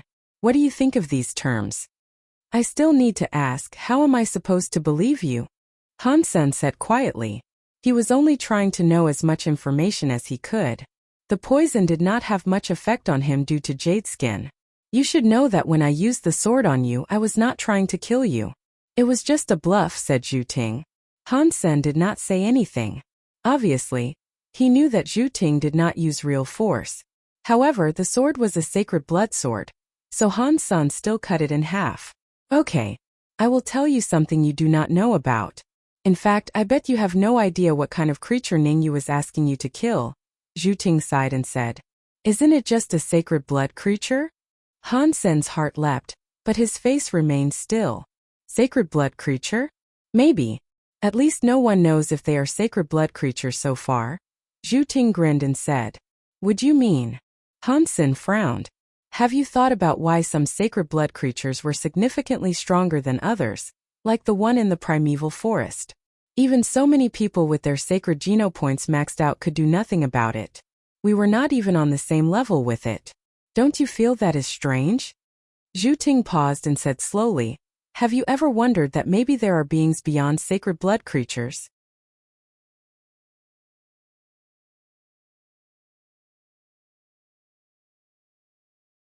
Chapter 380. Han Sen's heart was racing, but he still pretended to be surprised and asked, Beings beyond sacred blood creatures? Otherwise, why do you think Ning Yu had gone through such trouble to hire you? Do you think it is easy to break the rules and send a kid without any background to a posh school? If it is just a sacred blood creature, why would Ning Yu do that? Zhu Ting did not reply but asked. I have considered it, but it is almost impossible to believe there is another level beyond sacred blood. There is no such information in the Alliance. Han Sen kept probing. We have only entered God's sanctuary less than 2 centuries. Everything in God's sanctuary is still fresh to us. We can only find out whether there are higher beings after killing one. Both the Alliance and the Nings want to figure it out. Since they did not find it, how do you know there must be higher beings? Han Sen asked. Zhu Ting smiled and said, You don't need to know about that. Now you have 3 options: surrender the beast soul dagger to me, or kill the creature together with me, or be poisoned to death. You are a smart guy and should know how to choose. Although I am not a smart guy, but I know how to choose. Han Sen smiled and approached Zhu Ting. I do not want to murder you, but don't push me. If I don't have the dagger, I will not let the Nings have it. Zhu Ting's eyes became cold, staring at Han Sr. Han Sen did not even bother to reply him, quickly stabbing his dagger at Zhu Ting. Zhu Ting snorted and urged the fragrance to spread. He thought Han Sen, who had already been poisoned, would get worse at this point. If Han Sen did not die right away, he would lose the abilities to fight. At that point he would tie Han Sen up. However, the fragrance seemed to have no effect on Han Senator. The dagger immediately reached Zhu Ting's face, making him feel shocked. Zhu Ting quickly used 7 twists and dodged the dagger, but the dagger was so sharp that he could only run away. Zhu Ting was dumbstruck. Not only did his fragrance fail on Han Sen, his 7 twists did not save him from Han Sen either. Very soon he found it was impossible to run away. In addition, Zhu Ting found that it was harder and harder for him to move around. Shortly he was backed into a corner. "Stop it. We can negotiate. If you help Ningyu to kill the creature, you will not gain much. I can offer you way more than he does," exclaimed Zhu Ting, terrified that he was about to be killed. Boom! Han Sen ignored him and punched him in the face. Zhu Ting's nose started to bleed, and the fist was imprinted on his face. Zhu Ting covered his face and crouched. Boom boom! Han Sen paid him no mind and kept beating him up. Zhu Ting was shocked. He thought he would be caught or killed or interrogated, but Han Sen did not ask him anything before beating him up, making his nose run. Zhu Ting wanted to fight back, which only brought him harder hits. Han Sen did not mean to stop anytime soon. His fists kept landing on Zhu Ting, the force hurting Zhu Ting's inner organs, making him scream like a pig. When Zhu Ting stopped twitching, Han Sen paused, and Zhu Ting thought that was the end of it. However, it only got worse. Han Sen was good at grappling and easily dislocated Zhu Ting's joints, making him almost faint. "Stop it. Make it stop. Ask whatever you want. What do you want to know?" Zhu Ting screamed as he begged. "The questions can wait. I am mad at you, so I will see how much beating you can take first," replied Han Sen casually. He reached out and dislocated Zhu Ting's shoulder. Zhu Ting was yelling and cursing. He regretted so much that he had made Han Sen his target. Such a pervert. He was not even trying to interrogate him but just beating him up. It was not even okay for Zhu Ting to use information to trade for mercy.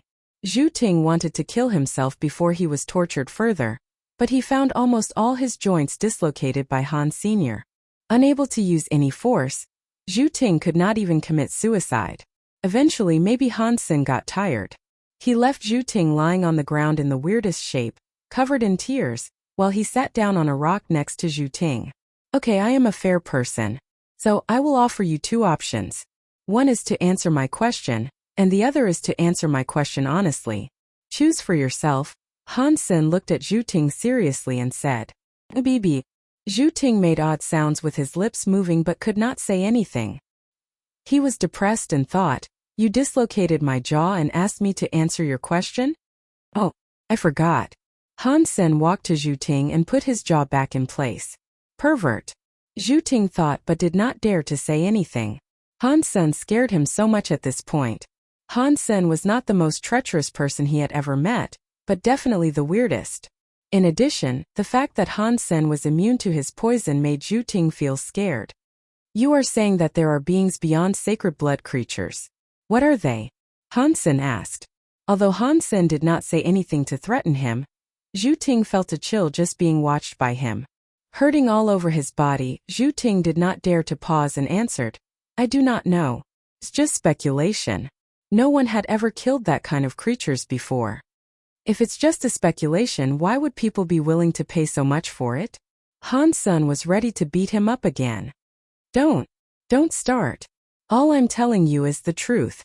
Everything is just a speculation. If we have the ability to kill the creature, Ningyu would not have hired you and I would not have taken such risks. The dagger in your hand is the sharpest weapon so far. There are a lot of creatures stronger than sacred blood creatures that no one could even hurt, let alone kill. Zhu Ting shouted.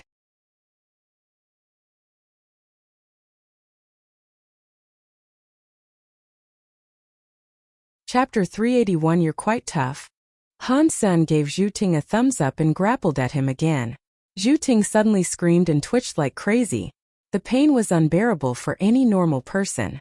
Although Zhu Ting had a pain threshold much higher than a normal person, he couldn't stop screaming either. All I'm telling you. It's true. I really don't know anything else. It's just a message from older generations in the family. Zhu Ting screamed and said in broken sentences. Han Sen stopped and asked, "What is it?" "Do not lift your hand again. Ask whatever you want, and I will tell you everything." Zhu Ting felt scared. "Cut the crap," Han Sen said impatiently. Zhu Ting was so depressed at this point. What Han Sen was asking was no secret. He did not mean to hide anything. Being tortured by Han Sen, he doubted whether Han Sen had more interest in torturing him than knowing the answers. Pervert. Moron. Idiot. Zhu Ting cursed Han Sen with all the words he knew inwardly, but replied in compliance, "I don't know much about it. I just heard from the older generations that when God's sanctuary was first discovered, my ancestor found something that proved there should be another level beyond sacred blood. The Chens had worked hard to prove that speculation, but the creatures we suspect to be of the higher level are simply so strong that no weapons in first God's sanctuary could hurt them." "Isn't your family named Zhu? How come you are one of the Chens?" Han Sen gazed at Zhu Ting. "I'm a bastard, so I took my mother's family name. Do you know Chen Zichen? We have the same father," Zhu Ting said hastily. Han Sen was not interested to know whether Zhu Ting was actually one of the Chens. He thought about it and continued to ask, "Why did you become a spy in Starry Group? Don't tell me it's because that's fun." Zhu Ting became pale and said, "Since I have told you everything, there's no point in hiding this. The ancestor of the Nings worked in the same department as my ancestor. When they discovered those things, they were together, which was why the Nings had the same speculation and had also paid a lot to prove it. You know that Starry Group is very strong, and the Chens are not on the same level as them. With me as the spy, if they discovered something we could also benefit from it." Zhu Ting paused and did not continue. "What is the name of the department?" Han Sen asked casually, but his heart was racing, because he thought of the work permit of his great-grandpa. "How on earth would I know that? It was such a long time ago." Seeing Han Sen's face became grim, Zhu Ting added, "I heard it's something rather secretive." "The full name," exclaimed Han Sen coldly, feeling excited inwardly. What Zhu Ting was talking about seemed to be the Secret Service written on the work permit. If that was true, then he could start to piece together what had happened. His great-grandpa, the man of the Nings, and the man of the Chens should be working in the same department. Very likely they found something in God's sanctuary. Since Han Sen's great-grandpa left the word supergene, maybe the other two persons had left the same message, or even more details. After all, the work permit of Han Sen's grandpa showed that he was just an investigator. Maybe the other two persons were the team leads. Otherwise, it would be hard to explain why Starry Group had accumulated such fortune in a few generations. I really don't know. My father mentioned it randomly. You know that I am just a bastard son and have not spent any time in the clan. How would I have any chance to know about the family secrets? If they didn't need me to become a spy, I wouldn't have learned these either," said Zhu Ting bitterly. Han Sen asked Zhu Ting a few more questions but did not manage to get more information. Han Sen knew that Zhu Ting was still hiding a lot of information, but he understood that it would be hard to tell the truth from the lie if Zhu Ting said more. So far, Han Sen did learn some useful things from Zhu Ting. "Mr. Han, I have told you everything you want to know. Please let me go," Zhu Ting begged. "Since it is none of my business that you are a spy, I would have let you go. However, you tried to hurt me, so I can't just do that. I will hand you over to Yang Yongcheng, and it's up to you whether you can live or not," Han Sen smiled and said. Zhu Ting suddenly shuddered, gritted his teeth and said, "Mr. Han, how about I pay for my own life? Could you name the price?" The thought of Ning Yu made Zhu Ting shudder. If he ended up in Ning's hand, he would rather die. Although Han Sen was cruel, he was as lovely as a child in the kindergarten compared to Ning Yu, according to what Zhu Ting knew about the young master. "All right. So, tell me, what is your worth? You are the young master of the Chens, so you wouldn't let me down, right?" Han Sen looked at Zhu Ting curious. "I am just a bastard son and no young master.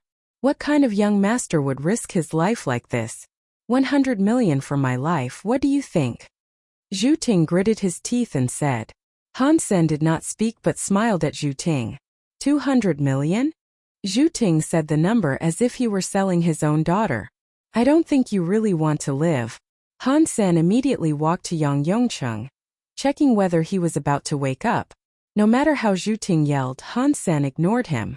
It was impossible that Zhu Ting had brought so much cash with him in God's sanctuary. Han Sen did not believe he had even 20,000. Just by listening to Zhu Ting, Han Sen knew that he did not plan to pay.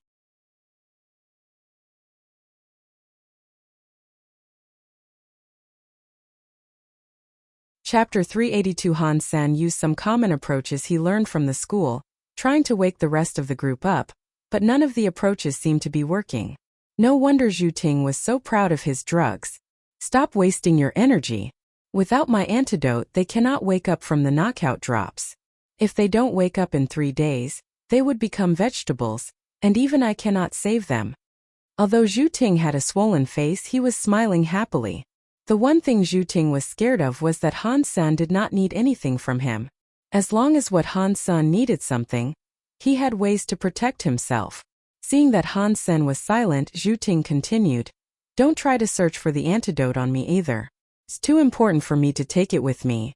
If you know how to make drugs, you can use the materials I have to make the antidote. Or I can make it for you. You think I would care about their life and death?" Han Sen looked at Zhu Ting, interested. Of course you would not. However, all of them are Ningyu's men, which is why I only dared to use the knockout drops instead of poison.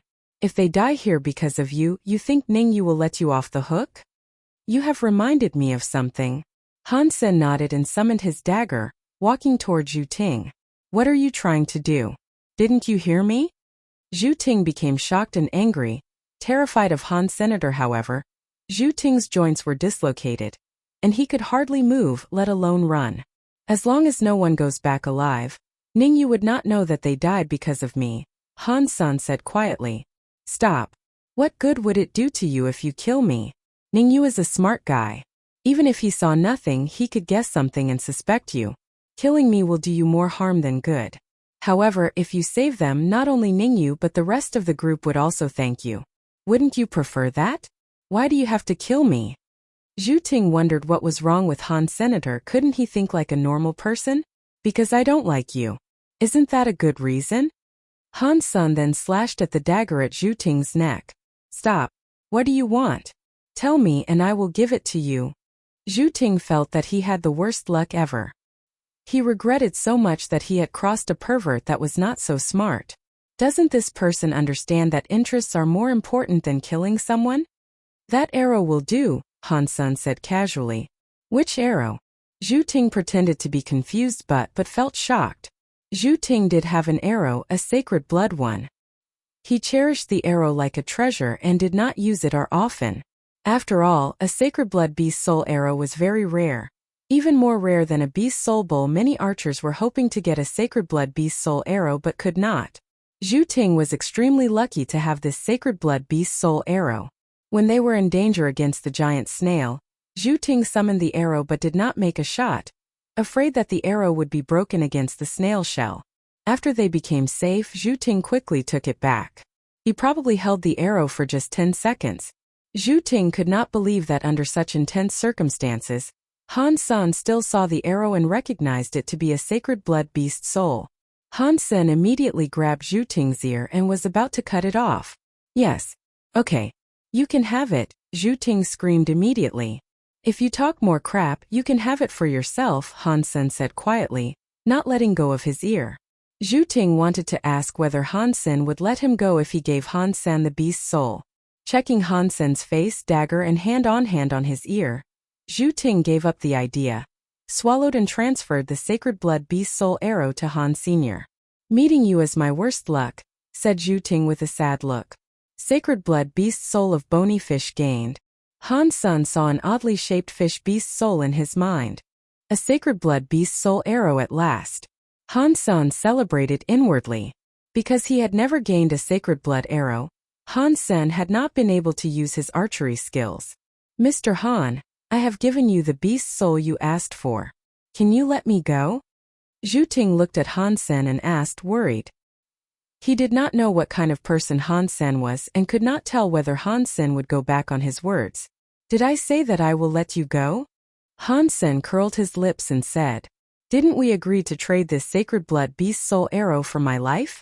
You can't eat your own words, said Zhu Ting, cursing inwardly. It's for your life, not your freedom. Han Sen's words startled Zhu Ting. What do you mean? Zhu Ting looked at Han Sen with a blank face.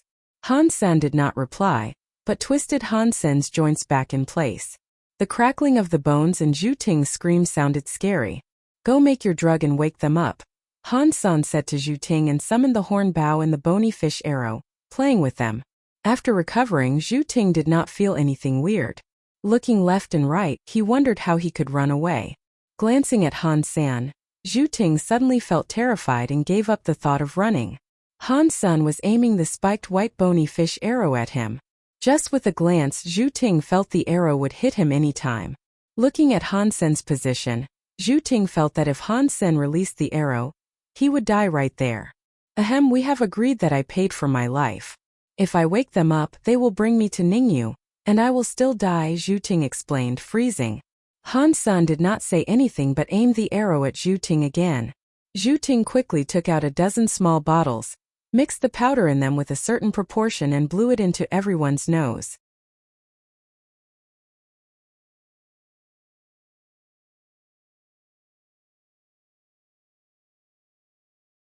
Chapter 383. After waking up, the rest of the group quickly understood what had happened. They shot murderous looks at Zhu Ting, and someone even drew his weapon out. Han Sen stopped him. That person asked Han Sen, Mr. Han, what are you doing? If it were not for the fact that Han Sen had saved them, they would have killed Han Sen in madness as well. He paid me for his life, so you will let him survive, said Han Sen quietly. In addition, if you want to kill him, you should ask your young master first. The reason that Han Sen had saved Zhu Ting was because he wanted to find out what Ningyu would say to Zhu Ting, which might give him more clues about the Chens and the Nings. The accident of Han Sen's father was so mysterious that it would be hard for Han Sen to learn the truth. Otherwise, Han Sen would not have saved Yang Yongcheng and the rest. He would probably have killed Zhu Ting as well. However, Han Sen had to be more thoughtful than that. The first thing he needed to figure out was whether the Nings were his enemy. Something made Han Sen feel confused. With the power of Starry Group, it would be easy for them to investigate the Hans. If Han Sen's great-grandpa had something to do with super creatures, why did the Nings never find them? Maybe they knew who Han Sen's great-grandpa was, and had targeted the Hans in the first place.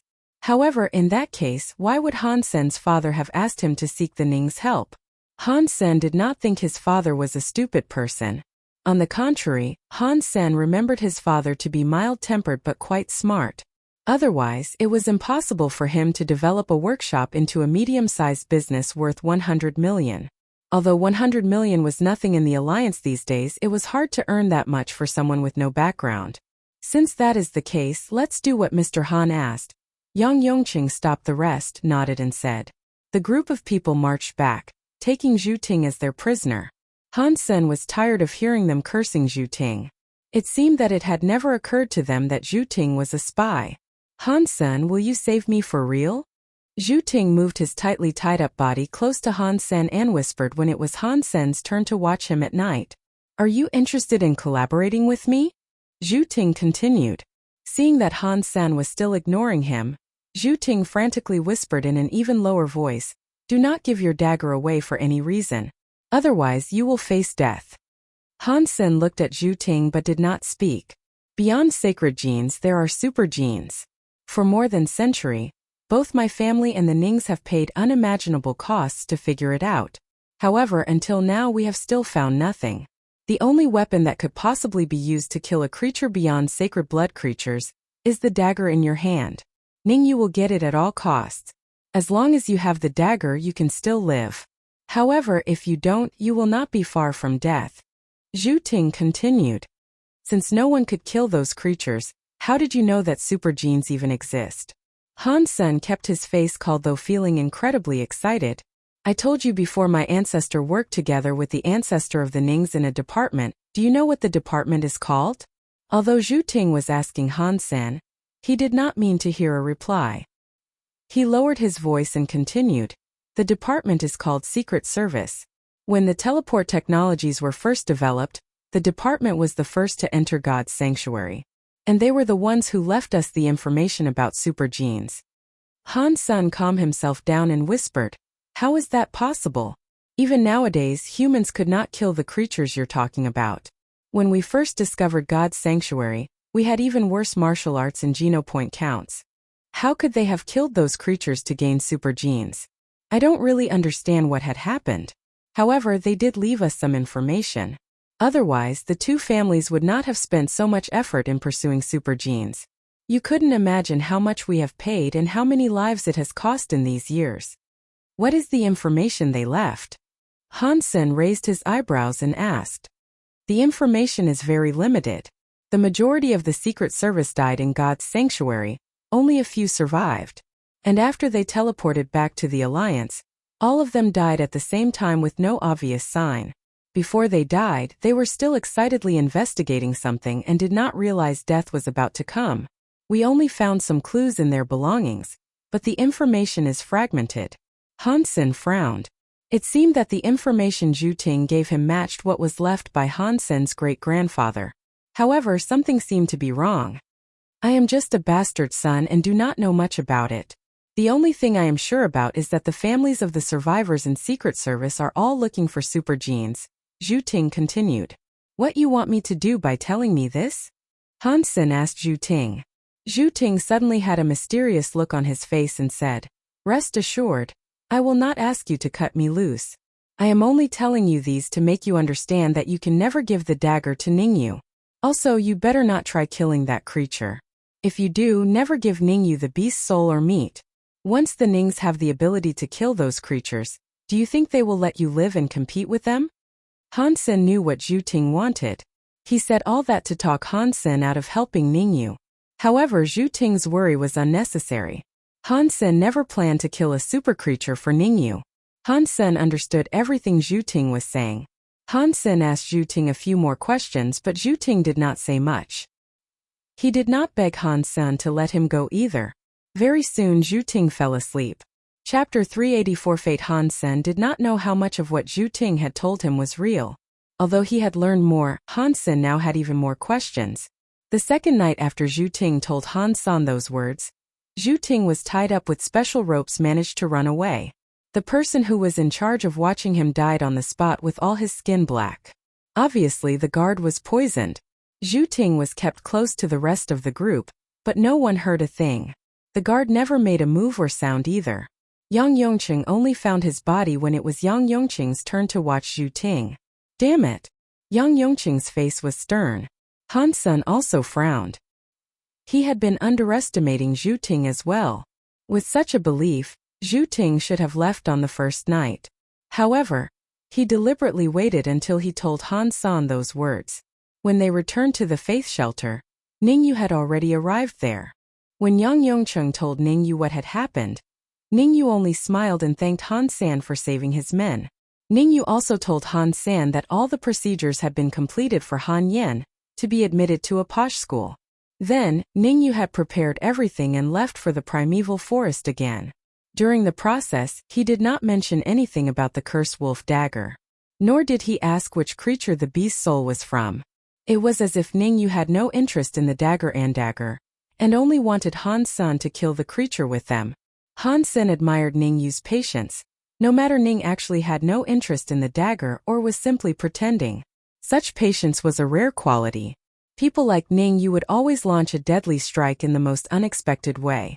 This time, the group leaving for the primeval forest was even smaller than last time. Including Ningyu and Han Sen, they were only 5. 2 of the 5 were new guys, so Han Sen only knew Yang Yongqing and Ningyu. The 3 persons had all maxed out on their super geno points.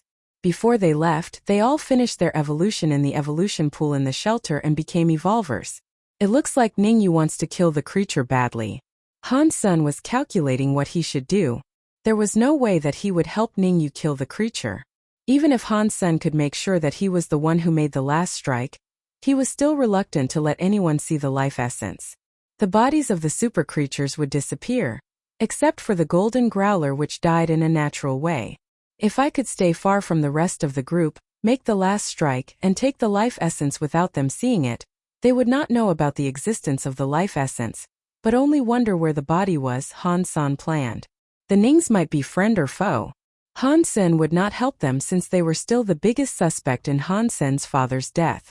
Since Ningyu did not have the best health, he would cough a lot even riding on a mount, which was why the group was much slower than last time. When they were on a break, Han Sen would focus on the beast souls he had gained. Among all his beast souls, there was only one that he did not know how to use, which was the Beetle Knight. Han Sen did not find any information on doppelganger beast souls wherever he looked. It was a rare beast soul for sure. However, Han Sen did not know how to use it, which made him feel puzzled. Han Sen had tried many ways, but Beetle Knight was never summoned. Doppelganger? How does it work? Maybe he will live on my behalf when I die. Or can he do something for me like a stunt double? Watching the Beetle Knight in his mind, Han Sen thought. As Han Sen was thinking, he went to the creek to get some water. Looking at his reflection in the water, he was reminded of something. When he was fighting the Beetle Knight would constantly go to the lake. It did not look like the creature was taking a bath, since the weather was so shallow that only its feet would get wet as it rode on its mount. Doppelganger. Lake?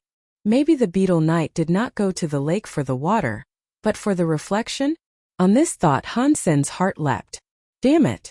This is so straightforward, but it never came to me for so long. I've been so stupid. Han Sen almost shouted, looking at his reflection in the water. He wanted to test his speculation right away, but the rest of the group were still nearby. Han Sen had to calm himself down, return to the camp, and start to boil the water. As the water was boiling, Han Sen was deep in his thought, wondering about the Beetle Knight. If what I think is right, then I could resolve the issue of Dollar's identity. Before I go to Second God's Sanctuary, the beast souls owned by Dollar could be returned to me in public. No one would ever guess I am Dollar again. Han Sen thought to himself. Han Sen, no need to be nervous. The other guys would distract the creature and make sure you're safe. All you need to do is to launch the deadly attack at the right moment.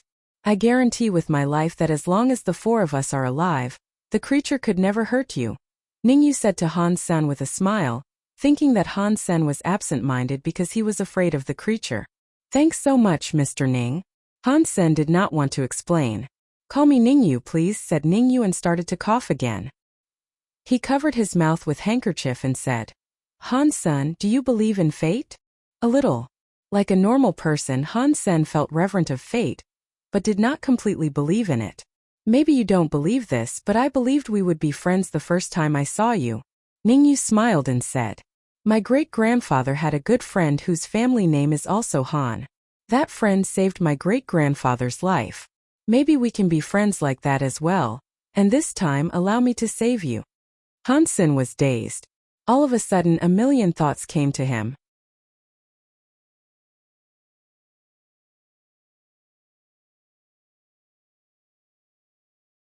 Chapter 384. Chapter 384. Qigong Master? Han Sen did not believe that Ningyu never looked into his background. Either Han Sen's great-grandfather was a friend to the Nings, or the death of Han Sen's father had something to do with Starry Group. Ningyu's behaviors were strange. What is the name of the friend? Maybe he is in my family. Han Sen probed with a smile. Han Jingji. Ningyu said without hesitation. That is such a coincidence. The name of my great-grandfather was also Han Jingji. They are not the same person, are they? Han Sen simply asked. It should be easy for Ningyu to find out such information, so there was no need to hide. Ningyu said in a gentle manner, they should not be the same person. The friend of my great-grandfather is much older than your great-grandfather, and he never got married. Han Sen was confused by Ningyu's reply, and then understood what was wrong about Zhu Ting's statement. His great-grandfather Han Jingji was not even born when God's sanctuary was first discovered. However, if Han Sen's great-grandfather was not the friend Ningyu was talking about, why did he have the work permit? Han Sen felt more and more puzzled about what had happened and what Unit 7 had seen in God's sanctuary. A friend of the Nings must be a celebrity as well, right? Han Sen asked. Ningyu smiled and nodded. Indeed, he is an incredible person.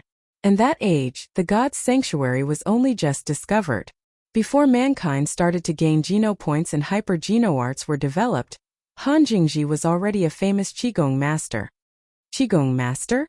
Han Sen became dumbstruck. He had learned in history class that the Qigong masters were all basically just con artists. It's not what you think. Han Jingji had incredible skills and was the instructor of the Blue Blood Special Force, Ningyu said with a smile, knowing what Han Sen was thinking. The instructor of the Blue Blood Special Force? Han Sen became more shocked. Blue Blood Special Force was still the elite force in the alliance. Even an ordinary member of the Blue Blood Special Force was surpasser. It was easy to tell how good the troop was. The instructor of the Blue Blood Special Force at this point was a famous demigod. Han Sen became more confused. If his great-grandfather was really the Han Jingji whom Ningyu was talking about, it seemed unlikely for the Hans to be so poor. In addition, Han Sen had never heard about any Qigong in the family. Han Sen wanted to ask more about the instructor Han, but it was already time to set out on the journey again. Ningyu got up and told everyone to depart. What am I missing? Han Sen felt like he must be missing something in these connections. Han Sen had to put the thoughts away because they had already reached the primeval forest. What Han Sen cared most was how to kill the super creature. He must kill the super creature, but he could not let the rest of the group see the life essence, which was not something easy to accomplish. More importantly, Han Sen did not know much about the creature so far. He had to use Ningyu's knowledge of the creature before he could determine whether he could kill it. Otherwise, Han Sen would have come back and killed the creature when the group was drugged by Zhu Ting. Ningyu and Han Sen were carefully protected by the 3 other members, who had already become evolvers. With higher fitness index, they felt the tasks much easier. When the group of 5 came to the mountain again, they climbed up at Ningyu's command this time. The mountain was huge, although it was not steep. Han Sen followed the rest of them to go up. When they were about to reach the mountaintop, everyone became careful. Hush! Yang Yongcheng, who was leading the group, signaled them to be silent when they were about to reach the mountaintop. The mountaintop was a stone platform about half an acre. The giant snail with the jade shell and red body was resting, hidden in the shell.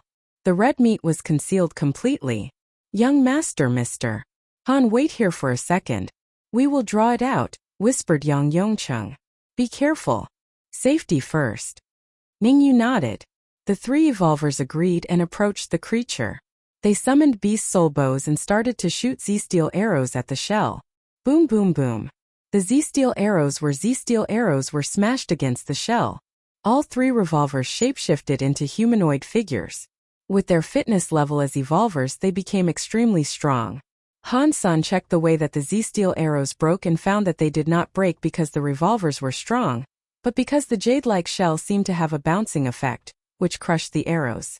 Super creatures are never easy, Han Sen thought to himself. After taking several arrows, the snail stretched its red meat from the shell and fixed its eyes on the evolvers. All of a sudden it rushed toward them. If it was before, the revolvers would have chosen to keep their distance from the snail. However, this time they must approach the snail to make it leave its shell, so that Han Sen could kill it with his dagger. In addition, the evolvers felt more confident since they basically represented the strongest humans in First God's sanctuary.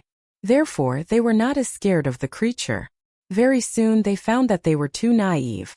The strong physique of evolver did not make it easier for them to fight the creature. Chapter 384. Qigong Master Han Sen did not believe that Ningyu never looked into his background. Either Han Sen 39's great-grandfather was a friend to the Nings, or the death of Han Sen 39's father had something to do with Starry Group. Ningyu 39's behaviors were strange. What is the name of the friend? Maybe he is in my family, Han Sen probed with a smile. Han Jingji, Ningyu said without hesitation. That is such a coincidence. The name of my great-grandfather was also Han Jingji. They are not the same person, are they? Han Sen simply asked. It should be easy for Ningyu to find out such information, so there was no need to hide. Ningyu said in a gentle manner, they should not be the same person. The friend of my great-grandfather is much older than your great-grandfather, and he never got married. Han Sen was confused by Ningyu 39's reply, and then understood what was wrong about Zhu Ting 39's statement. His great-grandfather Han Jingji was not even born when God 39's sanctuary was first discovered. However, if Han Sen 39's great-grandfather was not the friend Ningyu was talking about, Why did he have the work permit? Han San felt more and more puzzled about what had happened and what Unit 7 had seen in God 39's sanctuary. A friend of the Ning's must be a celebrity as well, right? Han San asked. Ningyu smiled and nodded. Indeed, he is an incredible person. And that age, the God 39's sanctuary was only just discovered. Before mankind started to gain Geno points and hyper-Geno arts were developed, Han Jingji was already a famous Qigong master. Qigong master Han San became dumbstruck. He had learned in history class that the Qigong masters were all basically just con artists. 39's not what you think. Han Jingji had incredible skills and was the instructor of the Blue Blood Special Force. Ningyu said with a smile, knowing what Han San was thinking. The instructor of the Blue Blood Special Force. Han San became more shocked. Blue Blood Special Force was still the elite force in the Alliance. Even an ordinary member of the Blue Blood Special Force was surpasser. It was easy to tell how good the troop was. The instructor of the Blue Blood Special Force at this point was a famous demigod. Han Sen became more confused. If his great-grandfather was really the Han Jingji whom Ningyu was talking about, it seemed unlikely for the Hans to be so poor. In addition, Han Sen had never heard about any Qigong in the family. Han Sun wanted to ask more about the instructor Han, but it was already time to set out on the journey again. Ningyu got up and told everyone to depart. What am I missing? Han Sun felt like he must be missing something in these connections. Han Sen had to put the thoughts away because they had already reached the primeval forest. What Han Sen cared most was how to kill the super creature. He must kill the super creature, but he could not let the rest of the group see the life essence, which was not something easy to accomplish. More importantly, Han Sen did not know much about the creature so far. He had to use Ningyu 39's knowledge of the creature before he could determine whether he could kill it. Otherwise, Han Sen would have come back and killed the creature when the group was drugged by Zhu Ting. Ningyu and Han Sen were carefully protected by the three other members, who had already become evolvers. With higher fitness index, they felt the tasks much easier. When the group of 5 came to the mountain again, they climbed up at Ningyu 39's command this time. The mountain was huge, although it was not steep. Han Sen followed the rest of them to go up. When they were about to reach the mountaintop, everyone became careful. Hushyang Yongqing, who was leading the group, signaled them to be silent when they were about to reach the mountaintop. The mountaintop was a stone platform about half an acre. The giant snail with the jade shell and red body was resting, hidden in the shell. The red meat was concealed completely. Young master, Mr. Han, wait here for a second. We will draw it out, whispered Yang Yongqing. Be careful. Safety first. Ningyu nodded. The 3 evolvers agreed and approached the creature. They summoned beast soul bows and started to shoot Z-steel arrows at the shell. Boom boom boom, the Z-steel arrows were smashed against the shell. All 3 revolvers shapeshifted into humanoid figures. With their fitness level as evolvers, they became extremely strong. Han San checked the way that the Z-steel arrows broke and found that they did not break because the revolvers were strong, but because the jade-like shell seemed to have a bouncing effect, which crushed the arrows. Super creatures are never easy, Han Sen thought to himself. After taking several arrows, the snail stretched its red meat from the shell and fixed its eyes on the evolvers. All of a sudden it rushed toward them. If it was before, the revolvers would have chosen to keep their distance from the snail. However, this time they must approach the snail to make it leave its shell, so that Han San could kill it with his dagger. In addition, the evolvers felt more confident since they basically represented the strongest humans in First God 39's sanctuary. Therefore, they were not as scared of the creature. Very soon they found that they were too naive. The strong physique of evolver did not make it easier for them to fight the creature.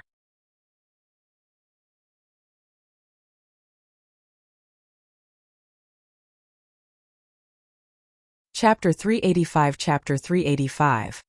Weird creature. The evolvers were so close to the creature that the snail suddenly turned into a snake with wings and left its shell, throwing itself at one of the evolvers. The person quickly wielded his broadsword at the snake. Yang Yongqing and the other person also started to attack.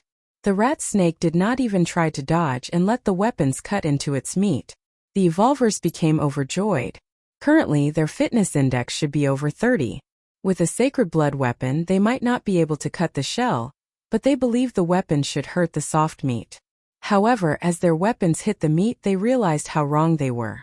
The thin blade cut the soft meat as if it had cut into glue. Not only was the meat intact, but all the force they used on the weapons was also absorbed. Then the red snake suddenly changed its shape. The red meat moved like liquid and wrapped the three weapons up. The evolvers tried to retrieve their weapons, but found it was impossible. The weapons were bundled together with a strong force that they could not be taken out. What was more frightening was that the red meat started to develop tentacles looking like snakeheads, moving toward the guys. The evolvers had to give up their weapons and come back. When they tried to summon their beast soul weapons, they found it was no longer possible. The three weapons were wrapped inside the red meat and melting. All three evolvers became irritated. Initially, they thought after their evolution they could pose threats to the creature. However, the moment they launched their attacks, they lost three sacred blood beast soul weapons. The red meat did not stop its attack. Its body could be twisted into any shape to attack in any form, making it impossible for people to defend themselves. On the other hand, the three evolvers did not dare to touch it. They didn't even dare to use their weapons and were suddenly trapped in an awkward position. Once the red meat touched them, even their armor started to melt, which looked horrendous. Fortunately, although the creature came very fast after coming out of the shell, it was not as fast as the cursed wolf. Otherwise, the three revolvers would have died a million times. Even so, the evolvers were hardly able to make it to the place where Han-san and Ningyu were hiding.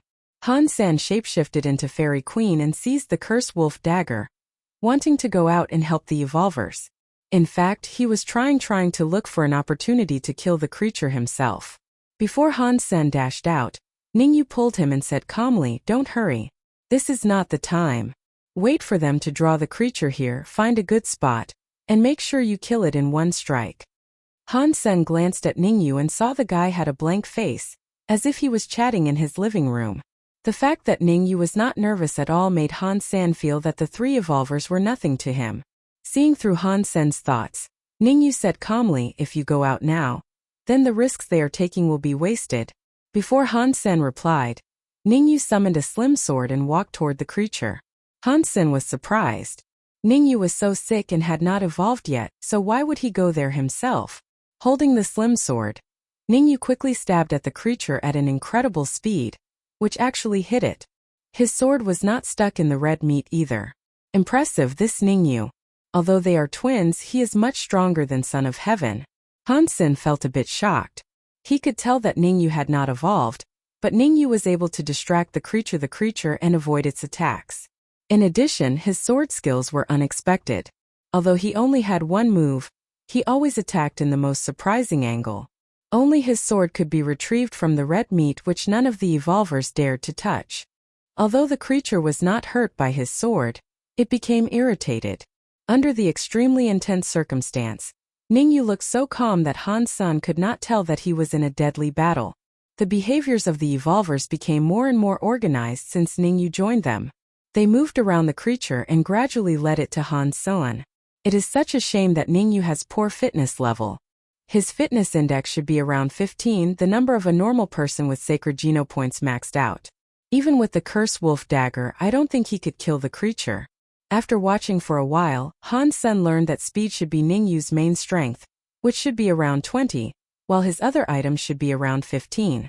Seeing that the creature was led to him, Han-san gripped his dagger. He had been watching long enough to determine the fitness level of the creature. As long as Han-san did not use heresy mantra and overload, he could injure the creature with the dagger but could not kill it, which was what Han-san wanted. He could not kill the creature in front of the group. Eventually, the creature approached Han-san. Han-san dashed out without hesitation and quickly slashed the dagger at the meat. The meat that the evolvers could not hurt using sacred blood weapons was cut deeply by Han-san's dagger. The injury was about 3 inches deep and blood immediately flowed. The creature screeched and quickly shrank its body. To everyone's surprise, after the red meat contracted, the injury disappeared as if it was glued up. Han-san joined the rest of the group.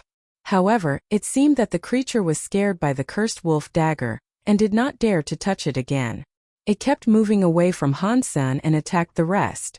Although Han-san found opportunities to stab it a few more times, it was useless. The red meat had an incredible ability to cure itself. That's it. My shape-shifting time limit is up. exclaimed an evolver. Ningyu's pupils contracted. He commanded coldly, "Let's retreat."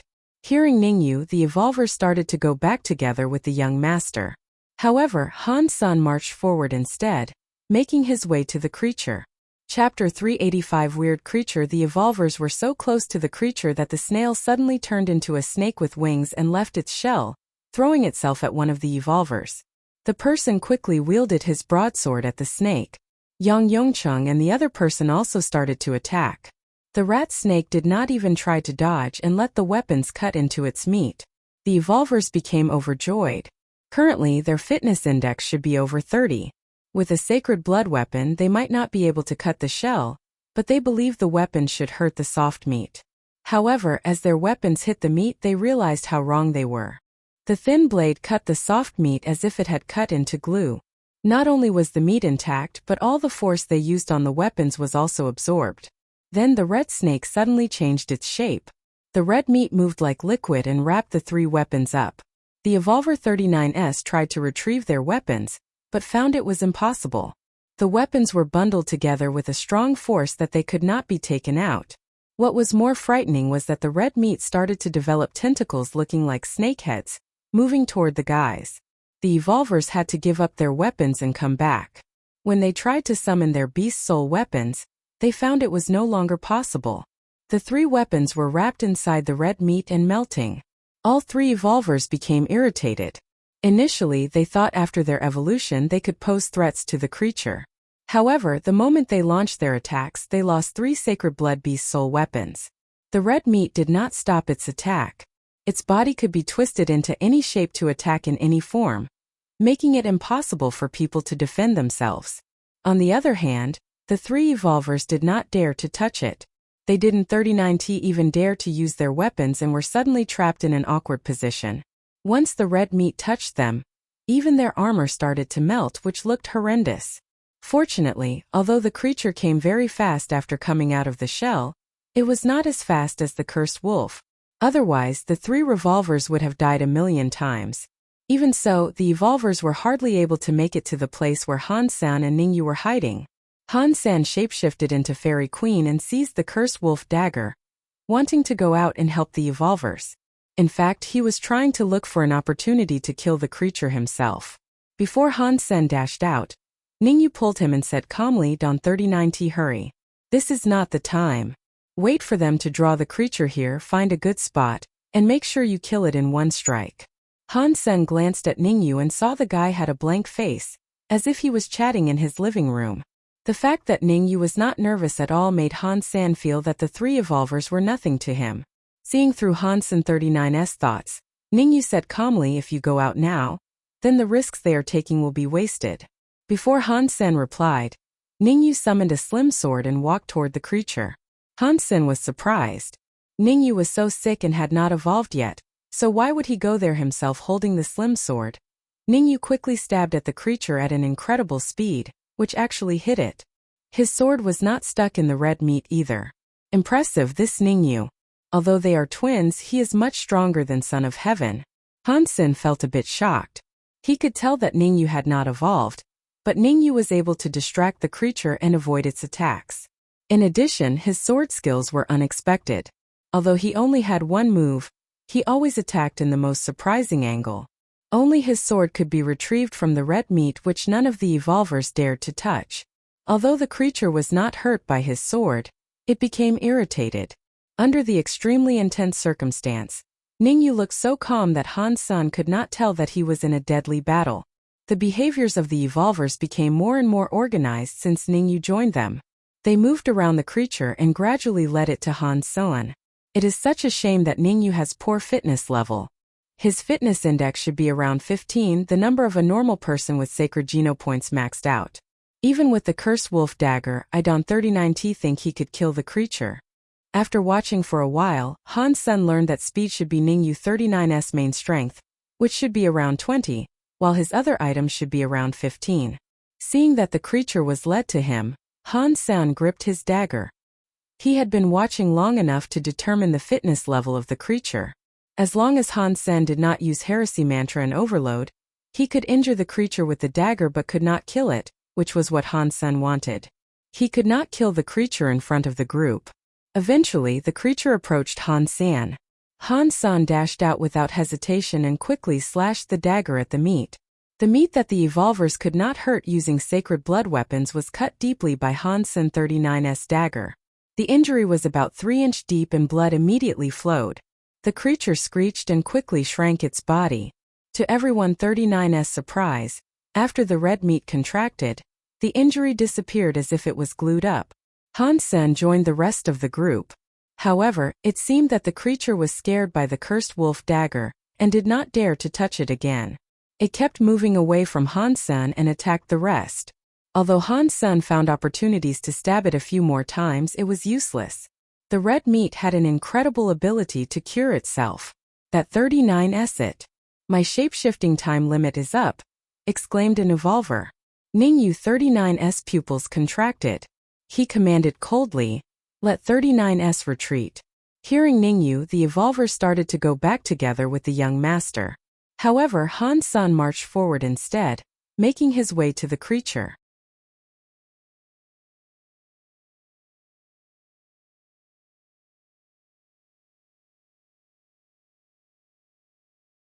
Chapter 386 Chapter 386. Who is in charge? Han Sen more or less had learned the strengths and shortcomings of the creature. This was exactly the opportunity he had been waiting for. The shape-shifting time limit of the evolvers was up, so that they no longer dared to fight the creature closely. As long as Han Sen could face the creature alone, he will have his opportunity. Mr. Han, let's go back first. We will organize another campaign. Ningyu exclaimed at Han Sen with his brows knitted. It's okay. You go back first. It fears my dagger, so I can try again, replied Han Sen, throwing himself at the red meat. Ningyu failed to talk Han Sen out of it and surprisingly came back as well, helping Han Sen distract the creature. However, the evolver could no longer take the pressure of going over the time limit. They quickly turned back to themselves and became much weaker, which made the situation dire. Ouch! An evolver's arm was swept across by the red meat, and his muscle suddenly melted, his bones exposed. Han Sen took this opportunity to make another cut at the red meat. This time it seemed he had cut a vital part of the creature, which immediately screeched and returned to its shell, never coming out again. Han Sen approached the shell and quickly cut at it. Ding! Han Sen felt a strong force came through, almost made it impossible for him to hold the dagger, while the shell was only left with a white mark. Let me try with dagger. Yang Yongqing approached Han Sen and yelled. Han Sen did not answer, backed up, and looked at the rest of the group. His attitude was evident. Mr. Han, I will not lie to you. You should be able to see that this creature is significantly different from all the creatures we have seen. Maybe it is a being beyond sacred blood creatures. If we are able to get its beast soul and meat, human beings will make another leap in the evolution history. Your strength is not enough to break its shell. You can choose to lend us the dagger or sell it to us. After we succeed, you can have half of the benefits, said Ningyu. Before Han Sen replied, a tentacle of the red meat reached from under the shell at an evolver. That person was paying attention to Han Sen's reaction and did not dodge in time. He was caught by the red meat and quickly drawn into the shell. Blood was spilled and screams were heard. The person became quiet in a moment, shocking the rest of the group. As Ningyu was about to say something, the creature moved toward the cliff with the shell on its back. Han Sen uses of the dagger to slice the red meat exposed under the shell, which did not do much because the injury healed quickly. The creature continued to the cliff, which was shaped like a reversed pyramid. The creature quickly went down and glued itself to the mountain wall, while none of the humans had such ability. Mr. Han, what do you think of my suggestion? Ningyu asked. I'm sorry. I'm not interested in lending or selling the dagger, Han Sen said quietly. 5 sacred blood beast souls for the dagger. And you still get to keep half of the meat after we kill the creature. Ningyu said and suddenly stabbed the sword at Han Sen's throat. This move was so unexpected in the middle of a sentence that even an evolver like Yang Yongqing would probably have been killed. However, Han Sen was an expert in this aspect. The moment when Ningyu moved, Han Sen had wielded his dagger as well. Crack! Ningyu's sword was cut in half by the cursed wolf dagger. Ningyu looked surprised but did not stop attacking Han San. Yang Yongcheng and the other evolvers were helping Ningyu as well. It seemed that they had decided to kill Han San. Huang Fu Pingqing said, "You are someone who always go by the rules." Seems that she is mistaken. Han San moved around the three persons, using the dagger to defend himself. "I only go by the rules because I don't want others to fear me and misunderstand me. Me. You are not someone who fears me though." Ningyu was extremely calm. He summoned another slim sword. Although it seemed to be of a different style, it was still a sacred blood beast soul. "Even if you kill me, you will not be able to obtain the dagger," said Han San. "I'd rather not have it than let others have it." Ningyu's sword became more and more swift and deadly. The two evolvers also did their best to attack Han San in the fiercest way possible. Huang Fu Pingqing was right. You are indeed a scary person. However, there is one thing that you did wrong. Han San dodged several attacks and said. "What is that?" Ningyu did not stop his sword. "You misunderstood who is in charge here," Han San said calmly. He suddenly held the dagger backward and his footwork became extremely odd. His heart beat like an engine, and Han San was no longer who he was a moment ago. The moment Han San passed by Ningyu, the dagger in his hand moved like water, cutting the spear in Yang Yongqing's hand. In a flash, Han San moved to the other evolver and beheaded him. Blood sputtered everywhere. Ningyu froze for a second. Yang Yongqing yelped. They could not imagine that Han San could improve his strength so tremendously in a sudden. When besieged by two evolvers and Ningyu, Han San even killed an evolver. "You are also an evolver." Yang Yongqing widened his eyes. Unless Han San was an evolver, Yang Yongqing could not explain Han San's speed and strength. "You found out too late." Han San moved like wind, dashing past Yang Yongqing. Yang Yongqing became shocked. With his speed, he could not even move away in time. All he could do was to summon a broadsword to block Han San's dagger. Crack! Both the dagger and Yang Yongqing's neck were cut by the cursed wolf dagger, as if they were made of tofu. The blade was broken and the man was killed. The body without its head fell to the ground. Ningyu watched Han San. As calm as him, his heart sank. After all the calculation, he failed to predict Han San's strength.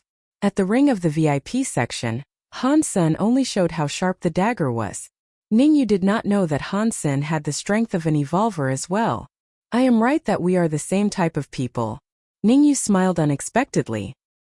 He had better judgment than Yang Yongqing, who was already an evolver, and he did not plan to run away, because he knew very clearly that his speed was much worse than Han San's.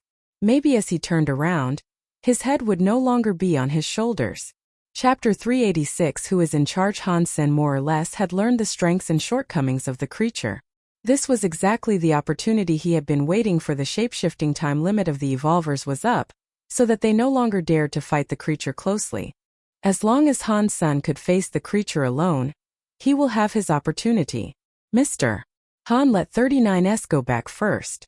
We will organize another campaign," Ningyu exclaimed at Han San with his brows knitted. "At 39S okay. You go back first." "It fears my dagger, so I can try again," replied Han San, throwing himself at the red meat. Ningyu failed to talk Han San out of it and surprisingly came back as well, helping Han San distract the creature. However, the Evolver 39 could no longer take the pressure of going over the time limit. They quickly turned back to themselves and became much weaker, which made the situation dire. Ouch! An Evolver 39's arm was swept across by the red meat, and his muscles suddenly melted, his bones exposed. Han San took this opportunity to make another cut at the red meat. This time it seemed he had cut a vital part of the creature, which immediately screeched and returned to its shell, never coming out again. Han San approached the shell and quickly cut at it. Ding! Han San felt a strong force came through, almost made it impossible for him to hold the dagger, while the shell was only left with a white mark. "Let me try with dagger." Yang Yongqing approached Han San and yelled. Han San did not answer, backed up, and looked at the rest of the group. His attitude was evident. "Mr. Han, I will not lie to you. You should be able to see that this creature is significantly different from all the creatures we have seen. Maybe it is a being beyond sacred blood creatures. If we are able to get its beast soul and meat, human beings will make another leap in the evolution history." Your strength is not enough to break its shell. You can choose to lend us the dagger or sell it to us. After we succeed, you can have half of the benefits, said Ningyu. Before Han Sen replied, a tentacle of the red meat reached from under the shell at an evolver. That person was paying attention to Hansen 39's reaction and did not dodge in time. He was caught by the red meat and quickly drawn into the shell. Blood was spilled and screams were heard. The person became quiet in a moment, shocking the rest of the group. As Ningyu was about to say something, the creature moved toward the cliff with the shell on its back. Han Sen uses of the dagger to slice the red meat exposed under the shell, which did not do much because the injury healed quickly. The creature continued to the cliff, which was shaped like a reversed pyramid. The creature quickly went down and glued itself to the mountain wall, while none of the humans had such ability. Mr. Han, what do you think of my suggestion? Ningyu asked. I 39 am sorry. I 39 am not interested in lending or selling the dagger, Han San said quietly. 5 sacred blood beast souls for the dagger. And you still get to keep half of the meat after we kill the creature, Ningyu said, and suddenly stabbed the sword at Hansen 39's throat. This move was so unexpected in the middle of a sentence that even an evolver like Yang Yongcheng would probably have been killed. However, Hansen was an expert in this aspect. The moment when Ningyu moved, Hansen had wielded his dagger as well. Cracked Ningyu's sword was cut in half by the cursed wolf dagger. Ningyu looked surprised but did not stop attacking Hansen. Yang Yongcheng and the other evolvers were helping Ningyu as well. It seemed that they had decided to kill Han San. Huangfu Pingqing said, you are someone who always go by the rules. Seems that she is mistaken. Han San moved around the 3 persons, using the dagger to defend himself. I only go by the rules because I don't 39T want others to fear me and misunderstand me. You are not someone who fears me though. Ningyu was extremely calm. He summoned another slim sword. Although it seemed to be of a different style, it was still a sacred blood beast soul. Even if you kill me, you will not be able to obtain the dagger, said Han San. I 39D rather not have it than let others have it. Ningyu 39's sword became more and more swift and deadly. The 2 evolvers also did their best to attack Han San in the fiercest way possible. Huangfu Pingqing was right. You are indeed a scary person. However, there is one thing that you did wrong. Han Sen dodged several attacks and said. What is that? Ningyu did not stop his sword. You misunderstood who is in charge here, Han Sen said calmly. He suddenly held the dagger backward and his footwork became extremely odd. His heart beat like an engine, and Han Sen was no longer who he was a moment ago. The moment Han Sen passed by Ningyu, the dagger in his hand moved like water, cutting the spear in Yang Yongcha 39's hand. In a flash, Han Sen moved to the other evolver and beheaded him. Blood sputtered everywhere. Ningyu froze for a second. Yang Yongcheng yelped. They could not imagine that Han Sen could improve his strength so tremendously in a sudden. When besieged by 2 evolvers and Ningyu, Han Sen even killed an evolver. You are also an evolver? Yang Yongcheng widened his eyes. Unless Han Sen was an evolver, Yang Yongcheng could not explain Hansen 39's speed and strength. You found out too late. Han Sen moved like wind, dashing past Yang Yongcheng. Yang Yongcheng became shocked. With his speed, he could not even move away in time. All he could do was to summon a broadsword to block Hansen 39's dagger. Crack! Both the dagger and Yang Yongcheng 39's neck were cut by the cursed wolf dagger, as if they were made of tofu. The blade was broken and the man was killed. The body without its head fell to the ground. Ningyu watched Han Sen. As calm as him, his heart sank. After all the calculation, he failed to predict Hansen 39's strength. At the ring of the VIP section, Hansen only showed how sharp the dagger was. Ningyu did not know that Hansen had the strength of an evolver as well. I am right that we are the same type of people. Ningyu smiled unexpectedly. He had better judgment than Yang Yongcheng, who was already an evolver, and he did not plan to run away, because he knew very clearly that his speed was much worse than Hansen 39's. Maybe as he turned around, his head would no longer be on his shoulders. You're tuning in to the Li Mei's Wuxia Whispers YouTube channel. We're so grateful for your support, and don't forget to subscribe to join us on this incredible journey through captivating stories. Your generosity through donations truly makes a world of difference, as it's the primary source of revenue that allows me to expand and enhance this channel for you. Thank you from the bottom of my heart for being a part of this adventure.